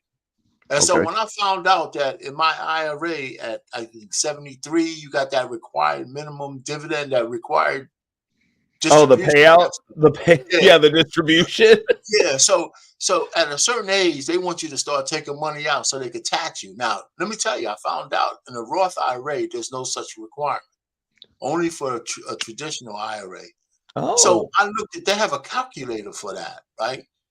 So my dividends already are paying me out more than my required minimums. So at 30, so if you have like 300 grand in your, just say 300 grand in your IRA or traditional one, your required minimums might be like 13 grand a year that you have to take out.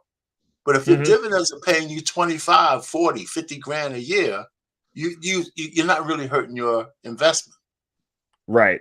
You know what I'm saying? So you could take that money out, meet your requirement and have extra money just to burn, right? You got to pay taxes on it. They want you to pay taxes on it. So that's why they're making you take it out as 73. Of course. So with a Roth, they specifically said that doesn't apply to a Roth because there's no tax on a Roth when you start taking it out. So there's no benefit on them forcing you to take that. And that makes sense. That makes sense. That's the one law that makes sense. Yeah. It only makes sense because there's nothing in it for them because they were like, well, we're not taxing you. So like, you can do they didn't do us no favors. They didn't do you no favors. Of course, they didn't do you no favors. But if you have $1 million in your Roth, you could actually, if you don't have to spend it, you could actually have something to give to your inheritance. Right. 100%. So there you go. And income. Like, I mean, my brokerage account right now, like I have what's the Roth that I'm rebuilding because like I'm putting a little bit of money in there, but like I'm doing the exact same thing with my brokerage. I was like, I want that thing generating money, like a lot of it, because I want to have access to get to a point to where I can go, cool, this pays the bills. Right. And then I can because like I was like, if I could make exactly what I'm making right now, I'd be fine. Like if I can get exactly what I'm making right now take home out of my brokerage account passive, I'm straight because I can still invest because that's including my investment budget. I'm like, if I made exactly take home what I made right now, I could still live exactly how I am right now. Yeah, it would be less gas because I wouldn't have to leave the house necessarily, and I would still have my money to go out. I would still have money to buy all the stuff that I want to buy, and I would be able to. That would include my budget for like reinvesting and buying stuff. So I was like, that would fund my entire lifestyle. So I'm like, I'm gonna try and just like get that. Like that would be nice. Well, I'll say this, Ray. You have an obligation to be that example. 100%. 100%. I mean, we doing what we can. I mean, my deal is this: I don't feel like you're a man if you're not fighting against something. And if you're not fighting against not having zeros in your bank account, then like what else is there to fight? Like facts. Hey man, like I said, men have to have some kind of purpose, whether we think about it consciously or not. We just do. I saw this lady on TikTok, right? She somehow she ended up hating her husband, so she retired. I mean, she divorced him, and she said, "Listen," and one of her statistics was that married men, when they're married, they live longer. So we're doing them a benefit, right? So she turned it into a negative. And, I sent her a message. I said, listen, wait a minute. I said, the reason why men live longer when they're married is because we're obligated to our families. We have something to live for. A purpose, correct. Yeah, we have a purpose to live for. That I said, we still die before you stinking ass women, but still, we have something to live for. We want to see our kids grow up. We want to make sure you're taken care of, not only while you're alive, bitch, but when you're dead, we're taking care of you. But here's the crazy thing, brother. They say that so much, right? I think that people are going to be so afraid of the opposite of when they actually get to see the fruition of the things that they wish for. It's going to be crazy out here. Yes. Not for me. I'm good. But OMG. It's going to be wild. And I feel like we're going to see it in our lifetime. Yeah, well. I don't know. In the meantime, man, it's good, man. The investment thing, man, the cryptos, the stocks, and all that. There's a certain amount of excitement that you make a choice. You do like my man. You follow Anton Daniels, so you're part of the bad chasers, right? So I look at his the way he talks about stocks, his 8 ways of picking them, and all that kind of stuff. But so that's good information to have, but there's something exhilarating about taking a shot on a company putting a little bit of money aside and watching it grow, win, lose, or draw some things.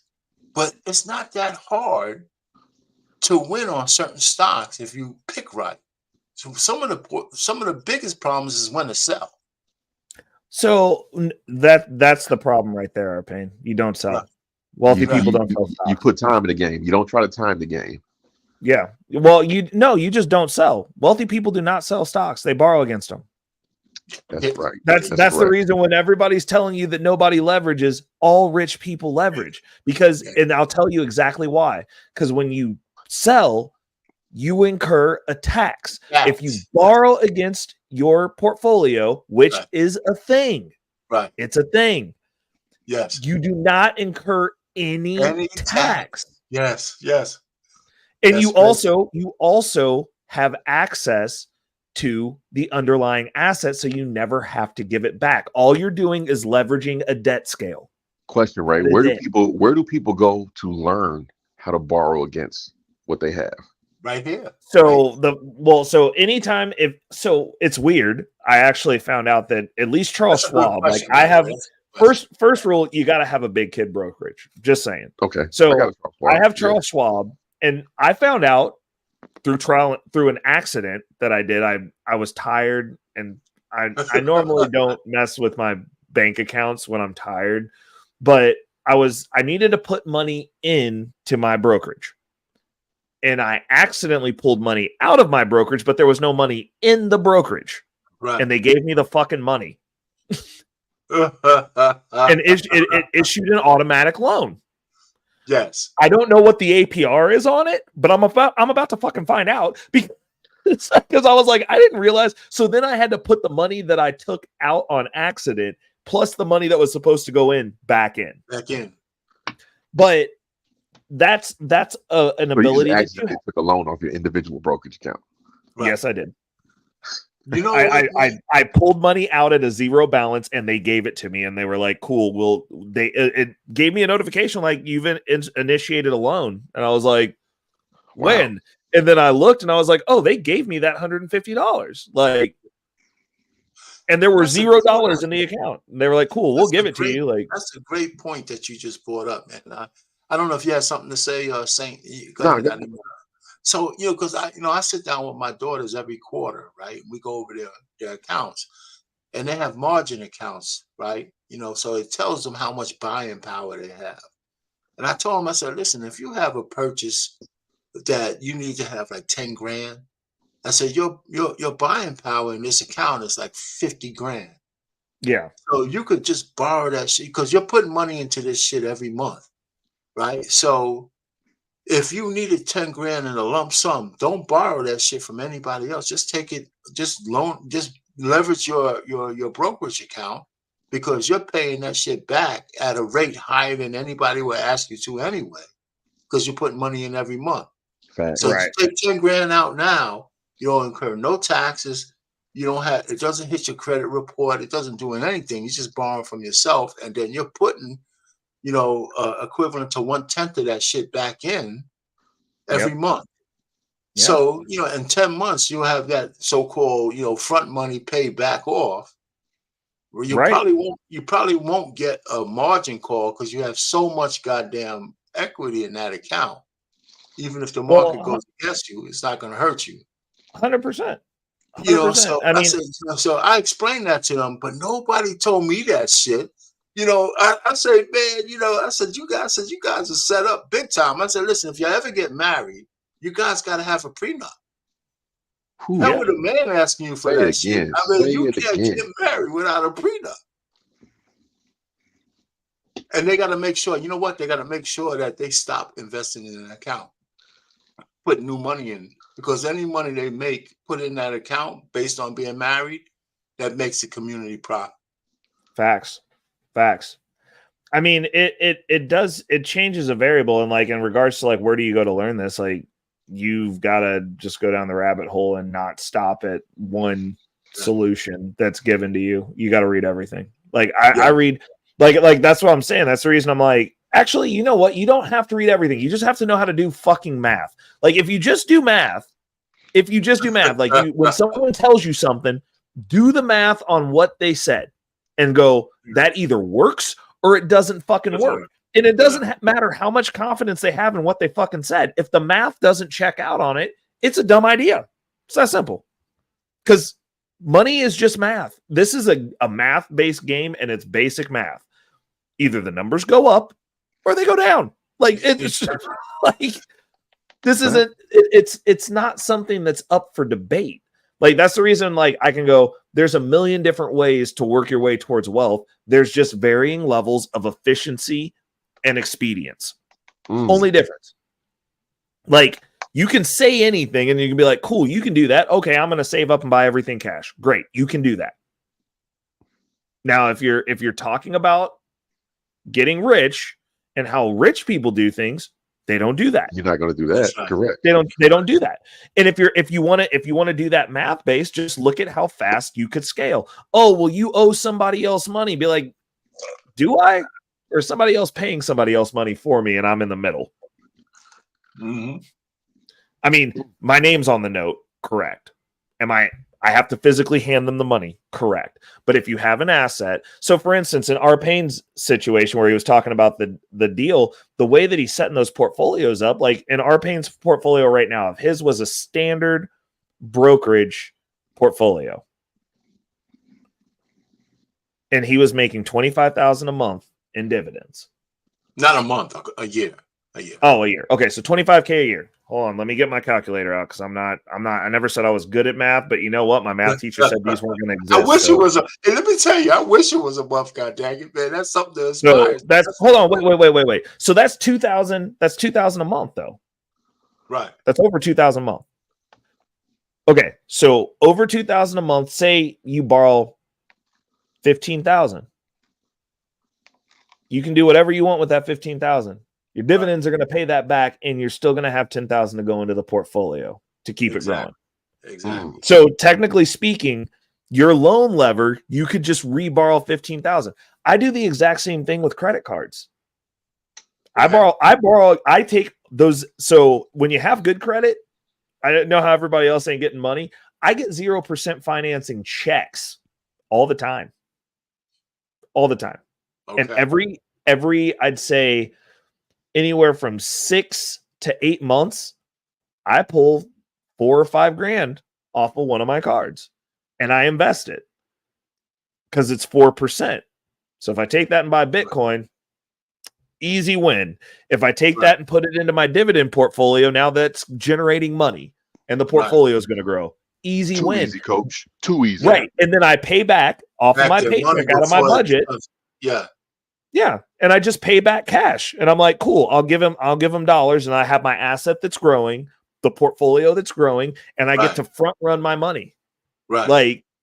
But like I'm saying, like when people get those checks, what do they do with them? I'm going to go buy some rims. I'm going to go move credit card debt from one card to another so that the interest rate's lower. And I'm being smart. Like, no, buying assets is being smart if you have that ability to do that. But it also requires discipline because then you got to pay the money back. Yeah, absolutely. Like it rolls down to being disciplined. And like, that's the reason I'm like financial literacy. I think that's the most important skill because it applies to everything. Like, think about this. People go to art school. You can already draw.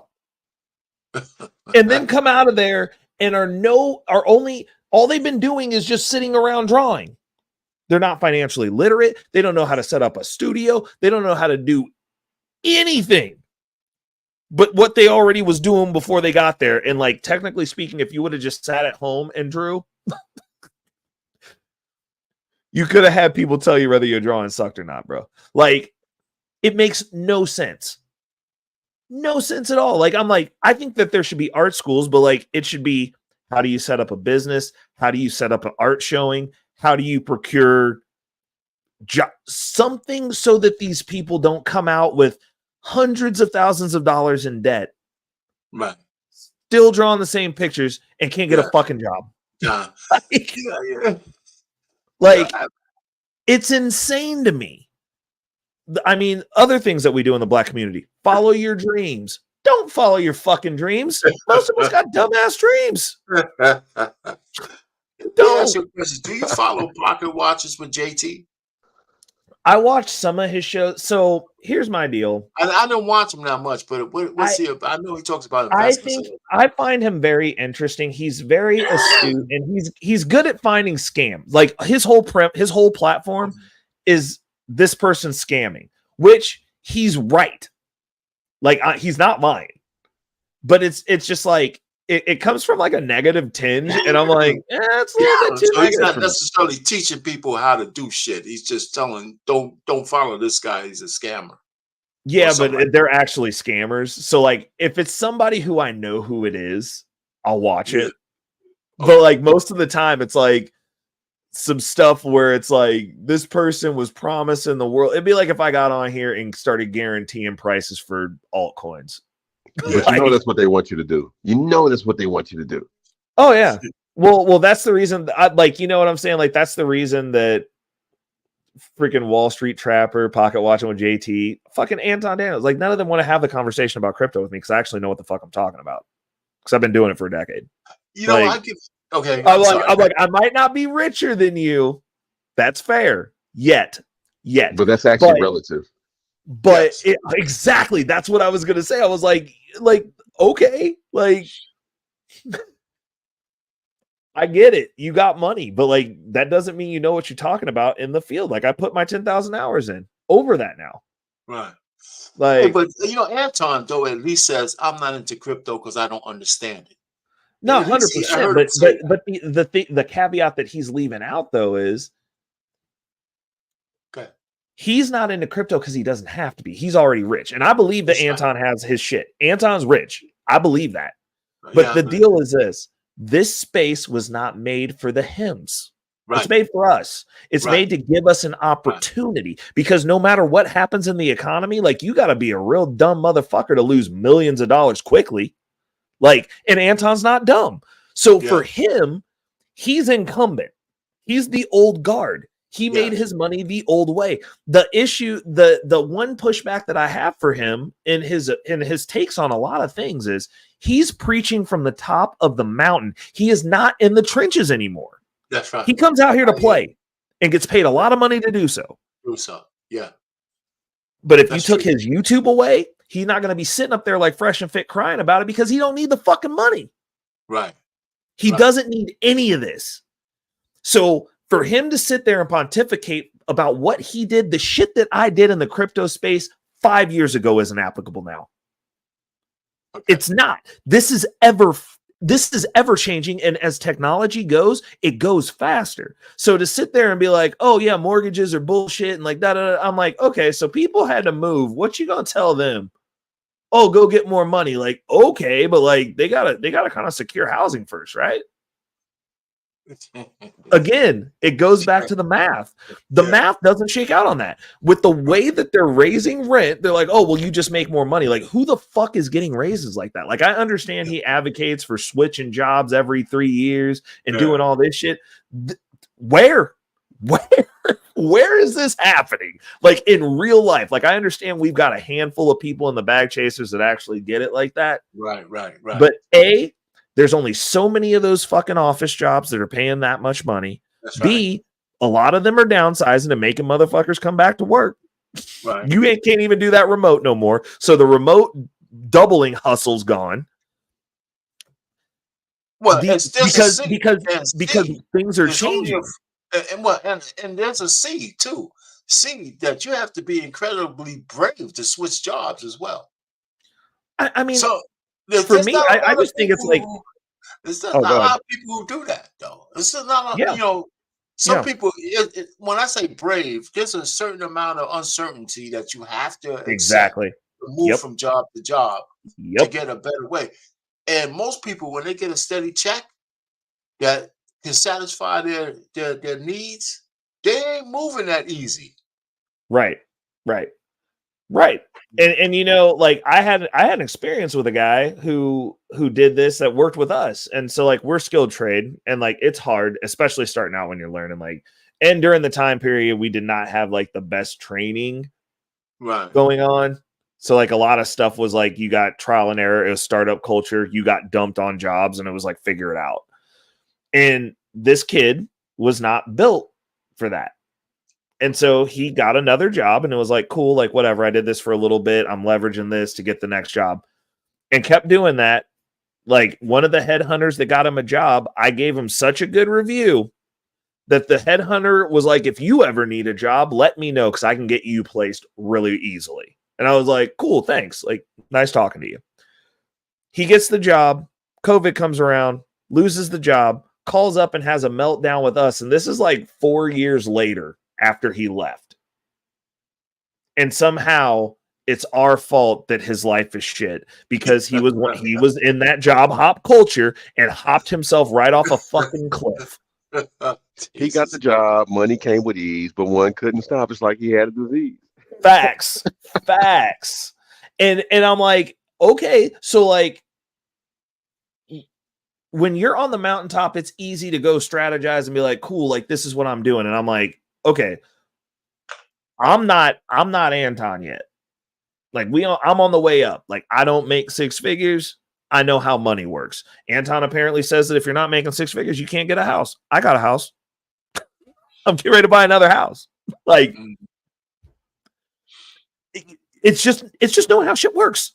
Like you can, and I understand when you have large followings and you're getting paid to be here and you live in this space, these people have an expectation that they live up to. They talk down to everyone, and then it becomes a conversation of if I'm losing the argument, well, I'm richer than you. Like, yeah, you are, but that's not results. Like, math is still math because shit scales. If you've got a prescription that makes 30% a year, it shouldn't, and people follow it. It doesn't matter if they have $1 million and get 30% or $100 and get 30%. 30% is 30%. 30%. Yeah, exactly. 100%. And that's part of that math piece is what's left out because people just get on here. They say what they say and they give you the results, but it's like, yo, like I'll show you my brokerage. I'm rich. Okay. Well, you can put a lot of money fucking anywhere and it's going to be a lot of money. And people will go, oh, look, like he bought 500 shares of Ford. Like, okay. What did you make though? Like, what did you make? Like, what has your portfolio done? How has your net worth increased? Are you tracking? Like, are these things being tracked or are we just saying shit and walking away? Because like on my platform, I look at all these things. Right. Because I'm still working up and it's not me sitting there talking about, oh yeah, my net worth increased $1 million this month because I'm rich. And it's like, no, like I'm like, yo, we increased the net worth like $3,000 this month. It went up 10 grand. I mean, from January to January, I did increase my net worth 80 grand. That's not bad.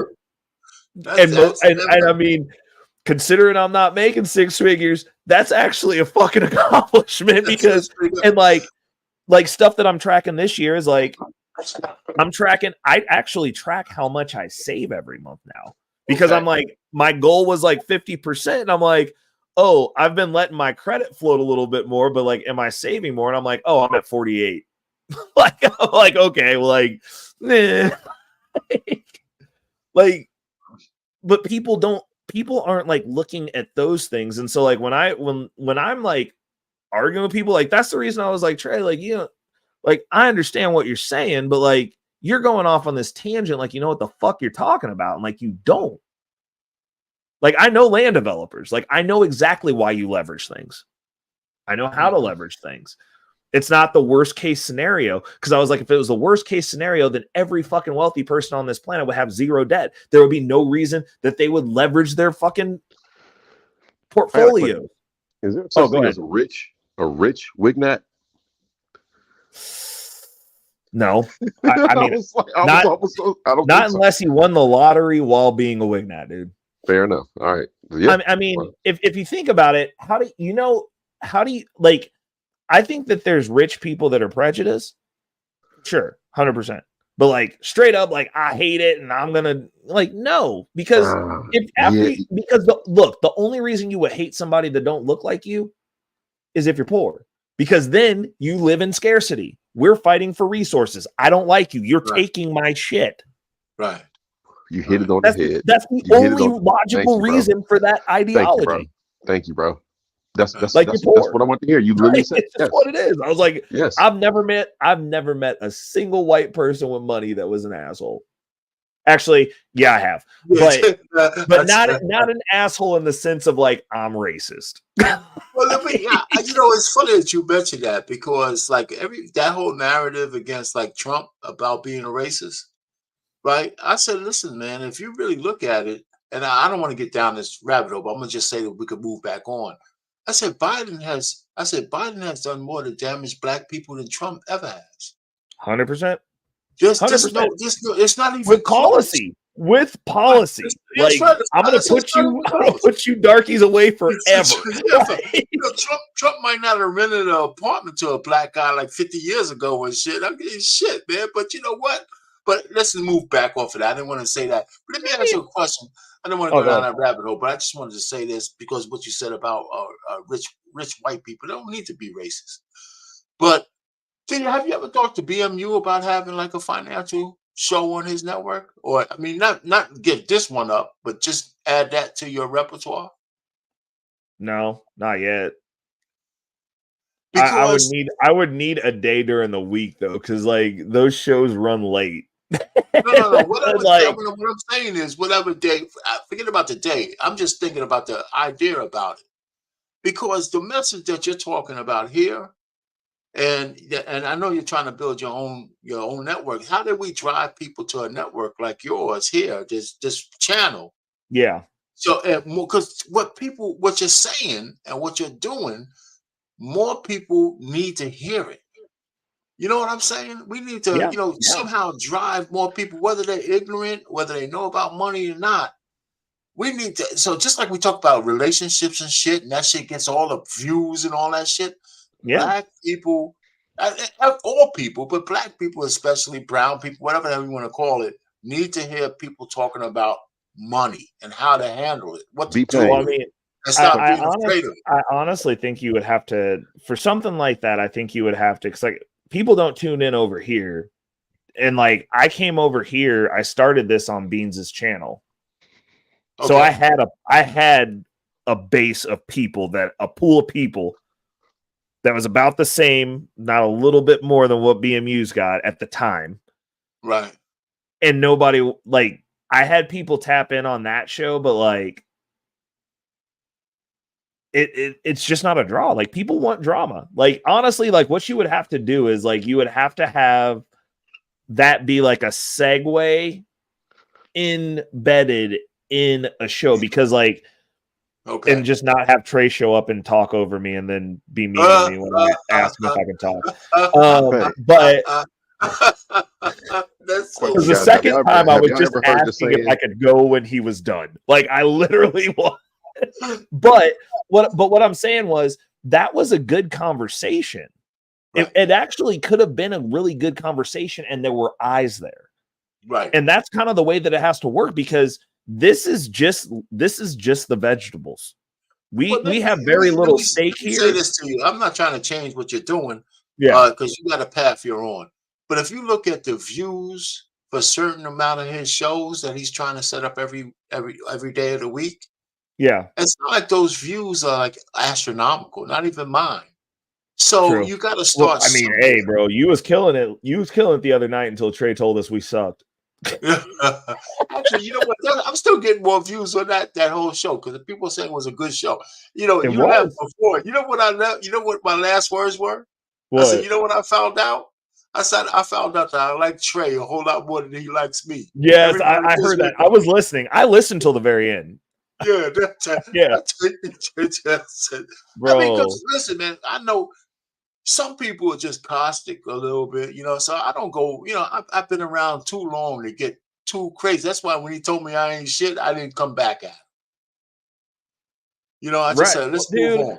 I mean, my dude. You get 25,000 in dividends. You ain't got to say shit to nobody, B-Pan. Bro, like, for real. Well, the thing is, and that's, I'm like, I get it, and like I understand. I'm ADHD, bro. Like, if I don't know that I can't talk or you're long-winded, I'm gonna kind of try to chip in to be like, yo, can I like get in here when you're done? Because like what and it's a tactic, and that's the thing, is like I understand what he's doing.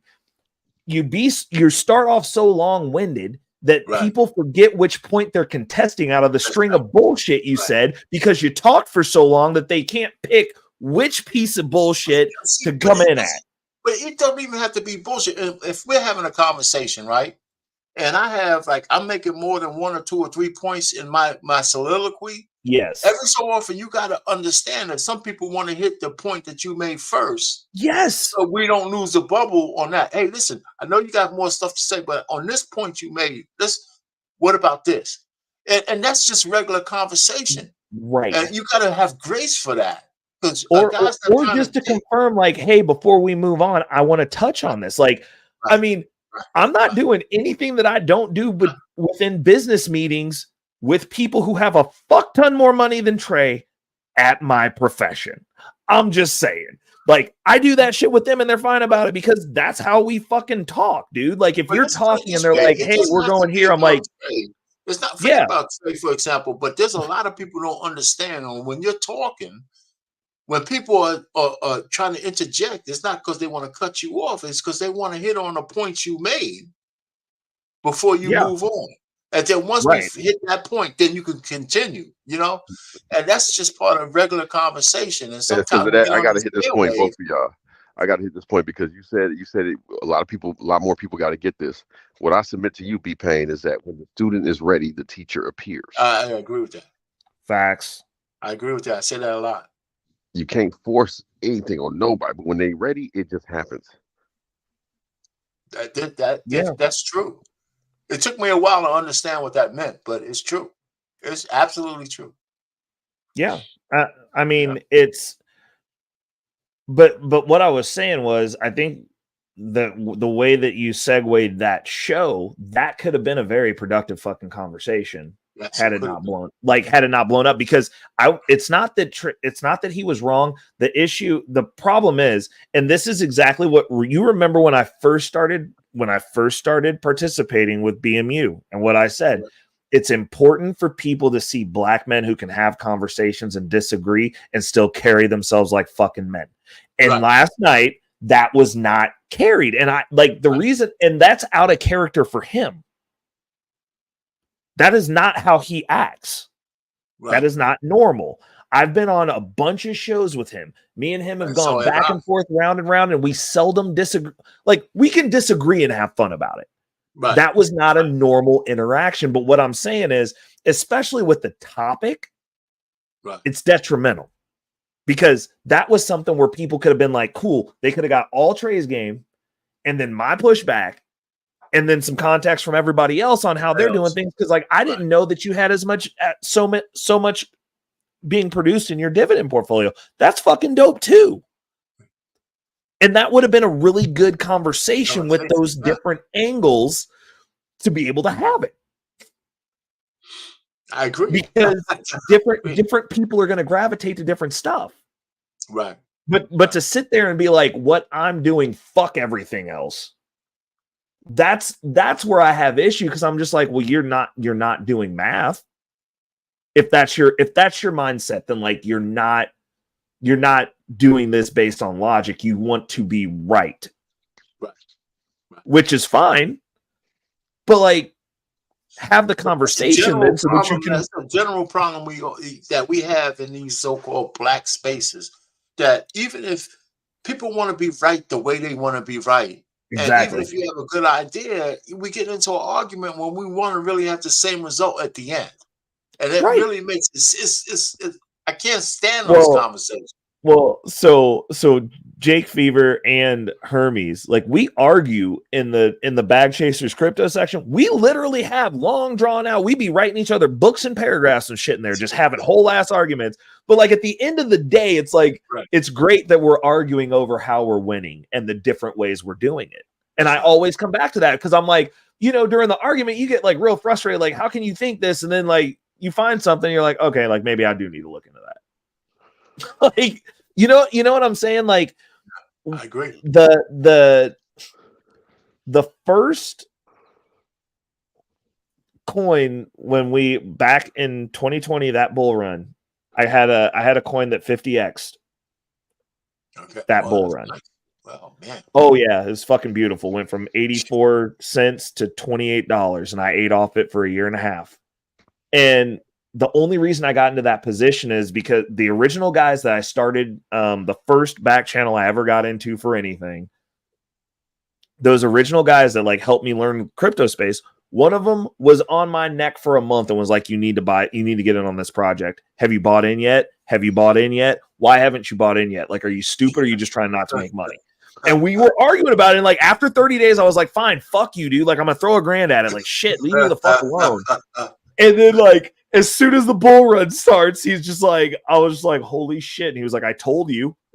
I was like, dude, like this is insane. And he was like, yeah. He was like, cool. Like this is how this works. Like I was like, all right, bro. Like sometimes you gotta humble yourself and fucking listen. Cause like I was sitting there and literally not a single position that I took did as well as that position did over that bull run. Not a single one. And like I rolled that into some good ones, but none of the rest of them 50x. I mean, I walked away with a lot of money, but nothing like that. And you know, like it's having those conversations, but like we have to, in this culture, have to learn to go where the knowledge is and to navigate with humility. A mediocre with humility. Oh my gosh. That's 100%. I feel like that's a piece that's lacking, bro. 100%, dude. Like 100%. And like everybody's like, you know, like when we have like I always give our pain shit. So Saint, whenever I'm on a panel with him, I always tell him it's his fault because he's a boomer and the boomers broke everything. But join the crowd. But like everybody's like, oh, you get along really well with like younger people. And like I always keep younger people around because, and they're like, well, why do they listen to you? And I'm like, because I let them know straight up the truth. You're inheriting a fucked up world. And it sucks. I'll give you the game though, so that you can navigate it to the best of your ability because you got a lot of shit to fix because we fucked up. Facts. How can I help you? Like, you know what I'm saying? Like, like you have to be your job to make it better. You have to be. Yeah, but the deal is this though, Arpain. You got game that they need because we know how shit works. But they and in order to change anything, and I tell people this all the time, I'm like, I'm not going to tell you that the American system is a perfect system, but I'll tell you this: if you are dead ass last and you at the bottom of this system talking about burn everything down, you're going to either get deleted or you're going to be at the bottom of whatever gets built next because you're a fucking loser. That's right. Like you can't be advocating for change because the game sucks for you because you suck at it. Right. You advocate for change because you have won at this game and you're like, you know what? Like this is fucked up for other people. Like I've been saying that all day because now that we have these ETFs, the reason that Bitcoin was invented, there's a handful of us that are going to benefit from it and they're going to build a moat around us to keep everyone else out. And I'm not happy about that because I was like, this was supposed to give everyone a chance to compete. I'm not saying it needed to be fair, but they were supposed to get a chance to compete. I don't believe in barring people from competing. That is pathetic. It's the most anti-man shit you could do. You talking about I gotta kick you in your knee first before the fight starts so that I can win? That's pathetic. There's no honor in that victory.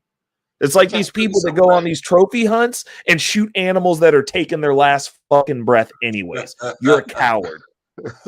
You are a coward. Let me tell you something, man. I work for the Department of Defense, right?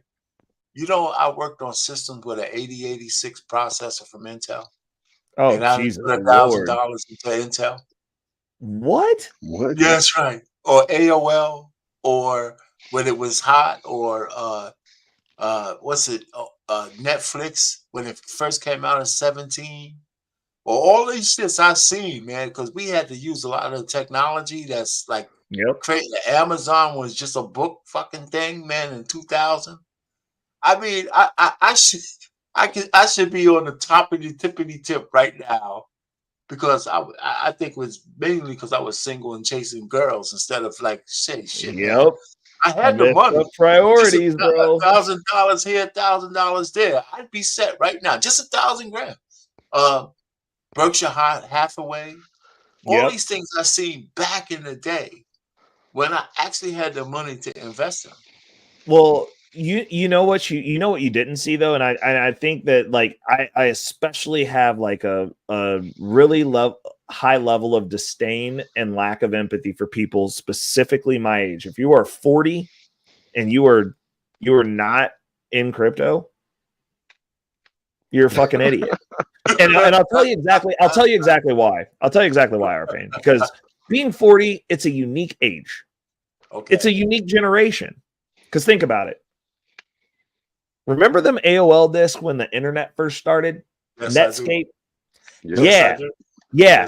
I was banging them bitches out all the time. Like I was on there. I was up in the chats trying to get little girls to fucking call me on my grandmother's landline. Like on it, dude. On it. Right? My parents knew how much I was on the internet.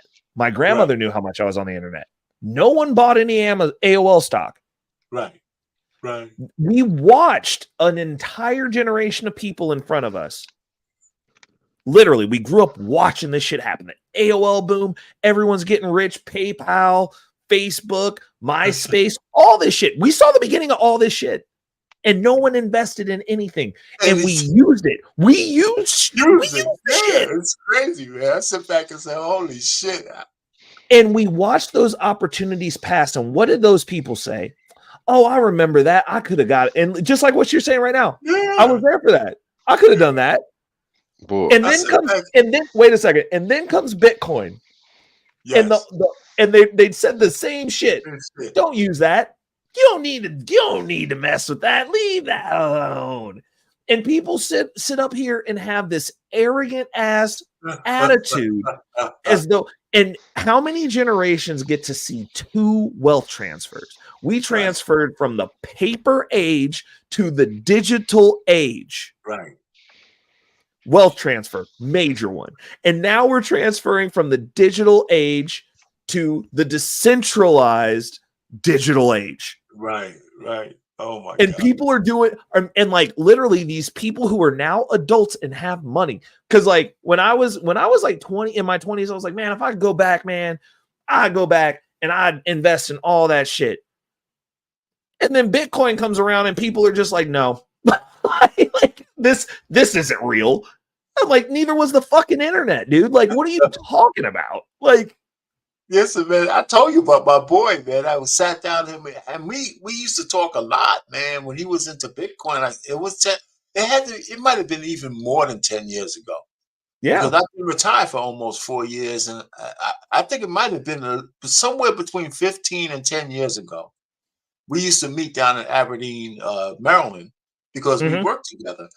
And he was into Bitcoin back then. And we're talking about Bitcoin was less than $1,000 or something back then. Yeah. And he was into it big time. And, so I blame it on him because he should have beat my ass until I bought some. Bro, he for real though. Should have beat my ass until I bought some. Dude, listen, man. If you think you feel bad, bro, when I started in Bitcoin, there was like probably a year and a half where it was under $1,000 or around $1,000, and I was only mining it, so I only got it for free, basically. And I wasn't putting money into the market, and then when I started putting money into the market, I bought a shit project and then lost all that money on it. It was like literally, if I would have just bought Bitcoin, like if I would have spent that whole time, I would have had like probably like 2 or 3 Bitcoin at least. I would have walked out of there with that. I didn't do it. And so like Ray, just like 6 months ago, you could have got it at 17. I mean, I was buying then too. I buy every paycheck now. Like I bought every paycheck since I started buying. Like something goes in the market. Hold on, Mr. Youngblood City, what's good, brother? How you doing? And Goku, depending on how much money you have, never, most likely. Especially if like you better hit off this bull run and maybe next one, bro. Like you better convert over to Bitcoin and hold on tight. How old is he? Hey, how old are you? He said he was 40. Okay. I mean, I don't know. So I look at things in a 10-year window, you can change your life.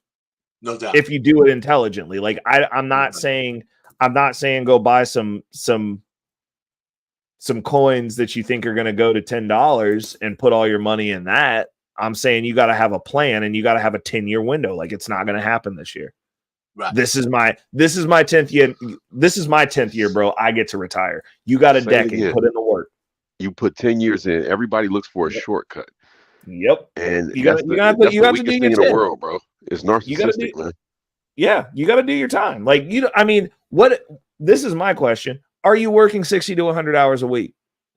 If you're not working 60 to 100 hours a week, I don't want to hear about when you're going to retire, because people who do average shit get average outcomes, and average people don't get to retire. You get to work to death and you get to be poor. Like that's what you get. There's no such thing as average. Either you grinding and you out here getting it, or it's over for you, because that's the way this system, as it spirals out of control, becomes. It's gonna, and this Bitcoin crypto situation is going to be an exasperation and potentially a final nail in the coffin of delineating the haves and the have-nots. Last opportunity. This last chance you got to get on board, in my opinion, because there's not policies that are coming out that are making it better for working class people. Inflation is destroying working class people. Housing costs is destroying working class people. No doubt. Like at this point, having who are they setting this up for? Having an owning property is a class delineation now. You see all these people talking about, I'm never going to be able to own a house. Well, I have one. I'm in that market, which means that I can get another house by trading my house if I don't want to go out and do the work to purchase another one. Once I have two, game over. That's the beginning of that snowball. Rolls itself. But the way this is set up, they're making it so you can't even own houses. Why do you think they're going to let you have Bitcoin? Like, why? Why would they let you have something that appreciates faster and more efficiently than a house when houses are the building blocks of wealth in this country historically, forever? And now you can't have those. What makes you think they're going to give you the window to just get in on Bitcoin whenever you see fit, when it's convenient for you?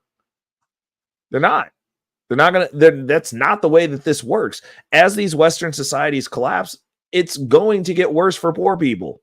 The last thing you want to do in a bad situation is also be poor. Like, it's bro, and it's so important that you're talking about this, because honestly, I know a lot of players, and the players I know that have been in Bitcoin early on, they don't want none of you motherfuckers to know who they are. They not gonna tell you shit. Facts. They stay out of the way. They don't even want nothing to do with motherfuckers, bro. Like they need to think they're whatever God they believe in, that Reckless Ray is still sharing his knowledge with y'all every day. Because we've had conversations. Me and you have sit there and talk, and you be like, Saint, you know what the hell's going on, but you don't say it. You're better than me, Ray. You're right. Dude, look, I do it for the 8 people that are watching, and like, you know what? If all 8 of us make it, we good. I mean, honestly though, like, it's one of the things that I took from Anton. Document the journey. Right. So I'm doing this for the people who come behind me, so that way, if I don't make it to the finish line, when I hand it down to one of these knuckleheads, they can go back through and be like, oh, okay, like this is what he's on. Oh, this is what he was thinking. Oh, this was what was going on during that time period. And hopefully be able to extrapolate that out into whatever scenario they find themselves in, and be like, yo, like, it's not just me. Like, I can speak into the future now. If I have a family, my kid might be watching this. I agree with you. I tell you, like, man, in the beginning of this month, I bought for my daughters, right? I bought what BlackRock has IBIT, right? Their ETF for Bitcoin. It's up 45% before the month is over already, you know, in her portfolio. Both of my daughters, yeah, I manage their portfolios. And because I told them about crypto and stuff like that, but they want to learn more. I said, well, while you're learning, let me just go ahead and get the ETF for you. And so I bought that in there, both of their portfolios. It's up 45% already. Hold on. So hold on. Let me read Not Lost's comment. He says it's a scheme to transfer the common man's wealth to the elite. It relies on hype. How do things that rely on hype usually turn out? Well, in the reference that you're trying to make here, they don't pass the Lindy test. That's the first thing. Secondly, if this was a scheme to transfer wealth to the elites, they would have been in at the beginning and not after a decade of getting their shit stomped in. Also, the means of which are actually being used to transfer wealth to the elite is taxes and inflation. Right. Those are literally the things. Like this isn't like, again, math. Like this isn't new. Taxes and inflation. They take away your buying power, and the growth is unfathomable because it's set. It'd be like if we had a gold standard and a gold supply that wasn't ever expanding because they keep finding more of it, and there was only so much gold. This could happen with any asset that's fixed.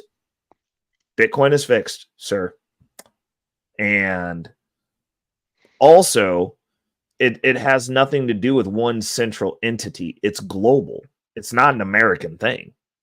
The biggest utilizers of the Bitcoin network are Africans who don't want to fucking pay 40% a day inflation. It's actually useful. It's actually doing a bunch of the ultra liberal shit that you say that something else is magically going to do. Actually, by giving people opportunities, giving them an additional system which they can navigate in that's concurrent with the system that they live in that's corrupt, where they can't fucking spend their money. I got bees to sell you. I think the next one is funny as hell. Hey, dude, you know what we say in the, you know what? I'm gonna give you the proper send off from the crypto space, dude. Have fun staying poor. Like, I mean, have fun with that, bro. Like, everyone else is getting whole ass tangibles, and you're gonna sit over there and just bitch it. Like, I don't know what to tell you. Like, cool. Ray, like, you want to know what I like about this bull run? You mentioned the 2020 run, right? Yep. What scared me about the 2020 run was everybody and their mama was talking about it. It was the thing, like, yo, you see this? People thought that it was a get-rich-quick scheme. They thought they didn't have to have any discipline, and some did get stuff, and they didn't. They were able to do that, but no matter what, you still have to be disciplined in your movements. 100%. Everybody ain't talking about it right now, and that's why I'm loving this run. Well, everybody will be talking about it once we get up to 69,000. They will. Well, actually, you know what? Everybody's getting ready to start talking about it. You saw that. God damn it! I gotta pull this up because I keep misquoting this, and it makes me feel like a complete fucking idiot. Hold on a second. Where am I at? Go there. Oh, there we go. Hold up a second. So, so Merrill Lynch and Wells Fargo approved multiple Bitcoin ETFs for their wealth management clients today. Ooh, I saw that. Yeah, they're getting ready to start pushing it on the boomers now to save their portfolios. Which is that is today. That's not even including what the current ETFs are loading up on every fucking week, which is billions of dollars. Right. Exactly. And having I mean that's the reason I'm saying, like, it's gonna be a wrap. Like the next thing, as soon as the issue is, we haven't had the frenzy of people who have money in their portfolios and are making hundreds of % because they bought the Bitcoin ETF or one of the products, and now they're just doing what they're doing. I mean, we haven't seen that yet. So ain't it, Ray? Like, this was the company BlackRock. Yeah, BlackRock is the biggest nefarious money-making entity in the whole goddamn world. And also, this is homeowners, and 100%. I'm just thinking they clamored, they got the laws changed in order for them to have this Bitcoin ETF. That's the power. They have competition too. They're the biggest one though, because everybody knows them. But check this out. This is the thing that I find interesting about the Bitcoin ETF. They have essentially put themselves in the middle because they physically hold the Bitcoin. Right. Okay. They just collect fees. When you cash out of it, they only have to pay you the dollar value of it. Okay. They're literally using y'all to buy the Bitcoin for them. Because if I had to pay you out, I wouldn't sell the Bitcoin. I would just give you fucking dollars. Sure. Like if I was the ETF and I said, Arpain, you give me money, I'm gonna go buy Bitcoin with it. And then you were like, hey, I want my money back. And I'm like, cool, we settle that in dollars. That's literally exactly what I did to pay my debt off. No, but isn't that a fair exchange since the regular guy can't go physically buy the Bitcoin? For example, if my daughter's portfolio went up 200% in IBIT, for example, as long as they get that money out, why would I even argue? As long as I get my 200%, I don't give a shit what BlackRock does. But Arpain, this is the issue though. Your 200%, you're still getting dollars. Right. So right. And if you're getting dollars back, right? Okay. On an asset that's going up in value. That'd be like if you were to repeatedly sell your house and then buy your house back at a higher rate. Right. You see what I'm saying? And so if I had your house and I was like, cool, and you were like, well, I want my money back, it would be a benefit to me to just give you the dollars because dollars are constantly going down in value, especially if I have a bunch of them already. So what you're saying is you might as well just keep holding it until you absolutely need those dollars. Right? That's 100. And if you do, leverage it because you're going to pay. So think about this. When you leverage it, you're paying back with dollars that have deflated. So like, yes, you know what I'm saying? Like you're paying back with something that's so the way that I look at it, this is honestly the way that I look at money. True. Fiat money, like the dollars that we get to buy shit in America or anywhere else, it's trash. So if I can borrow trash, buy a physical asset and then leverage that asset to get more trash, and I pay you back in trash that's worth a little bit less later, that's the game. That's the actual game. I got you. I hear you. That is the game. Like if you figure that out, if you continually work and figure that out, and then you teach the people behind you, your family will never be poor in any system because you know the game. Because I kind of alluded to that, but not to that extent with my daughters. I said, listen, see this money here? You could use this shit and just pay it back in dollars without hurting your assets, without, Well, you know what's even better in the situation that you're in? You know what's even better in the situation that you're in? The money that you're making in dividends, it's not real. Right. So that dividend money, that just appears. So like you can spend a certain amount out of your portfolio and the number doesn't fucking change. Right. You're literally in make-believe in the traditional finance space. Like that's the piece that people don't understand. Like even if you just live off your dividends and your portfolio balance, when you look in your balance, say for shits and giggles, round number, $500,000. You can go buy whatever you want, and it always goes back to $500,000 within a month or two. Oh, I'm going to go buy this. I'm going to go get my groceries. Every time you look in the bank balance don't change. Right. You're literally spending money that's not real to you. It doesn't exist because your standard is this bank account always says $500,000 in it. Right. So anything that kicks off and you spend it, as long as it doesn't go below $500,000, that money didn't exist in your purview for how your brain's wired to look at that account. No, I'm with you. Like that, and people don't understand that game because like you actually have to get to a point or a window to where you've cleared all your debt and you can actually breathe and look around and see how shit works and not recreate the mess.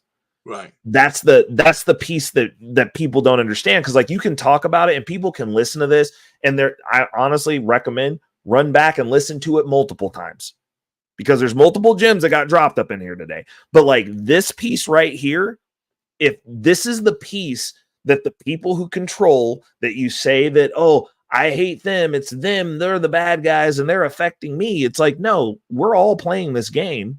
And if you're not playing the game's getting played against you just by default. Like you can't opt out of this shit unless you're going to go live in the forest somewhere where that's allowed, because they don't even let you do that in America. It's illegal to live in the forest, bro. Right. Yeah, they were like, you can be homeless, but you best be in society so we can see your. You gotta be on the grid. You gotta be on the grid, man. You know, I'm like, bro, I didn't realize how unfree we were until they said you can't even leave society. Because that was I was like, bro, if you just want to be homeless and you don't want to live inside, go live in the woods. And they were like, you can't do that. I was like, at all? And they were like, no. Like if you start your forest fire to stay warm, they're gonna come get you and tell you can't do that, and you go to jail. So I was like, bro, like I don't even know, bro. I can't even be mad at homeless people no more. I didn't realize they couldn't go live in the woods. Well, listen, man, you know what, man? It depends on how deep you get, man, because they ain't going to look for you, man. But, you know, but you got to be cool. That's so funny, but it's true. It's true. It is, dude. Like, it's like that in and of itself is crazy to me. But I'm like, but that's what I'm saying. I'm like, that's the reason I'm like, there's no nobility in this ashy-fisted revolutionary shit. There's nothing noble about it. You just suck. And you hate the game because you suck. And I understand. But on the same note, just play the fucking game. Like, we can work towards change without having ashy knuckles and being poor. Poverty isn't even of most of our cultures. Big fact. Like, that ain't even, you got more data of wealth in your DNA than you have of poverty. But everybody want to just grip to it and hold on tight and wheeze black and struggling. Like, fuck out of here with that shit, bro. Anytime that we are allowed to compete and we are allowed to flourish of our own volition, we excel. Every fucking time. That's the reason you always see these articles about the highest IQ kid. Like, yeah, they let him fucking learn, dude. Like, what the fuck are you talking about?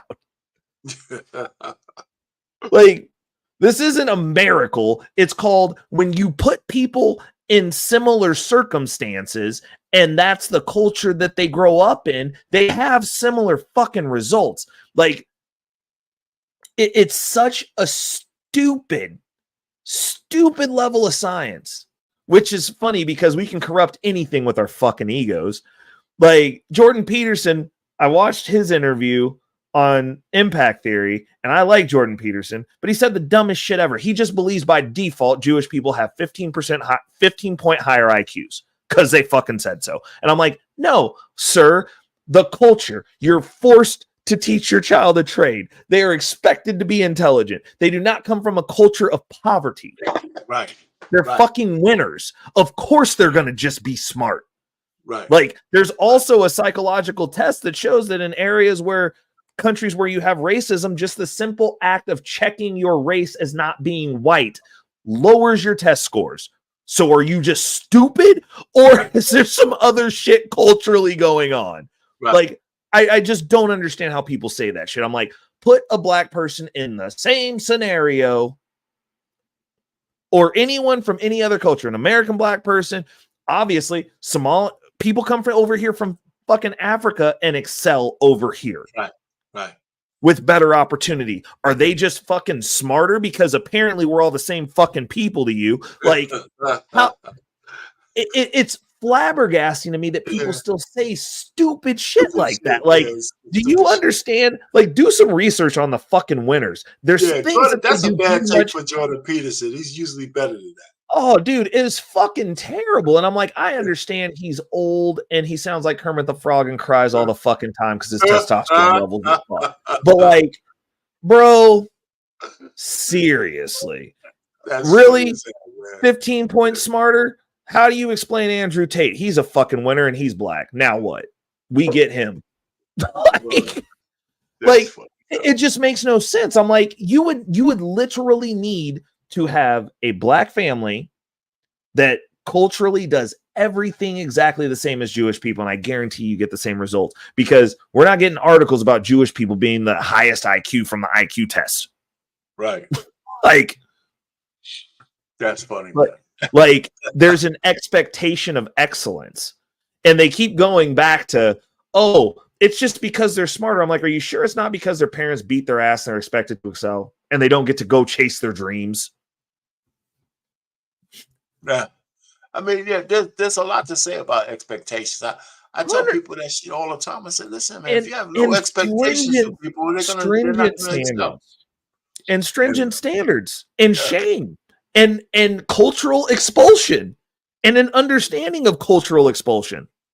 Like, if you do not meet the mark, I ain't never seen a homeless Jewish person. Right. And I've only seen one homeless Asian person. They don't even let themselves be like, my kids ain't about to see you on the streets. You better come scoop this fucking rice. Like, we drive by here, bro. Get in the car. That's funny as hell, man. It's the truth though. And like, then these people get this wild hair in their head ass that they're special, and not that the cultures are different. And one culture, ours, is fucked. Yes. That doesn't mean you're stupid. That means you have a low level of expectation that's reinforced by all these liberal ass white people. Yes. That tell you that you're a victim. Yeah, and then all you see is poverty and ignorance. And then you get online and see people arguing from a state of poverty and ignorance. And then you go to the club and get shot by somebody that looks like you, who's impoverished and ignorant. Like this shit is not right. You're not stupid. It's just a real shit set of circumstances, and you've adapted to it and encompass that in your persona. It's just too true, man. That's why it's so funny. It's true as a motherfucker, man. It's sad, but it's true. Right. It's what it is. I was like, you're not stupid. You believe that you're stupid. That's the problem. I was like, people told me I was stupid my whole life, and I just realized that like we live in a country where stupid people can get rich. And I was like, cool, I'm just gonna get rich then. like I'm stupid. I only got two options. I either gotta be out here jacking people, or I can just try to get rich the damnedest way that I can. Like, yes. Those are because stupid people. We got Trump. He pretty dumb. I like the guy, but he's stupid. And it's a motivation for me, because I'm like, well, shit, I think I'm smarter than he is.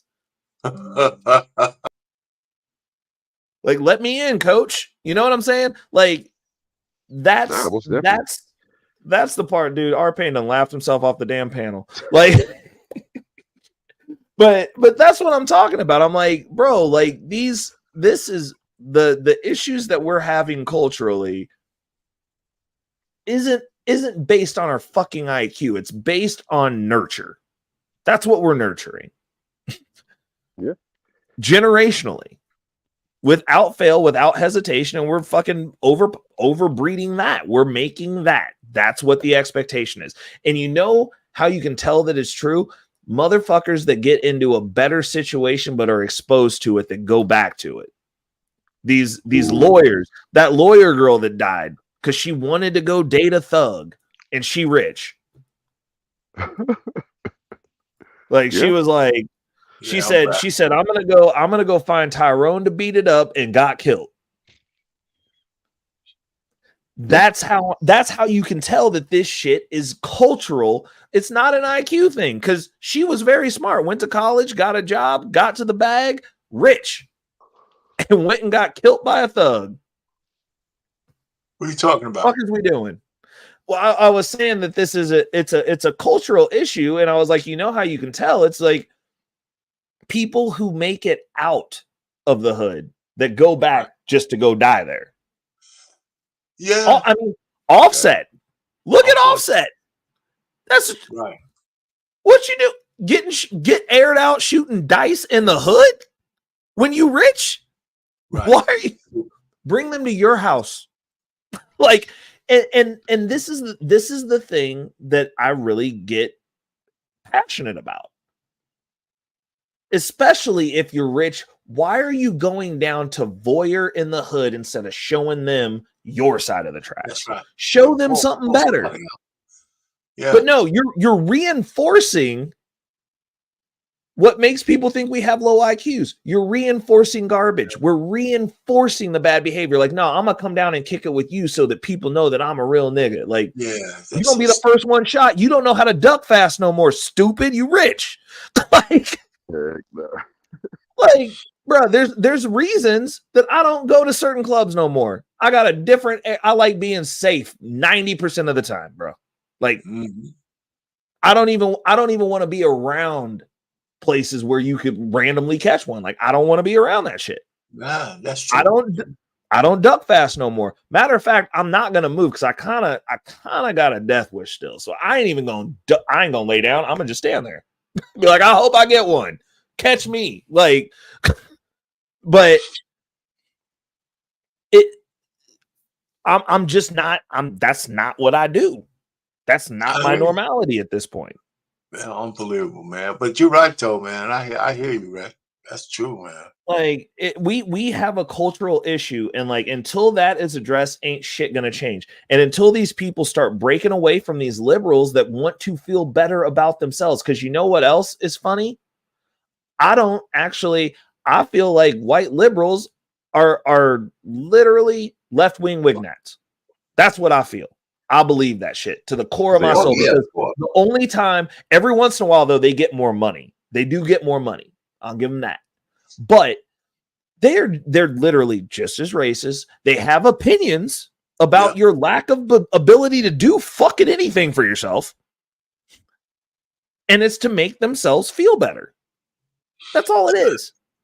And we gravitate towards that because it makes you feel better for being a fucking loser.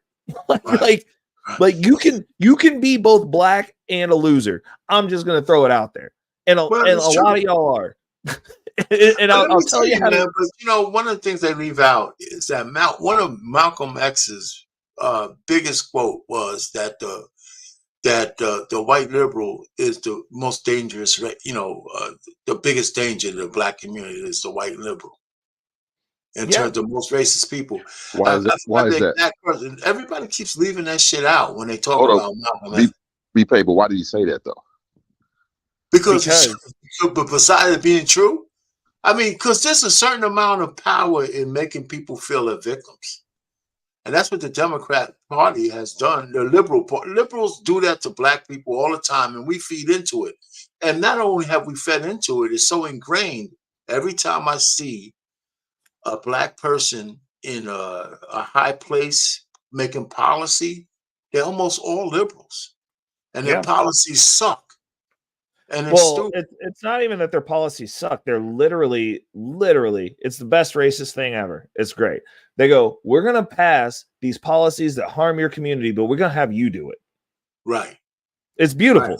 Right. Like nobody's holding the fucking mayor of Chicago accountable. He's saying that it's racism that he said that he was a sanctuary city. Brother, you fucked around and found out, bro. That's right. And Eric Adams immediately. Denver, there's a white man who's catching immigrants too, bro. Yeah. He crying with you, but like, that's not racism. He fucked around and found out. Y'all said that you wanted them people there and you was going to save everybody. Well, everybody showed the fuck up. Congrats. And you forced another state that was far away from you, where you thought you was just going to make it Texas's problem and he wasn't going to give a shit. Right. Like he was just going to let his country, let his little state turn into Mexico too. Like, nah, bro. Nah. You said you were a sanctuary city. Sending the people that aren't supposed to be in your state because you're not a sanctuary city to sanctuary cities is not racist. It's not racist on the side. It's absolutely brilliant. He gave you what you asked for. You sat there, you talk shit, you fucked around and found out. And now we have a problem all over the middle of this freaking country because y'all are stupid. Yeah. That's the worst fucking policy I ever heard of. 100%. 100%. But look at what that's done. And what did they do in all those cities? They took resources from black people. Yes. And the poorest, not all and black, the poor. All the poorest. But it's because black people. Yeah. Well, this is the deal though, and this is the reason that like I can argue both sides of this. you can't intentionally be racist to one group of people anymore. So what did they do in America? They made the majority of black people poor. And they were willing to sacrifice their own because there's no such thing as Whitelandia. So it's not homogeneous anyway. And they were like, hey, bro, if you're a white person and you failing at the game that we made for you, fuck you too. Like, so that they can institute terrible policies that affected mostly black people.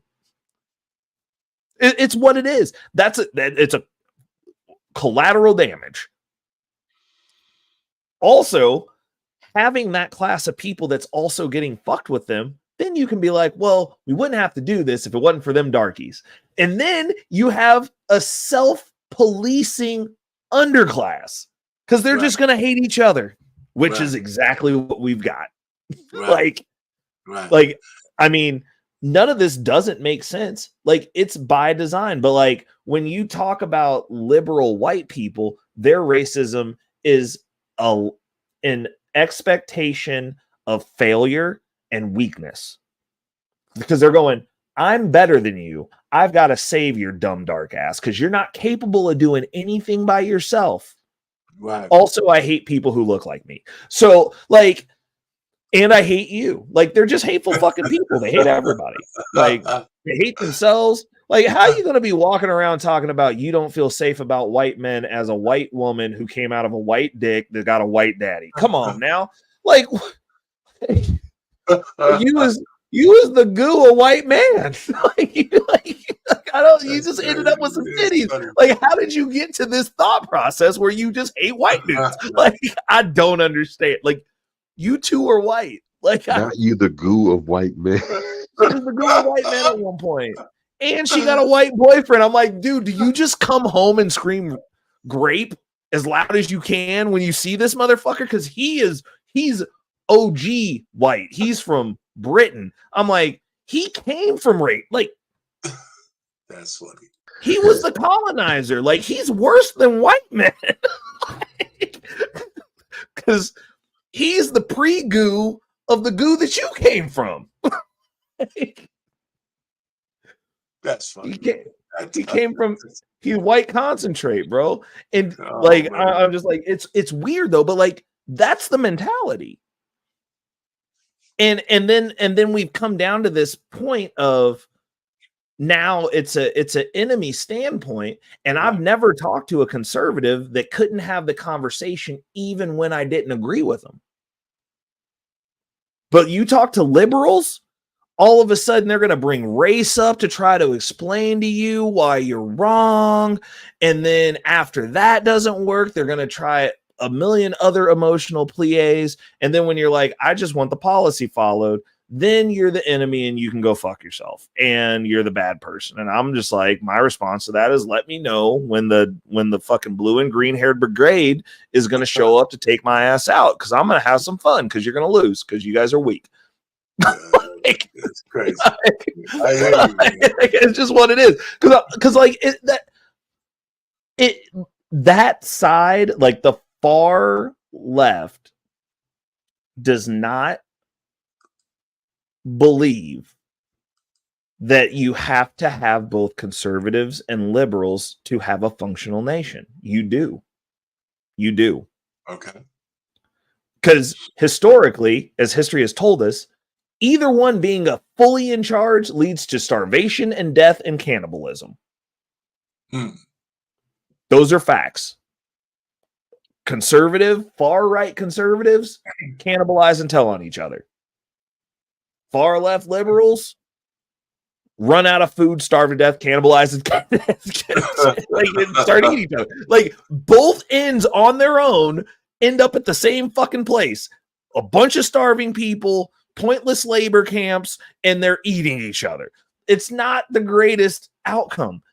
The societies that have both function because, yes, we have to save some people, but yes, we also shouldn't spend all of our money at our expense doing it. I got you. That's voila, society. Point, brother. I'm gonna let y'all go at that point, I'm old, man. I gotta go to bed. Everybody about to go to bed. I'm with you. Hey, listen, man, bro. So you say this is what every what's today? Thursday. So Every every Thursday, Thursday. every Thursday night. So it's me and Nakumbe. We have all the conversations on the boring night. It's Boring Thursday. So you can either talk about mental health or money. I feel like that's a good split.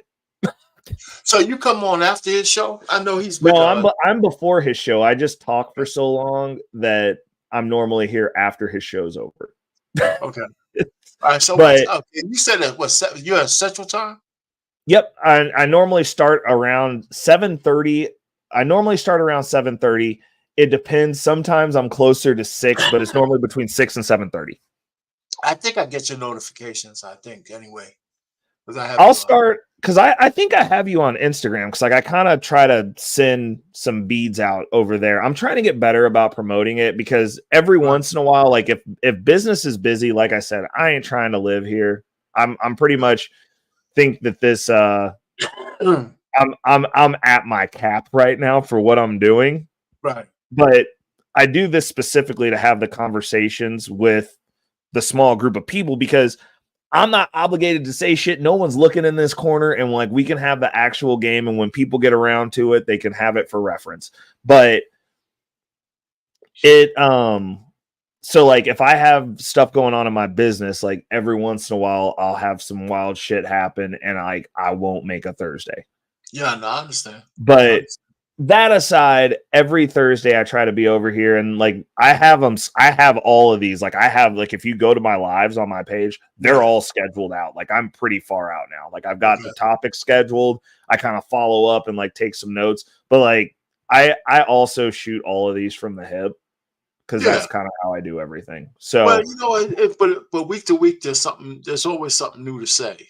You know. Oh yeah. Well, I mean, I was about to say, I was like, I've got some now that I have the topics lined out because like before I was actually making up the topic of what I was going to talk about the week of. Right. So like it was like I would schedule this shit on Monday, maybe. But like, you know, like we have what are we talking about? I've got what is masculinity coming up. I've got one on financial efficiency, Black culture war, financial PTSD. Is financial PTSD the catalyst for wealth creation? It's going to be a good one. And then what's the plan? Financial planning, and then why mindset matters. So like it covers. So like throughout these shows, depending on who shows up, we'll talk about anything from relationships to money. But I try to I've been getting better about keeping it because I watch your guys' show about keeping it on topic or related to the topic. Right. So, so now that I've got them lined out, I try to keep the kittens wrangled in on that. All right. That's cool, you know, because like I said, my schedule is, you know, I have the Monday show. Yep. BM User, and well, I try to catch you on the way home. That's normally because like when I'm in the chat, dude, I'm literally on the road home. Like it's right. But I moved it back to 7 Eastern. I moved it to 7 Eastern because it was a little too early when I first started. Mm-hmm. And then on Wednesday, I have a sports show that I do on my channel. And other than that, I just put videos on my channel. I'm working on one now that I'm gonna probably make for my Monday show. It's Russell Wilson. He does an interview on I Am Athlete. Yeah, it's a great interview. But you know, part of the interview he says God ordained him to be a stepdaddy. I said, I guess that should be a good conversation. No. That's a decision. Don't try to bring God into your personal choices, bro. Let me just tell you. Shit in the Bible that says be a stepdaddy. Like not a damn thing. But see, what I'm saying is I'm looking for content to be a good conversation because everybody in these spaces, you know, say stepdad is the worst thing you could do.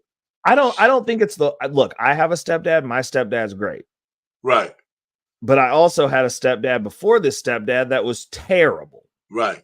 But see, it's like conversation pieces. But those are decisions. I mean, my question is this, and this is what I said from the get-go. I don't agree with the character of the woman that he chose, but like him being a nerd and her being a club thought, that's who the nerds want. So he finally got to a point where he could get what he wanted. He went and got what he wanted. Right. The reality of the situation is whenever you get through, that man makes more money than anybody who's going to be on the panel, including if you had Anton Daniels, Angry Man. Hold on for a second, though, Ray. See, it's worth discussing, but that's part of the aspect on why I want to talk about it. That because him and Sierra are not typical, and so everything he says, you got to take it from that standpoint. And both him and Sierra, well, let me tell you, Future, right? He might be a stepson. He's got 2 multimillionaire fathers and a multimillionaire mother. He is not the typical stepkid. Right. He's not, no matter, even if she never remarried or never married to anybody, his life is still going to be better than 99% of kids out there. Well, it's also because it's not like most of this stuff. Like, I don't honestly, Arpain, I don't think any of that shit in Hollywood's real. I really don't. Well, I really don't. I don't think any of those relationships are real. I think that like whole Blueface shit, like they're socially engineering people, and they're going, hey, come look like a dumbass and show out for your people, so they keep acting stupid. Let me tell you, Blueface and the one-tooth chick is not the same status of, even though they're celebrities, they ain't like Sierra and Russell Wilson. They're in different classes. Right. They're in different classes of rich. Right. But it's like, but we are the only culture that takes all of our cues from these people who got put into position. I agree. Being a commodity for people who are socially engineering us. That's all. Like, I'm just like, dude, like I don't see any other culture, period, be like, hey, did you see that rich version of us that acts stupid? Exposing, though. That's worth talking about. It's worth exposing from that standpoint. 100%. That's the reason why I want to talk. I don't want to say we need to live like that. I want to expose the fact that this shit is unicorn shit. We don't live like this. Bro, I'm stealing that. I'm calling everything unicorn shit all of March. Everything's going to be unicorn. That's what I want to talk from that perspective. Don't sit down here and say Sierra's prayer, this bullshit. I said, this is their life that they created because they call it a partnership, because that's what it is. Yep. And so, even though we could talk about the aspects of it, because the full interview had very little to, well, that was just one segment of the full interview. It was like over an hour. So when he talked about meeting Sierra and falling in love with the son and all that shit, and his 5 principles of what he was looking for and all that. Oh, geez. It makes for conversation, but not for me to try to indoctrinate people that this is how you have to live. I'm not going to do that. Right. I want people to come up and chop it up and say this guy is in his own space. But I tell you what, I'm not gonna say go listen to it, but I listened to the whole interview. I'm gonna say this because I'm a different generation. If I had a son, I could do a lot worse than Russell Wilson in the way he thinks. If you look at the full context of what he said, he talked about leadership, he talked about other stuff. And I said, man, this guy he gets a bad rap. And I don't understand why he gets a bad rap, because he wants to be a stepdad. Because in our goddamn culture, we're full of stepdaddies all over the goddamn place. Well, here's the thing I do want to say. I'm going to say this. Let me just finish with this. The women of today don't deserve the kind of devotion that stepdaddies used to provide, taking off on their stupid shit they used to do. The women of today don't deserve that. They really don't. So I would like to say that too. I mean, I think it comes down to a person. Like I said, like, I'm not the type of person, because like I believe that every man is ushering their own kingdom. So I agree. I can go, well, what you're doing in your house wouldn't fly in my house, so don't bring that shit over here. And I don't agree with it. But beyond that, I'm like, it's your fucking house. I don't live there. Like, it's not going to annoy me if you want to navigate how you're navigating. So like, I think that comes down to choice. Like, I've dated women who've had children. Right. Like, you better have some redeeming qualities and be appreciative. Like, that better be a fucking thing. Like, you ain't about to tell me. And like, I've gone on dates with women who were really high on their horse, who had really fucked situations and kids. And I'm just like, I'm just not going to date you. It's that simple. I don't have to shame you. I don't have to tell you you're going to be alone. my actions speak louder than anything that I will say to you, because I'll just remove myself from a shit situation, namely you. Right. Because I got options. And there's going to be other women that I will meet, and I'll be like, cool, like I'll rock out with this person. And like, if we get along and she's got a kid and I'm like, cool, this is who I want to be with, and I'm going to fucking be with her, and she's going to make me a kid too, and she's going to have 2 fucking kids. Right. Yeah. But so here's my thing, just like I did last time when everybody said, fuck this chick who's looking for, who's wondering why she's not married. I want to start with a premise and certain assumptions, even with this show, because I'm the same kind of guy who would never tell a single man to marry a woman with kids. I would never tell a guy. I would never tell a guy. However, it's still worth the conversation since we talk about it so much. But, I mean, but our pain, it's the same premise as like if a woman had an option of dating a guy who was making $60,000 a year, or a guy who was making $2 million a year, and they were the same guy, same personality, she's going to take the guy who makes $2 million. It's just a better deal. It's the same thing with kids. Like if you meet a chick and she's got a kid or got kids, and then you meet another chick and it's the same personality, the same level of attractiveness, same sexy, and then you're going to pick the one who doesn't have kids and is younger. Like, it's just what it is. That doesn't mean that that's like set in stone and that's the only thing you can fucking have. All I'm saying, but Ray, I hear you.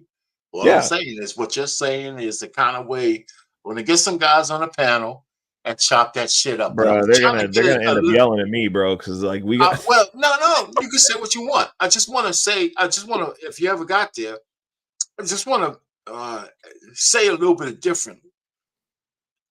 I just like to see the conversation again because we talk about stepdads all the time.